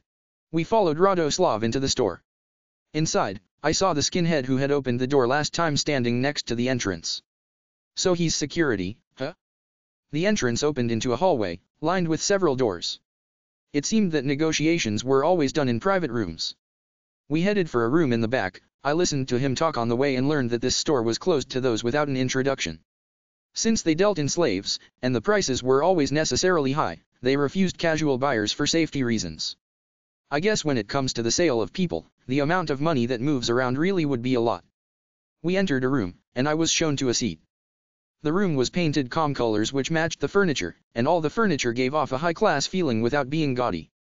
When I sat down in the leather upholstered seat, a maid came from somewhere and offered tea. I took a sip of it. Yep. It's good. According to Lambert's letter of introduction, you're looking for ones that can manage your house as well as some that can fight, yes. That's right. Also, I told him that I'd prefer a cute, real-life, bona fide maid for maintaining the house. Also, if possible, a girl that would be okay with that as part of their contract. When I said that, Radoslav gave me a look of pity. What? It was really embarrassing to say that, but I mustered up my courage because I figured it would be nice to have if I'm buying someone anyway. Mr. Makoto, could you be from a foreign country? Yes. Yes, a foreign country. Or rather, a foreign world. Mr. Makoto, you're probably referring to a sex slave, but in the first place that kind of slave does not exist in this country. It's possible to force a physical relationship through this contract, but there probably wouldn't be any slave who would agree to that in the first place. There isn't any demand, after all. No demand. As if that's possible. All men would want a woman in their lives. There's no way there's no demand. If you're going to pay a huge amount of money anyway, you'd be better off picking someone from the red light district for a night than buying a slave for that. Good point. Since that's the case, there are no slaves who will agree to that. Any woman who would probably ends up in the red light district instead of here anyway. Makes sense. Any woman who's fine with that would make more money there anyway, and they wouldn't have to become a slave. The red light district, I knew that existed, but I've never gone, Maybe I'll try going next time. Now that that was settled, I looked over at Fel and Dora-chan, who were sleeping in a corner. If I moved, Fel and the others would definitely follow. If I could trick them or get them to stay somehow. Nope, that won't work. If I took too long, Fel and the others would track me down by smell, probably. And if I were to take Fel and the others with me to the red light district? Nope, never. Sad times. Every single one of my dreams is crumbling to dust. I'm getting depressed again. There were 2 families lined up in front of me, for a total of 9 people. Why do I have such bad luck with women? Sighs for how it turned out like this. I still asked Radoslav for some cute maids at least, saying, then some cute women to serve as actual maids. I won't compromise on that, but according to Radoslav, the ones I wanted weren't available. It wasn't as if there weren't any cute girls being sold as slaves, but their desires didn't match mine. Apparently in this country, for the first 3 months of being for sale, merchants prioritized the slaves' wishes, so that's how things ended up like this. Good-looking slaves were always in demand, so regardless of gender, almost all of them got sold within their first 3 months. Naturally, it was the same for the cute girls I wanted too. Radoslav would prioritize what those girls wanted. Apparently, every single one of them wanted to be sold to a noble or a merchant. Slaves weren't paid much, but nobles and merchants always paid more. For slaves, having even a little higher pay was better for the purposes of buying their freedom. I understood where they were coming from. I'm an adventurer, so that's probably why they avoided me. Like, I can't really nitpick a decision like that. Radoslav knew I was an S-ranked adventurer, and had explained to them that, as an S-ranked adventurer, I wasn't any worse than a noble or a merchant. Unfortunately, it seemed that adventurers carried the impression of being boorish and violent, so none of them agreed. But Lambert did introduce me to this store, so there's no way I can go home empty-handed, right? So for now, I'll ask to see entire families, as Lambert recommended. And that was how this moment came to be. This is the Tony family, and the Albin family. Radoslav was showing me 2 families. First was the Tony family. There was Tony, the father, 33, Ija, the mother, 30, the first son, Kosti, 13, and the first daughter, Selja, 9. The Tony family had become slaves due to debt. Ija had apparently fallen ill, and the cost of potions, as well as alms for a priest to cast healing magic had put them deep into debt. Ija, the ill person in question, had significantly recovered due to these measures that then put them in debt, so although she wasn't completely healthy, she was at least up and moving. If I looked closely, I could tell the color on Ija's face wasn't great. According to Radoslav, Tony was a skilled gardener, and was recommended for residences with a lot of greenery. And it seems that the son, Kosti, was taught a bit by his father too, so he would be plenty useful. As for Ija, along with being able to handle any sort of household chore flawlessly due to being a housewife, she had also worked in an eatery before she had become ill, so she could cook too. And Selja had started taking care of chores after Ija had taken sick too, so even though she was only 9, she could handle that sort of thing to an extent. Next was the Albin family. There was Albin, the father, 30, Teresa, the mother, 28, Oliver, the first son, 10, Eric, the second son, 8, and Lottie, their only daughter, 5. The Albin family had originally been farmers, but had to become slaves due to a bad harvest. From what Radoslav said, Albin had a fruit orchard, so he could maintain the grounds just like Tony. Oh yeah, didn't my grounds have fruit trees too? The sons Oliver and Eric helped Albin with work, so they could help in that area too, I was told. Teresa, as the housewife of a farmer, could also take care of household chores, and she could even butcher small monsters. Lottie was only 5 years old, so they wanted to excuse her from work. I started to understand why Lambert recommended buying entire families. I mean, they were all desperate. Of course they'd feel grateful if they were bought as a family. I understand why you're desperate, but please, stop looking like you're begging me like that. All 9 of them were looking at me, somehow communicating their pleas with just a look. We'll work our hardest. So please, buy us. Please. The one who said that was Kosti, the oldest son of the Tony family. Then, his little sister Selja followed up, bowing as she said, "Please, Mr. The father, Tony, even bowed deeply and shouted, "Please, buy our entire family." The mother, Ija, did the same. "We'll work hard too, Mr. So don't split up our family. Please." Oliver, the first son of the Albin family, also started shouting as he bowed. His parents, Albin and Teresa, also bowed deeply. Seeing both his parents and his older brother do that, Eric also bowed even as he looked ready to cry. The tiny Lottie didn't seem to know what was going on, but even so she pulled off a small bow as she said, "Please." Ack. You guys, you hit my weak points so accurately. I have no resistance to this sort of thing. I'm not a fan of the way they're calling me, Mr., but if children are begging so earnestly, who am I to complain? I'm not heartless enough to ignore these people. I'll take both families, Radoslav. Thank you very much. Radoslav was all smiles. Both families, realizing they wouldn't be split up, collapsed with relief as they started crying. After all of that, both families went to whatever was on the other side of the door for registration. The Tony family was 500 gold, while the Albin family was 510 gold. As a price for people, I felt it was really cheap, but according to Radoslav, This is actually really expensive for commoner families like the Tony and Albin families. On top of that, buying back one's freedom usually costs twice what they were sold for, so if they were to try to buy back their own freedom, it'd take several tens of years. I have lots of money thanks to Fel and the others, but for an average family, it's true that would be really expensive, huh? Well, as long as they do their jobs, I'll have nothing to complain about, and I'd like it if they keep living as they have been. Since I've gone and bought them, I'll at least make sure of that. I hadn't gotten the cute maid girl I'd wanted, but that was probably some sort of fate. According to Lambert, families that were bought together showed their gratitude in hard work, so I would just look forward to that.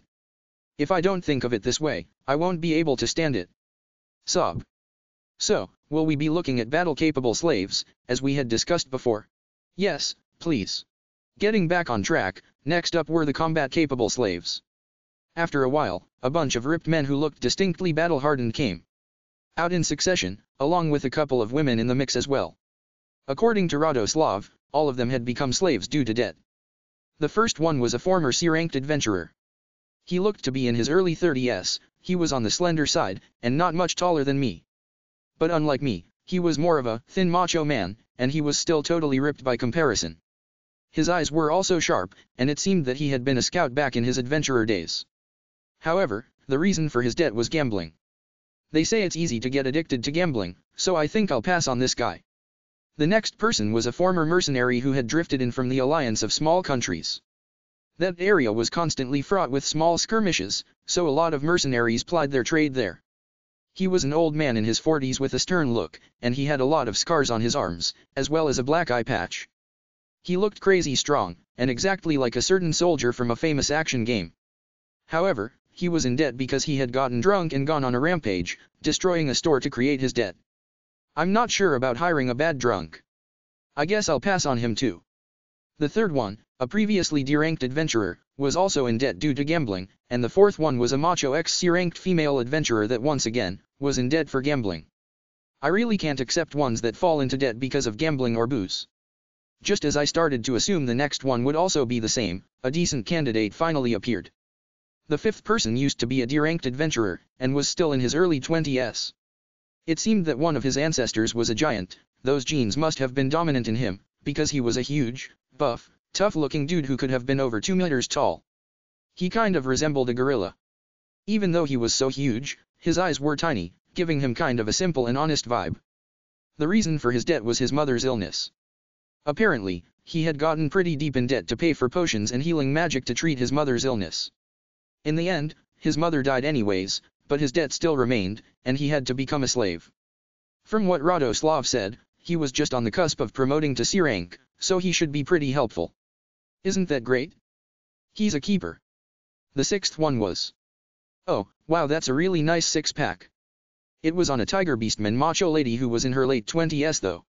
She looked a little taller than me, probably over 180 centimeters in height. She seemed like she'd have a lot in common with the heroic guild master of Aveling, Nadia. This tiger beastman macho lady was a former B-ranked adventurer, and Radoslav told me that the reason for her debt was because something unexpected had happened during her last request, causing her to fail it.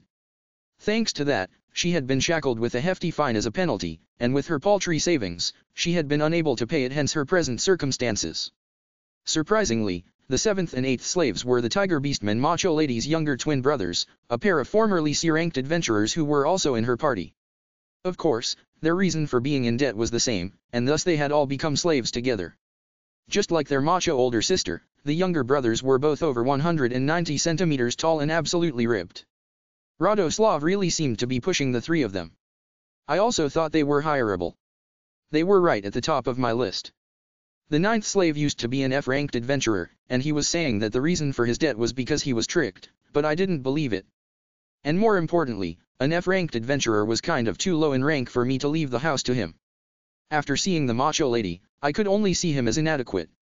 The 10th person was a dog beastman who used to be a C-ranked adventurer. He was in his mid-30s and looked pretty strong, but he was also in debt due to gambling. There's quite a lot of people here who have gambling debts, aren't there, Radoslav? Yes. Especially since the mid-ranked adventurers have some extra money to spend. There's a fair share of people who get sucked in. I kinda get it. Back when I was working at my old job, there were some colleagues who were the same way. When they started getting paid, it looked like they quickly got addicted to pachinko. I never talked to them because we were in different departments, but it seemed like they were partying hard, going to all sorts of different pachinko places. I heard they'd even taken out loans, and I remember feeling relieved that I never had any interest in gambling. I guess gambling just exists in every world, huh? Even in this one, it seems. Gambling doesn't interest me, but let's make a note to be extra careful not to be sucked in. Now then, the next one is the last slave. He used to be a B-ranked adventurer, so his strength is assured, but he's definitely got his quirks. Or should I say, he's really stubborn. The last slave, the 11th, was a dwarf. His 150 centimeters tall frame was packed with muscle, and he looked like an old man with a huge beard. When I heard the reason for his death, I was shocked and exasperated. Radoslav told me that just like the macho lady and her younger brothers, he was indebted from a failed request, but unlike them, he could have paid his fine if he had really wanted to. Apparently, he had been in a party of 5, and they all had to pay when they failed. Of course, the fine was steep, but if they had each sold their equipment and used their savings, they could have paid. However, this old dwarf stubbornly refused to sell his main weapon, a hammer. In the end, he was the only one who could not pay his fine, and he ended up a slave. Even though he'd even have some money left over if he just sold his hammer, Radoslav muttered. I will never sell it. That hammer is mine. I had to go see the master craftsman Dusan so many times before he finally agreed to make it for me, for a huge sum. That's my treasure. I'd rather be a slave than hand it over to someone else. The old dwarf shouted, with an indignant look. It was obvious to see that he had an abnormal degree of attachment to it. But you know, if you paid so much money to have him make a hammer, you should have some savings too, right? When I asked that question, he replied, I saved up in order to convince Dusan to make it for me. As if I would keep saving after I got what I wanted. It all went into booze. All into booze? I guess I should have expected that from a dwarf. For some reason, the macho tiger lady and her twin younger brothers are nodding in agreement though. What should I do? Right now, I was considering the macho tiger lady, her twin younger brothers, the deranked but promising gorilla-like giant, and the stubborn dwarf, since I really did want to avoid people who fell into debt thanks to gambling or alcohol problems. But just in case, I quickly used appraisal on all 11 of them. All 5 of the people I was considering seemed good. Other than that, the first one, the ex-C-ranked adventurer who was a scout had several good skills like concealment and throw. And the ex-mercenary guy who looked exactly like a certain soldier from a famous action game also seemed powerful, with his sword skill and his leadership skill. But the reasons for their debt. I wonder if just 5 people will be fine as guards? If it turns out not to be, I can just think about buying more then. For now, I think I'll just stick with those 5. I told Radoslav that I'd be buying the 5 of them. The tiger beastman macho lady was named Tabitha, 28, and her 2 younger brothers were Luke and Irvine, they were both 24. The gorilla man with the giant blood was named Peter, 20, and the stubborn old dwarf was named Barthel, 92. Tabitha, Luke, and Irvine were 1,400 gold for the 3 of them, Peter was 380 gold, and Barthel was 680 gold. As I thought, combat-capable slaves are more expensive. After registering the 5 of them, I paid the total sum of 3,470 gold to Radoslav for all the slaves I bought. Then, the agreement of terms for the contract went smoothly. For my end, I paid particular attention to the confidentiality clause of the contract. Still, all I wanted was to make sure they would never reveal anything about my origin or my skills and other personal details. Both the soaps and the shampoos had to do with my skill, so those should be covered as well. In the contract itself, it forbid revealing any of my personal information, so I figured it should be okay. I made sure to confirm that part several times. With the contracts bound, all 14 of them were handed over to me, and I introduced them to Fel and the others. Hello. I'm Makoto, the one who bought all of you. And these are my familiars. I introduced them to Fel, who slowly got up, and Dora-chan. I also opened up my bag and showed them Sui, who was sleeping. When I introduced Fel, they all reacted with alarm, especially the 5 former adventurers, who reflexively took up fighting stances. I quickly covered with, they're my familiars, so it's fine. I'll explain in more detail once we get back to the house. Somehow, that managed to calm them down. Then, with the 14 of them in tow, we left Radoslav's store. If you ever need more slaves, please pay us a visit, Radoslav said with a full-faced smile. I guess I would be treated as a VIP customer since I just bought over a dozen slaves at once. Well, I didn't have any plans to buy any more, though. For now, I decided to return to my home, taking along all of my new slaves. Chapter 6, Job Orientation. I brought everyone with me back to my house, and every single one of them stared open-mouthed when they saw how grand the whole thing was. Right? Right? I shouldn't be saying this as the owner, but I totally get how you feel. For the moment, we were gathered in the biggest living room on the first floor, but everyone was too busy staring at the lavishness of the interior. There was a table with ball and claw feet that could seat several people, but 14 people was way too many, so I just had them sit on the floor. The carpet was deep and soft, so it should be fine.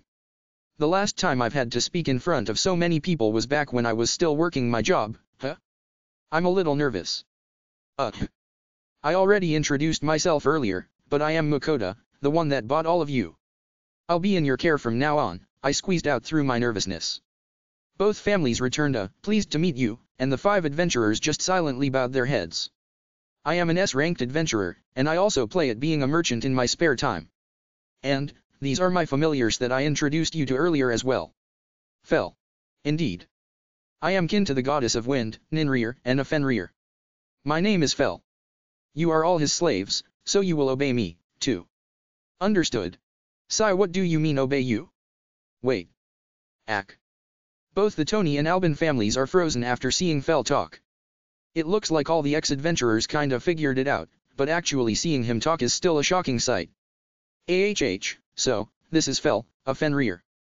I'm kinda keeping the fact that he's a Fenrir a secret, but it looks like some people can just tell, so it's fine as long as you don't spread the news everywhere you go.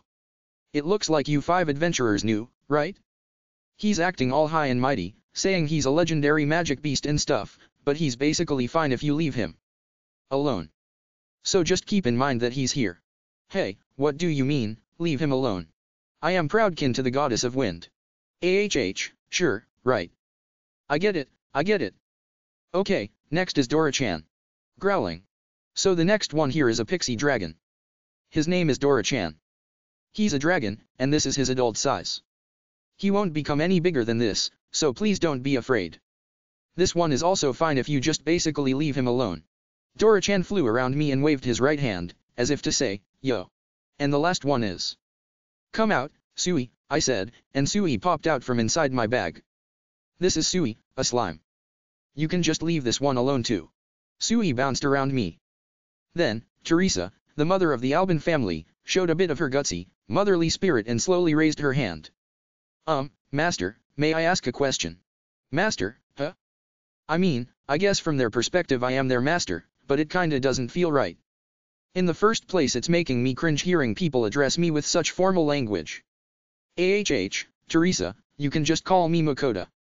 All of you can just call me Makoto. Being called master all formally like that doesn't really feel right. Also, you said you had a question. If that is master's. Please, call me Makoto. If that is master's wish, I will do so. Also, please don't be formal with me, either. Also, my question was this, you told us to leave the familiars alone, but what about meals? A perfectly valid question. But I'll be taking care of all the meals for us. More importantly, what I want to ask you all to do is. I gave them all their assignments. The women of the Tony and Albin families would maintain this main building. This place was huge, so it would probably be a really hard job, but I wanted them to do their best. Given its size, I wouldn't make them clean it end to end every day. Like, just doing half of one floor and then half again the next day, something like that would be just fine.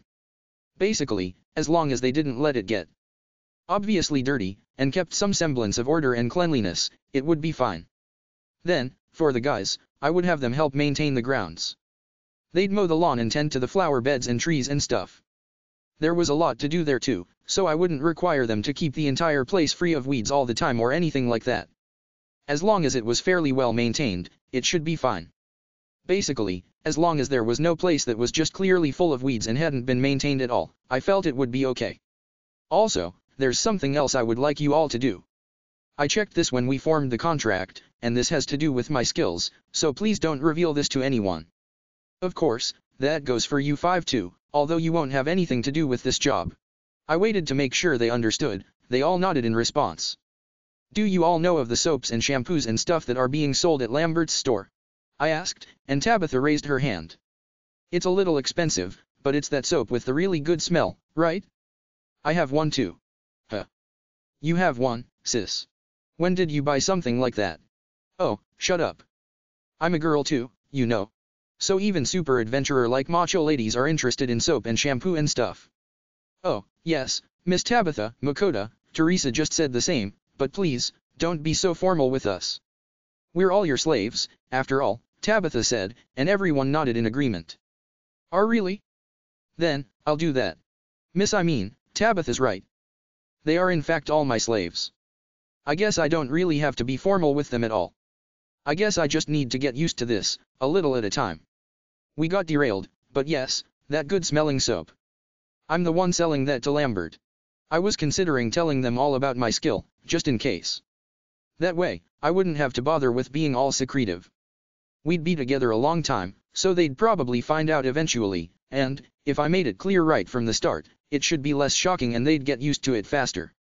In the first place, it'd probably be stranger to expect them to not figure something out from the plastic containers and colorful labels and designs and strange words they were going to see when I asked them to repackage all that stuff. Rather than getting found out while being sneaky, I decided it would be better to just tell them straight up, all while reminding them of their contractual secrecy, naturally. So, as for how I'm getting it, that has something to do with my skill. Well, it'll be faster to just show you. I had everyone take a spot behind me, and opened my online supermarket, just like always. This is my unique skill, the online supermarket. Both the Tony and Albin families were speechless, and the 5X adventurers were making a fuss, saying, "The heck is that? I can use this skill to get convenient things from another world." Another world? Then does that mean Sorry, you are a hero? Asked the dwarf, Barthel. He really is the oldest one. Not only that, but he used to be B-ranked, so it's not strange that he knows stuff like this. No, I'm not. In my case, the short explanation is that I was caught in the hero summoning and came to this world by accident. I'm just a normal person. But, thanks to that, while I might not be good at combat, I have a convenient skill like this.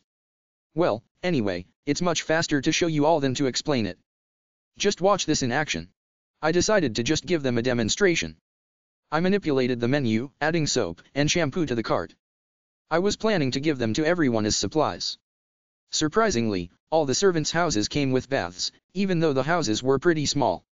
With a mansion this big, I suppose you'd require some level of cleanliness from your servants. It's a good thing. Baths feel good, and I'd personally like them to be clean, too. It'd just be really weird if I asked them to clean my house while the cleaners themselves were filthy. Growl, I heard a soft grumbling sound, and I looked around.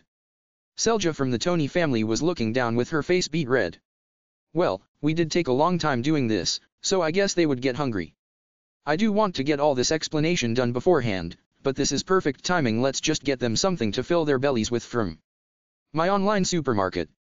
What should I buy? Well, whatever, let's just get snack buns. Oh, and orange juice would be nice too. Right, and checkout.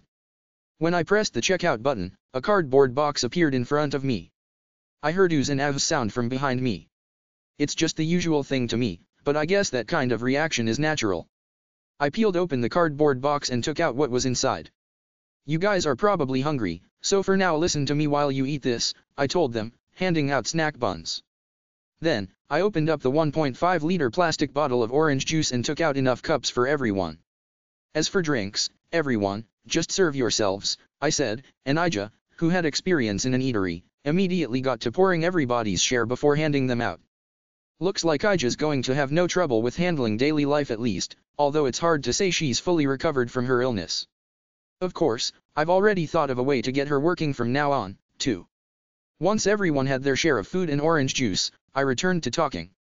Just like that, I can obtain things from another world. So, what I want you all to do is... I told everyone they could eat while they listened, but for some reason, none of them were eating. Ah, I get it. They don't know how to open it. This is how you open it. I demonstrated by opening my own packaging. When I did, Fel popped up, hearing the sound of the wrapper being opened. MN. That is that sweet bread, no? You know, eating by yourself is unfair. I will also have sweet bread. Give me some. He's right. No fair. I want sweet bread too. Sui will also eat sweet bread. Dora-chan jumped on Fell's bandwagon, and Sui started making a fuss too since it liked sweet things. This was just supposed to be a small snack, and I was gonna make dinner after this though, pressured by Fell and the others making a fuss about wanting to eat bread. I ended up buying a ton of it with my skill. After I removed the wrappers and piled them all up on some plates, I served it to the three of them. I'm talking to these people right now, so just take this and be quiet. Once I'm done, I'll make dinner. They must have been satisfied with the bread, since all of them telepathically said, "Got it." Sorry for making you wait, why haven't you eaten? You can eat while you listen, you know. She must have been unable to win against their hunger and curiosity, as the youngest child of the Albin family, Lottie, opened up her bun and bit into it. So delicious. It's so fluffy and sweet, she said, with her little mouth full of food. Now then, why don't you all dig in? I urged them on, and everyone finally laid their hands on their food. I heard exclamations of good, sweet, and soft, being thrown about. Selja, whose stomach had just let out a cute grumble, was currently biting into her snack, looking like she was experiencing heaven. It seemed like they all liked the orange juice too, since they were all gulping it down. I guess I should eat too, I'm a little peckish myself. For my own portion, I had a red bean bun and canned coffee. Yep, this stuff really is good. And it's gotta be canned coffee to pair with red bean buns. While I was thinking stuff like that, I felt a tugging on my pants. Looking down, I saw that it was Lottie. Hey, mister. Lottie wants more fluffy white bread. At that, her parents, Albin and Teresa, hurriedly jumped forward, faces pale. Hey. Lottie. We're so sorry, Makoto. We're really sorry about that. You apologize too, Lottie. No, I don't mind. More importantly, don't call me, Mr. Lottie. Call me Big Brother. Got it? If I let her call me Mr. from now on, the damage to my psyche really would be. I have to stop that at all costs. Okay. Got it. So, Big Brother Makoto Lottie wants more fluffy white bread. Children really do adapt fast. I can give you more, but it's almost time for dinner. If I give you more bread now, won't you be too full for dinner? Are you sure? I was gonna make some really good food. Good food. That's right. Then Lottie will wait. I see. Then it'll just be a little longer. Okay. Yep, it's best for children to be earnest like that. After that, I explained to them that I needed them to repackage the soap into wooden boxes and put the shampoos and hair treatments into pots. Once I was done explaining everything I could think of for the moment, I moved on to the 5 ex-adventurers. Next are you ex-adventurers. Miss. Ahem. Tabitha, Luke, Irvine, Peter, Barthel. As for your jobs, I basically just want you to guard this place. It's got to do with this shampoo and soap. After hearing about its success, there are some annoying people sniffing around. I told the 5 of them what Lambert told me. Stas Trading Company, huh? I don't hear anything good about those guys. All 5 of them started talking about the company's bad image. Basically, they had a reputation for acts of cold-blooded and excessive viciousness. I'm an adventurer, so I'll be leaving this place a lot. I need you 5 to guard the place while I'm gone. Of course, you'll also need to do that even while I'm here. It's kind of an annoying job. But they're all pretty powerful, so they should be up to the task, at least. Understood. I'll do my best. The other 4 said the same as Tabitha. If something happens, Tony family, Albin family, come see either me or these 5. Got it. The ex-adventurers could fight to a certain extent, so I didn't worry about them, but I did worry about the Tony and Albin families. I told them to make sure they had at least one of the 5 adventurers guarding them if they ever needed to go outside of the grounds. Still, it might be best to have somewhere everyone can evacuate to if something happens. Let's talk to Lambert and the Adventurers Guild about this later. All that's left is to show them to the servants' houses. I guess they do need to know where they're going to be sleeping, after all. I feel sorry for Lottie, but food will have to wait until after that. All right then. Please follow me, everyone. I'll be leading you to where you'll be living from now on. Lottie, just wait a little longer, okay? Ah, fine, Lottie said, pouting with puffed-out cheeks. Seeing that, her older brother Oliver cuffed her over the head. Eric looked panicked, and their parents immediately apologized. It's so charming, seeing them act like such a tight-knit family. I'm still a little envious of Albin for having one though. With everyone in tow, we left the main building, and I showed them to the servants' houses behind the main building. This is where you'll all be staying. Huh? See, can we really stay in a house? Tony asked, looking surprised. Yes. These are the servants' houses. It'll probably be too stressful if we were to all live together, so please. This is for the good of all of us. I wouldn't be happy living with strangers the entire time either, since I wouldn't be able to relax. I'd be keeping the main building to myself. I decided to basically only have them around during the day when they were working. Dear, this is way better than the house we were living in, I heard Teresa mutter. It sounded to me like it just kinda came out of her though. In response to that, everyone from the Tony and Albin families nodded in agreement. There's 3 houses, so the house on the left. All 3 of the servants' houses were the same, so I divided them among everyone.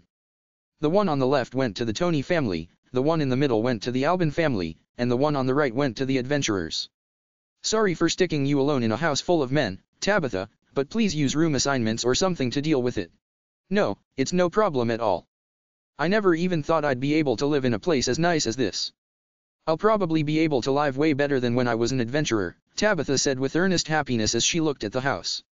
Even though she was with her 2 younger brothers, I was thinking it wouldn't be proper for a woman to be in a house full of men alone, but since the Tonys and the Albins had their own families, I could only divide things this way.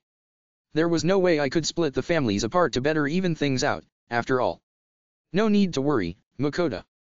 There's no man alive who'd attack Big Sis. I mean, if anyone was manly enough to do that in the first place, I think I'd want him to make her his wife. Oh no, Luke, that's a really cruel way to say things. It's true that Tabitha's tall and incredibly macho, so it'll really depend on someone's tastes, but I think she's plenty beautiful, what with her strong will and well-defined face. Right? She's too old already anyway. You know, if Peter and Barthel want, they can feel free to go for her. If you do, you're basically locked into marrying her though. Gahaha. Wow, Irvine too? I've already decided to only marry a fellow dwarf. You don't have to answer him, Barthel. Peter, stop averting your eyes. Luke and Irvine were laughing uproariously, seeing Barthel's and Peter's reactions. But is this fine? There's someone with the face of a vengeful demon behind you. Thump thump thump. Both Luke and Irvine tasted Tabitha's iron fist at the same time. These twins are idiots, I see. Getting back on track, I gave them all a tour of their houses. The houses were identical, so I just showed them the adventurer's house, which was closest. They're all the same. I had them all follow me to see the inside. Each house was a 3LDK, more than enough to live in my opinion. There was a well in front of the 3 houses too, so there was no problem with water. Also, each house has its own bath, I said, causing a cheer from the ex-adventurers, who seemed to have taken a bath before. I get it, since houses with baths in them usually belong to nobles or merchants. I bet both the Tony and Albin families hadn't ever had a bath, in fact. However, it needs a water and fire magic stone, so I'll get those supplied later. Once the bath becomes usable, please use it as much as you can. I'd prefer you all to be clean too, after all, I said, to which they all nodded. For the servant's bath, there was a tank placed next to the bath where the water and fire magic stones would be set in it to make the hot water. From what I'd heard when I bought the house, a magic stone smaller than the tip of one's pinky would be just fine. Still, magic stones were pretty expensive no matter their size, so even without using them, the well out front meant that there would still be no problems living there. Nevertheless, since there were baths here anyway, I wanted them to make use of them. As a bath-loving Japanese person, I wanted them all to experience how good baths felt. Alright then. I'll hand over everything you'll need to live here. Since we're already here, I'll start with this house. The servants' houses were furnished, but they had no daily necessities apart from that. I opened up my online supermarket and first bought futons for everyone. Sleep was important, after all. I picked out pretty decent futon and sheets sets from what I saw being sold. I took out some soap and shampoo and stuff that I just bought out of my item box. After that, I also bought plates and utensils, as well as a bucket to get water with. Then, I also picked up a toothbrush set. Good oral hygiene is important too, you know. Toothbrushes did exist in this world, but they were just unraveled wood fibers, and didn't feel very good to use.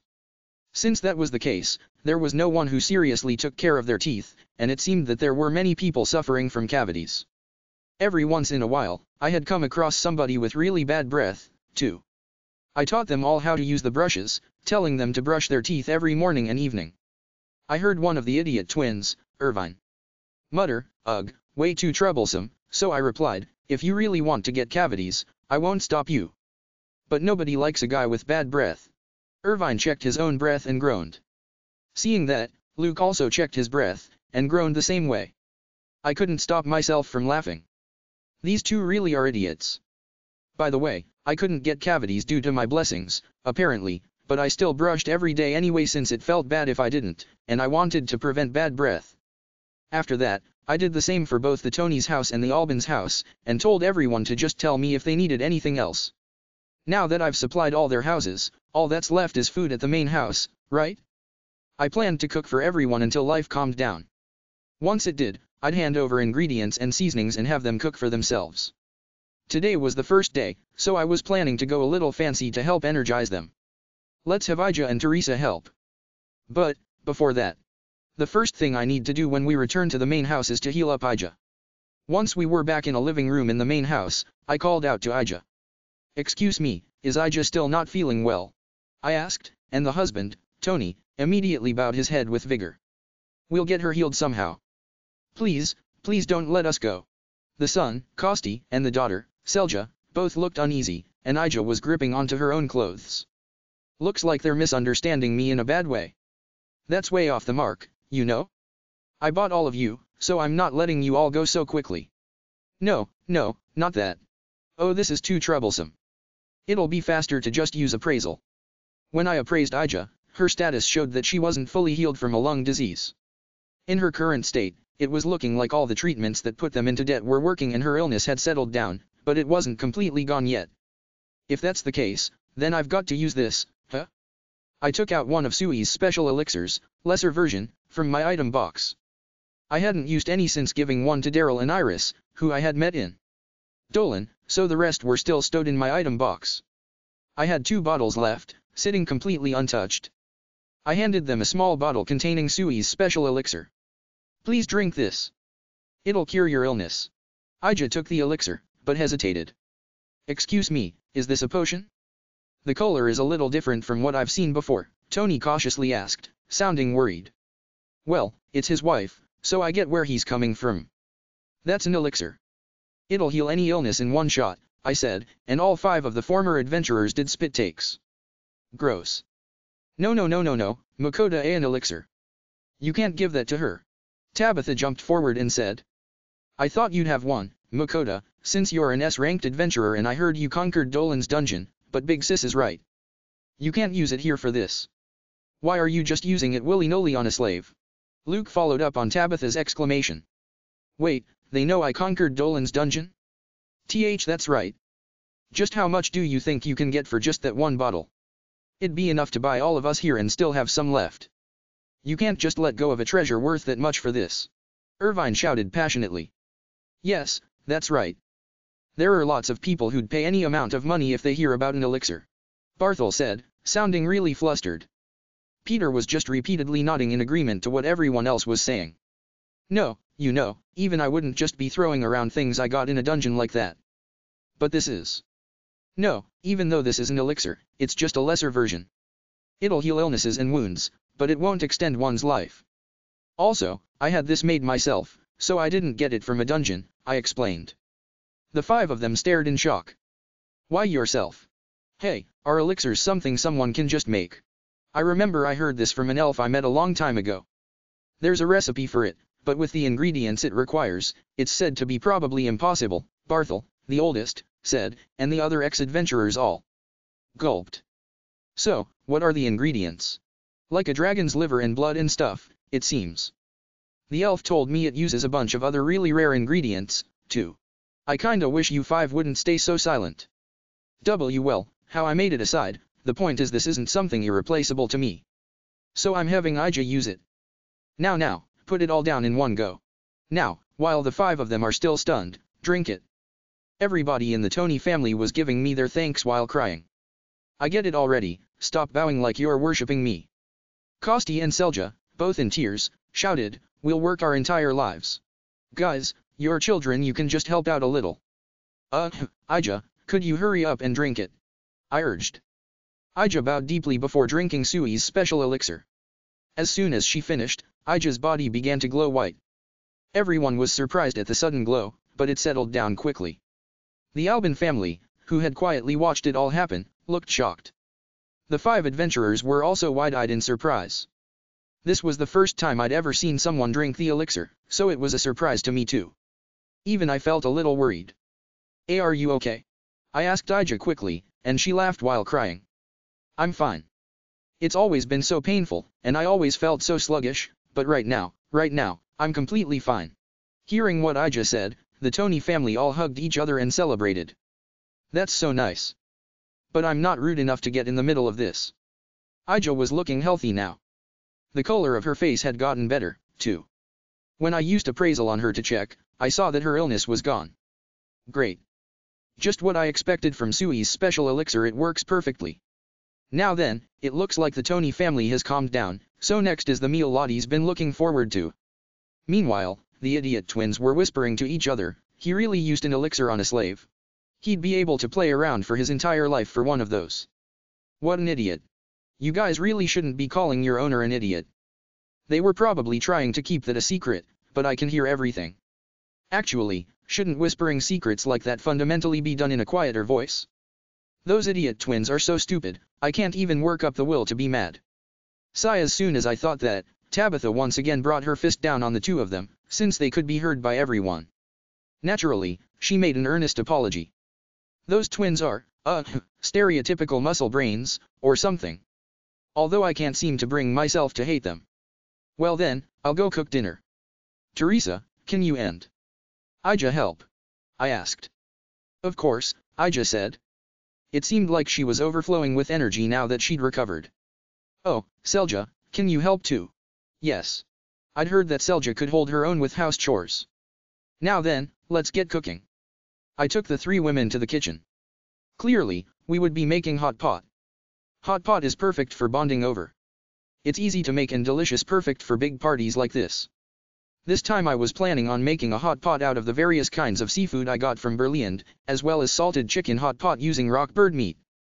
First, I bought any ingredients I needed with my skill. I'd already told everyone about my skill, so I felt free to use it in the open. I bought all the vegetables I'd need to put into the hot pot. I'd definitely need Chinese cabbage, and I thought the rest could just be carrots, spring onions, enoki mushrooms, and tofu. All that was left was the all-important hot pot broth. I didn't want to bother, so I just bought pre-made broth with my skill. Don't discount it just because it's store-bought. It's pretty damn good. This time, I went with a pack of broth that you could just dump straight into the pot. The best thing about it was that there was no need to dilute the broth. I could just dump it straight into the pot and heat it up, so it was very easy and low effort, and it was great whenever I'd used it before. I bought a dashi with bonito and seaweed for the seafood hot pot, and a dashi with chicken stock for the salted chicken hot pot. For the finisher, I was planning on zosui soup and ramen, so I made sure to buy some noodles since I didn't have any. After that, I just need knives for Ija and the others, don't I? Although this kitchen is stocked with everything needed to cook, the knives in this world are a little big and hard to use. I also bought a peeler for the carrots. I figured that for Selja, a peeler would be better than a knife. Now then, time to start cooking. Well, I say cooking, but it's really just cutting ingredients and boiling them in broth. I asked Ija, Teresa, and Selja to cut the vegetables. "Selja, you peel the carrots." I taught her how to use the peeler. Hold down the carrot like this, and move the peeler like so.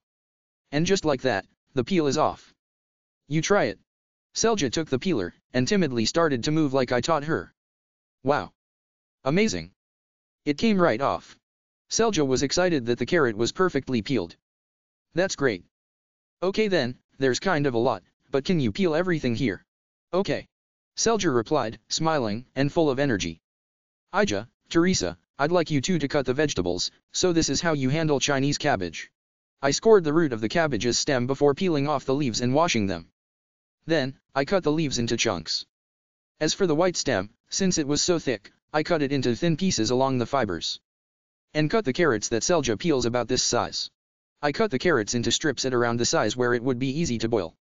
For the spring onions, cut them diagonally like this after giving them a light wash. Of course, I cut the onions diagonally.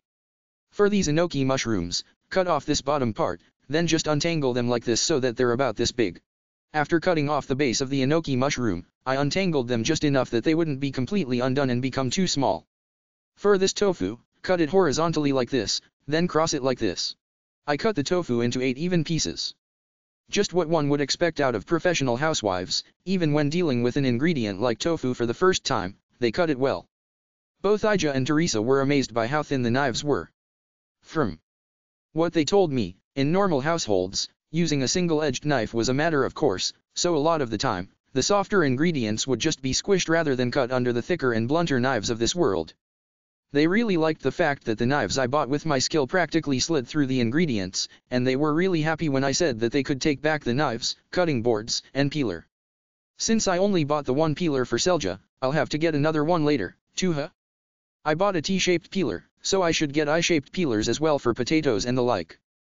Potatoes were a fairly popular vegetable in this world, so they appeared often at meals. I was going to get a set for the 5 adventurers too, but I wondered, can those people even cook? I would have to ask about that later. Now then, leaving that aside, I should get to work on the seafood and rock bird meat. I took out the aspidicalone, tyrant fish, and small hard clams that I got from Berlin from my item box. I figured the white meat fish, aspidicalone, and tyrant fish, as well as the small hard clams, basically, they were slightly larger Asian clams, would be perfect in a seafood hot pot. The aspidicalone and tyrant fish were already in slices, so I just cut them down into more manageable sizes. I made the cuts for my familiar's portions a little bigger.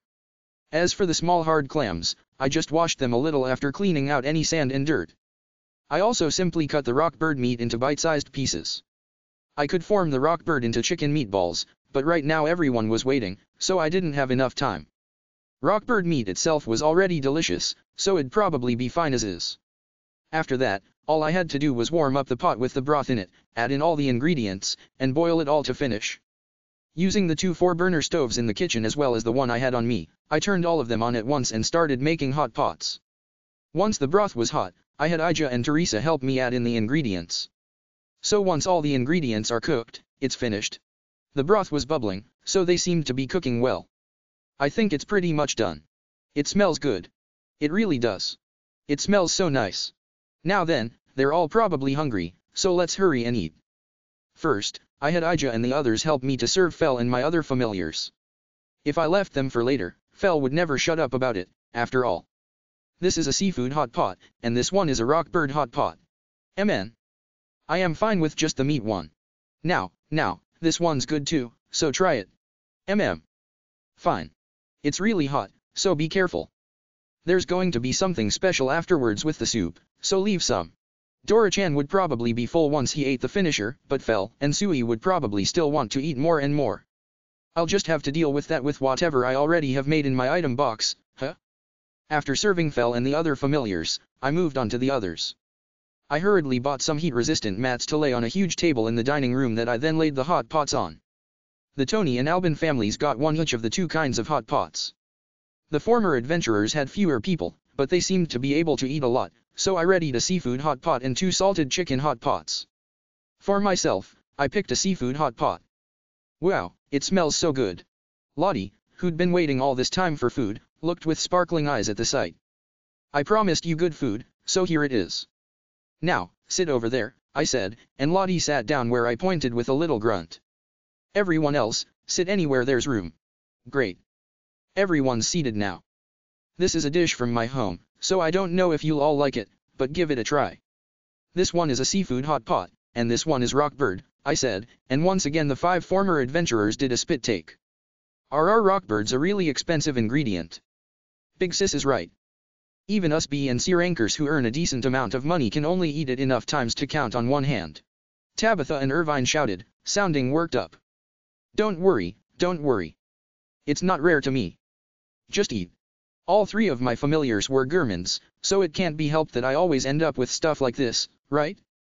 And for rock bird meat, there's more being butchered by the Adventurers Guild right now too. By the way, but what is this seafood? Barthel fearfully asked. Delicious white meat fish, I answered. Anyways, it's fine as long as it's good, right? Right? So rather than all that fussing, let's just hurry up and eat. Luke and Peter must not have been able to win against their appetites even with their surprise, since they were already drooling even as they waited. The Tony and Albin families weren't eating either after seeing the surprise of the 5 former adventurers, though. Lottie looks like she really wants to eat, too. Oh fine. I scooped out a portion of my own hot pot and started eating. You all split your own food amongst yourselves, too, I said, and everybody finally, slowly, started serving themselves. I just used whatever was already in the house for dinnerware, and the previous owner must have had some specific tastes, since all the plates were attractive pieces of what looked like white bone china, decorated with charming flower patterns. They didn't match the pots I used for the hot pot at all. So good. Big bro Makoto, this is delicious. Lottie smacked her lips in enjoyment after eating some of the rockbird hot pot. Right? It's good, isn't it? Yeah. Lottie was smiling as she happily bit into the rockbird meat. Oh. So fish could be this good. It really is delicious. It's been a few years since I've had fish, but the ones I had before were nowhere near this good. Albin and Tony seemed keenly moved as they tasted the seafood hot pot.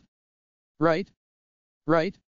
Aspidicelone and tyrant fish break down really well in the mouth, and their light and simple flavors hit really well with each bite. When I explained that it was fish from the sea, I learned that neither of the families had ever had sea fish before, since aquatic monsters could also be hunted in inland rivers and lakes, and it was rare in this world to eat fish. In the first place. The other children Kosti, Selja, Oliver, and Eric all looked like they were really enjoying their food and eating as much as they could. Ija and Teresa were laughing through their tears, seeing their children enjoy themselves like that. It's been a long time since they've been able to eat their fill. Thank you so much, they said. Makes sense, since it's really rare for a slave to be able to eat their fill. Even if the adults can bear with it, it's hard for children to have empty stomachs. Eat up, everyone, I said to the kids, and they all nodded with full-faced smiles. The 5 former adventurers dug in with gusto, which made sense for how big they were. They ate like they were racing each other, all the while exclaiming about how good the food was. I kept one pot to myself, but as I expected, I couldn't finish it all, so when I asked them, "Do you want it?" the idiot twins and Peter took the whole pot like they were robbing me. While that was going on, I put on the finisher for Fel and the other familiars since they'd finished their pots, and once our own pots were empty, I showed everyone the final surprise of hot pots. You see, these pots are delicious right down to the end.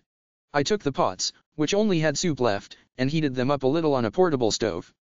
Then, for the seafood hot pot I added rice and a beaten egg on top. For the salted chicken hot pot, I added in the ramen noodles I had bought and cooked it for a while in the soup. Okay. This should be good.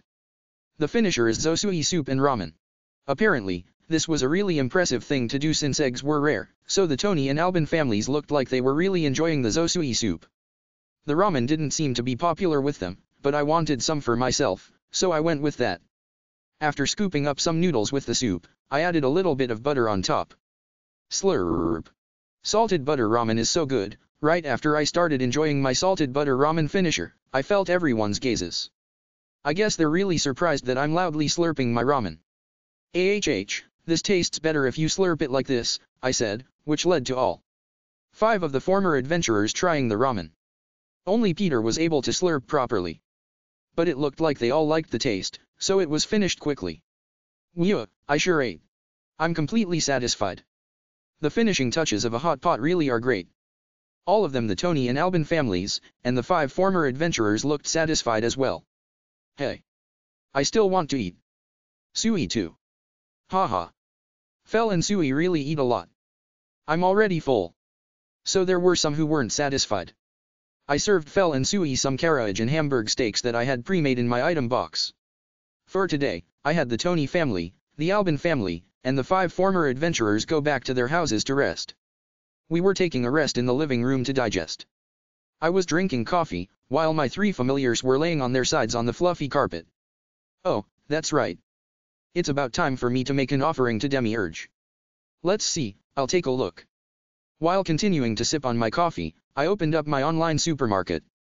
When I opened the menu for my tenant, the liquor shop Tanaka, I found that they were holding some sort of wine festival.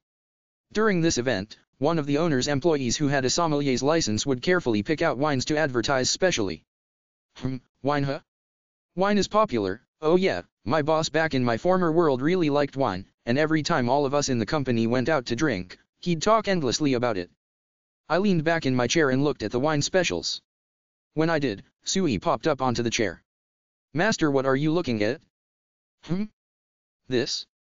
I'm wondering what I should offer to God. God? That's right. It's an offering to ask them if they'll watch over us. I I couldn't tell if Sui got it or not. But it seemed like it was interested in what I was looking at, and was peeking at the screen. You are making an offering for Ninrir, no? Make sure to do a good job, Fel warned me, moving just his head as he lay on the carpet. No, this isn't for Ninrir. After all, that goddess is currently in the throes of house arrest. What? Are you planning on not offering anything to Ninrir? No, you see, I'm offering this to the god of all creation, who's more important than Ninrir. It can't be helped. Or what? Are you going to complain to the most important god of all, the one that created this entire world, Fel? If you are, then go complain to Demiurge. It's not my fault. Grr. That is. Demiurge is the most important god of this world, so even Fel can't complain, I bet. Fel seemed reluctant, but he had to relent. When I returned my focus to the screen, Sui was also staring at it. Hey master, is this food? This is alcohol. It's too soon for you, Sui. Oh, that's right, rather than this, wouldn't you rather have a cake, Sui? You haven't had any today, right? Cake. Sui will eat. Hearing cake, Sui started bouncing up and down. You guys want some too, right? Fel, Dora-chan. Of course. I'll have some pudding. I opened Fumiya's menu and took everyone's requests. Of course, I will be having the usual. That one really is the most delicious. Acting as if it was only to be expected, Fel asked for 2 strawberry shortcakes. It's gotta be pudding for me. Dora-chan also asked for his favorite dessert. There was a new strawberry milk pudding, so I told him about it, and he asked for one of those and one of the usual custard puddings. Sui wants this and this. Sui chose a blueberry tart and a strawberry roll cake. He was apparently in a mood for those 2 today. I served everyone their treats, and then I went back to looking at the menu screen for the liquor shop Tanaka as I sipped on my second cup of coffee. Wine, huh? I've only given him Japanese sake so far, so maybe wine will be fine this time? I decided to add some of that on top of the usual Japanese sake in my offering to Demiurge. However, I wasn't well versed in wine either. In situations like these, it was best to just take advantage of recommendations. The first bottle I chose was the owner's most recommended wine, a white wine from Germany. Apparently, almost all the wine Germany made was white wine. Among those, this wine was the face of all white wines made with Riesling grapes. The description said that it was known as a wine that Bismarck loved to death, and the fresh, fruity scent and acidity gave a sweet and refreshing feeling on the palate. The second bottle was a French wine that the employee with the sommelier license recommended the most. It became famous after it appeared in a well-known manga about wine. The description said that it was balanced and delicate, having a well-harmonized flavor, a very delicious wine for its price. It shouldn't be a mistake to choose these 2. After all, they are being pushed the hardest by the owner and the sommelier. For the Japanese sake, I picked those from the rankings as usual, the weekly rankings this time. The shining top of the weekly rankings was a sake from the Aomori Prefecture, which had gained popularity through word of mouth. It was known for being refreshing on the palate while still having a very deep and complex taste. And I got one more bottle, the second in the rankings.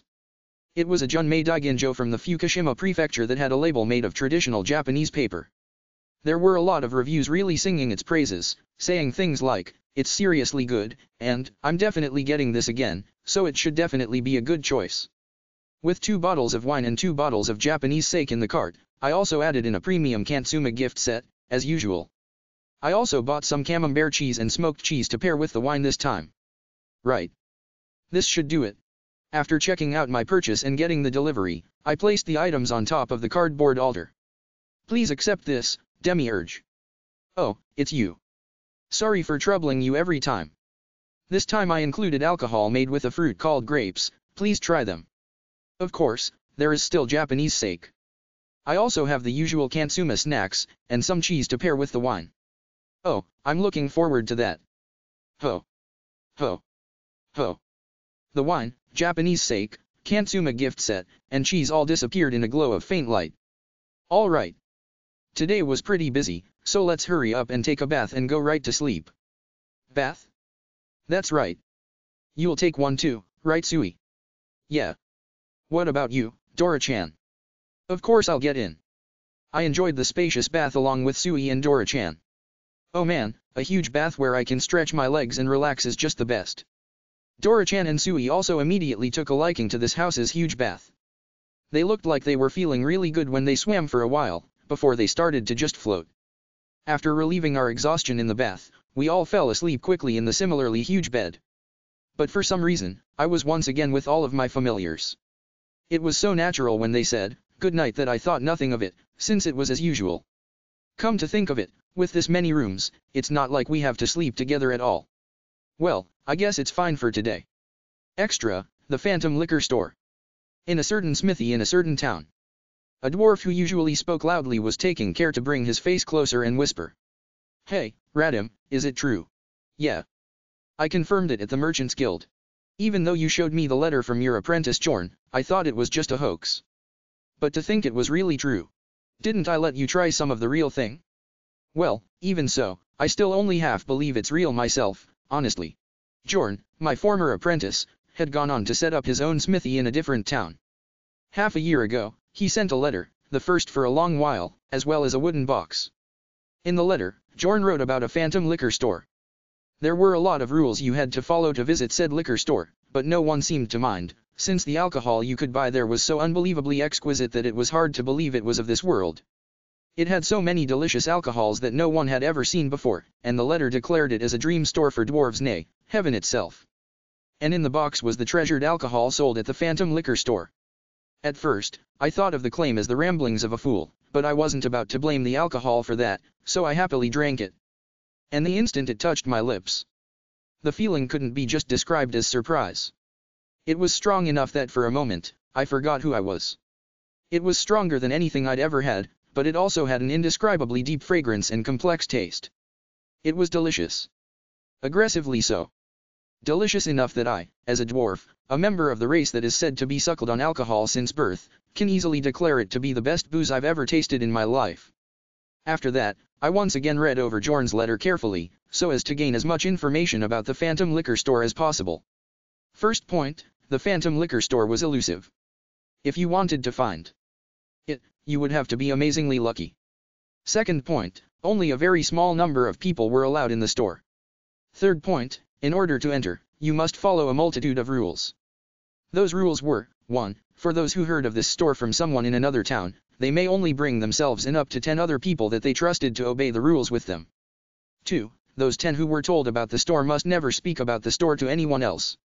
3. For those who heard of this store from someone in another town, they may tell only one person in another town about this store. 4. When tasting the products in the store, you must never raise your voice or make a fuss. 5. There was a buying limit in the store. One customer may only buy up to 5 bottles of a given brand.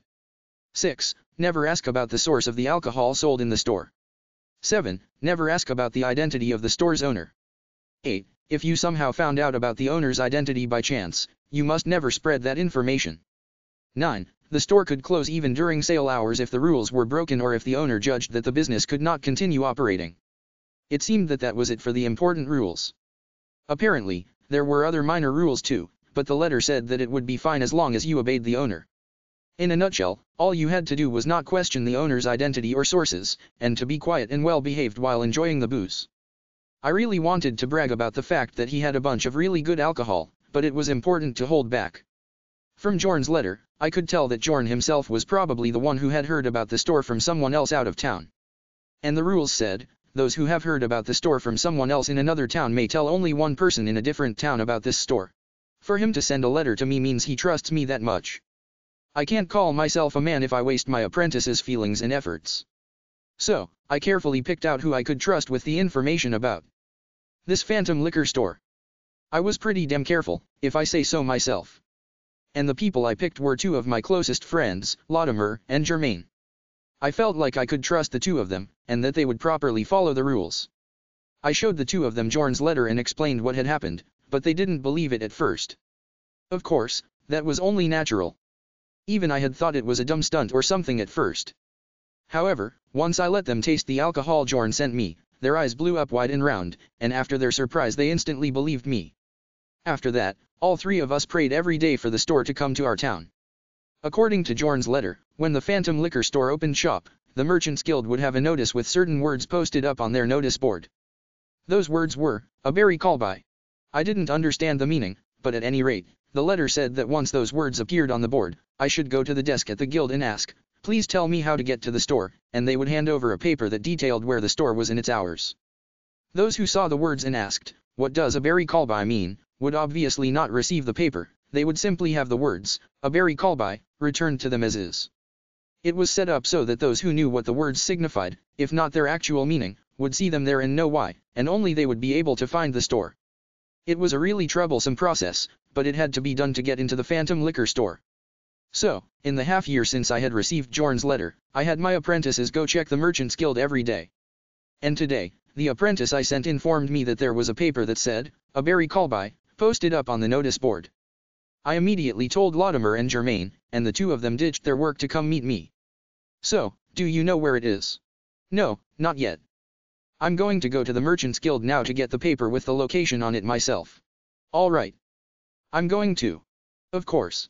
So, all three of us went to the Merchant's Guild, and succeeded in getting the paper with the store's location on it before returning to my workshop. "Okay, I'm opening it." "Yeah.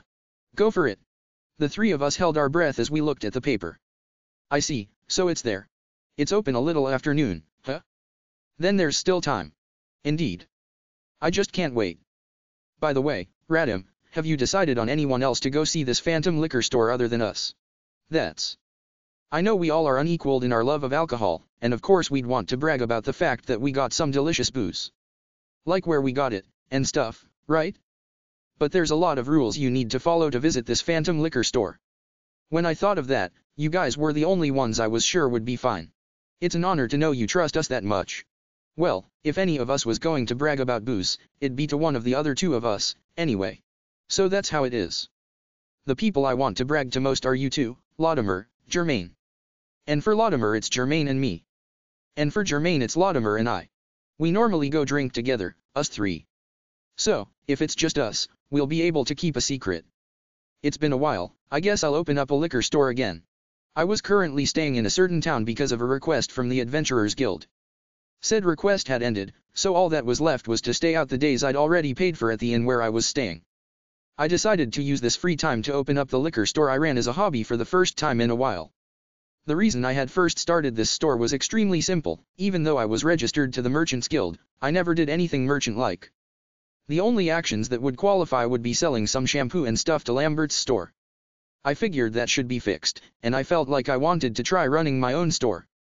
At first, I thought about doing a grilled skewer stall, since I had ordered a barbecue grill and Dolan and everything. In truth, I actually had everything ready, but my gluttonous trio.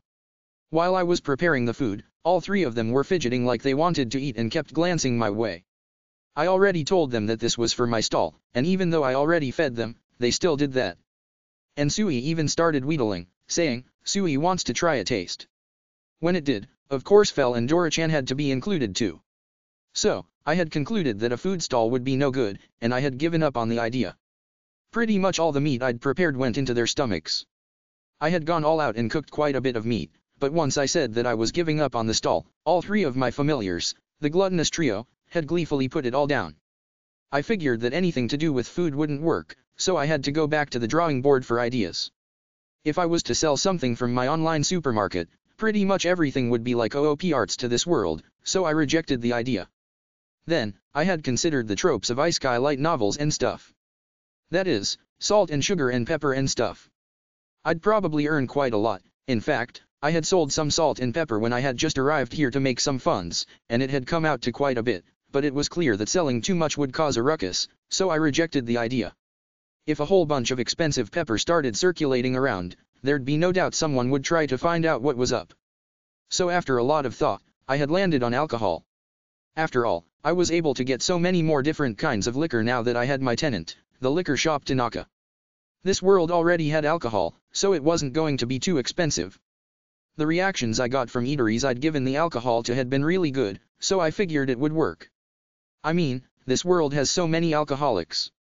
However, the alcohol I'd be selling wouldn't be from this world, so I thought it might become the subject of rumors and I really wanted to avoid that. It would just be annoying if people started asking around about my sources and stuff. So, I decided on some strict rules for the store.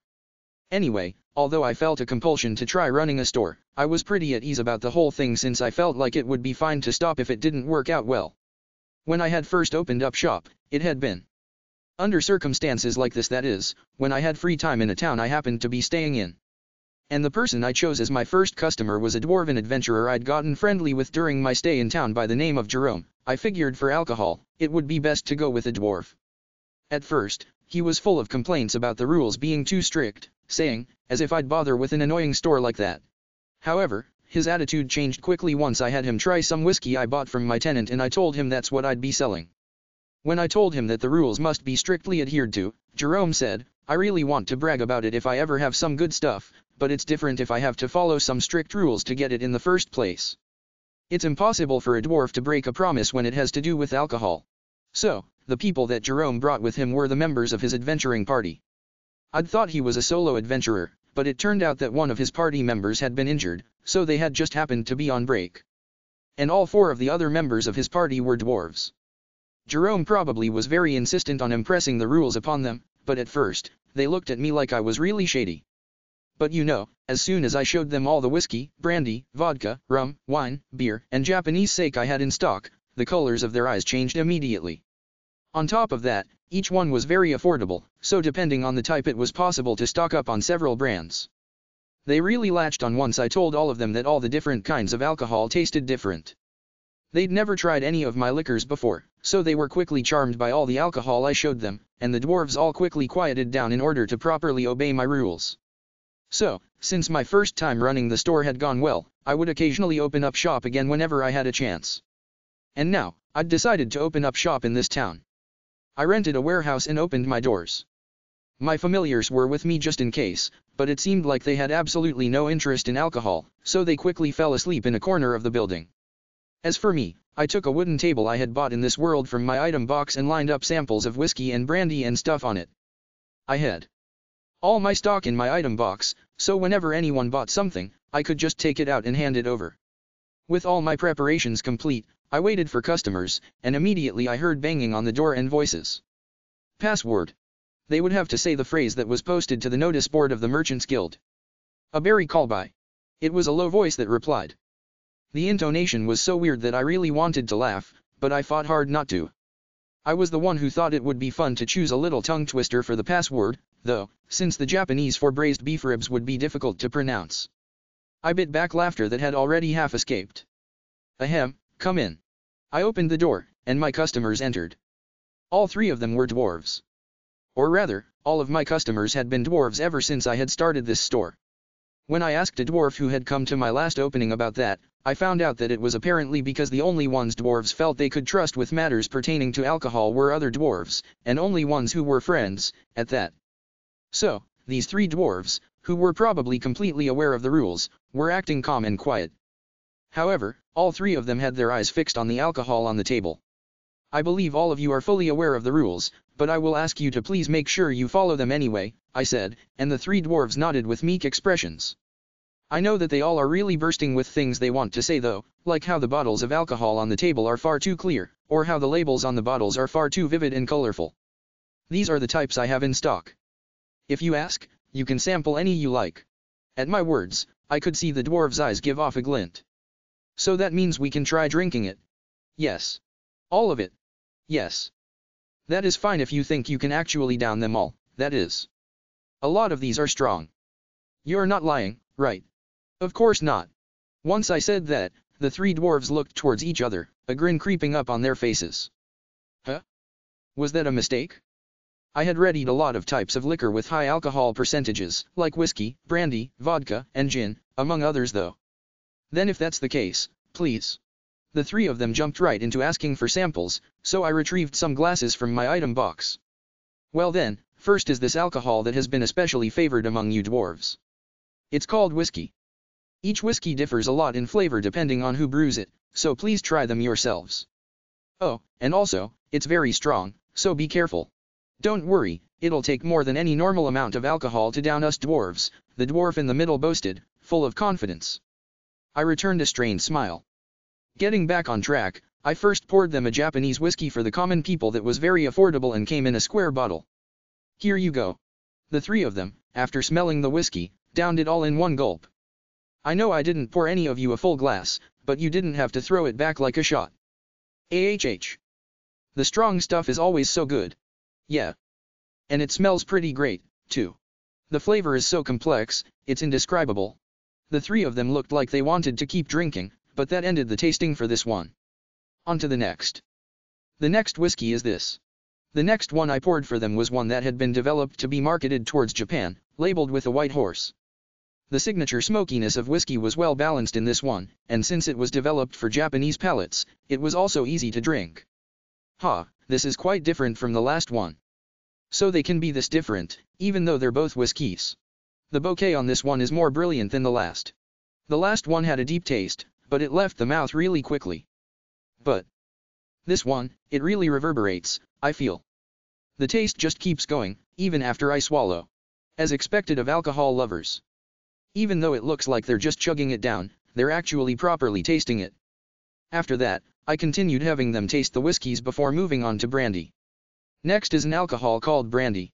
First up was a French brandy in a unique bottle, with a mouth that was tilted slightly diagonally. Apparently, this brandy was soft on the palate and smooth down the throat. This one also seems strong, but it's so easy to drink. It's just slightly bitter. I can't really describe this fragrance. It's soft on the tongue too, I can almost feel some sweetness, it's not bad. And the tasting continued. This one is the last. Now, if you will tell me what you would like to buy, I will prepare it for you. The three dwarves made good on their word. They had tried all the alcohol I had to offer, and handily. It was a little scary. They're all so good that I want to keep drinking, but I suppose it can't be helped since this is just a sampling. Right? But what should we buy? They're all so good that I can't decide. I brought as much money as I could, but even with all that I can't buy everything, so it's going to be a hard decision. As I stated in the rules, they could only get up to 5 of a single brand. I had told them the prices of every bottle when they were tasting them, but even though they were all pretty affordable, the price would naturally pile up if a person tried to buy too many. Almost every time, I saw my customers pick 5 or 6 different brands to get 5 bottles each of after a lot of deliberation. Okay, I've decided. Me too. Yep, me too. Thank you for your patronage. The three dwarves left with satisfied expressions, carefully carrying huge bags and saying, just what I'd expect out of a phantom liquor store. No, isn't it weird for the three of them to buy every single brand I had? Oh man, dwarves really do go crazy for alcohol, don't they? Before buying every brand of alcohol I had, the three of them all said, as if we could let this chance go. On top of that, for the stronger ones like whiskeys, brandies, and vodkas, they had bought up to the limit, 5 bottles of each. I wasn't sure how they were going to carry it all back since they bought so much, so I gifted them some bags I had on hand and told them, they're glass, so be careful not to let them break. Still, a dwarf's passion and attachment towards alcohol really is amazing, isn't it? I only open up shop every once in a while, but as long as dwarves exist, I'll have a really secure source of income.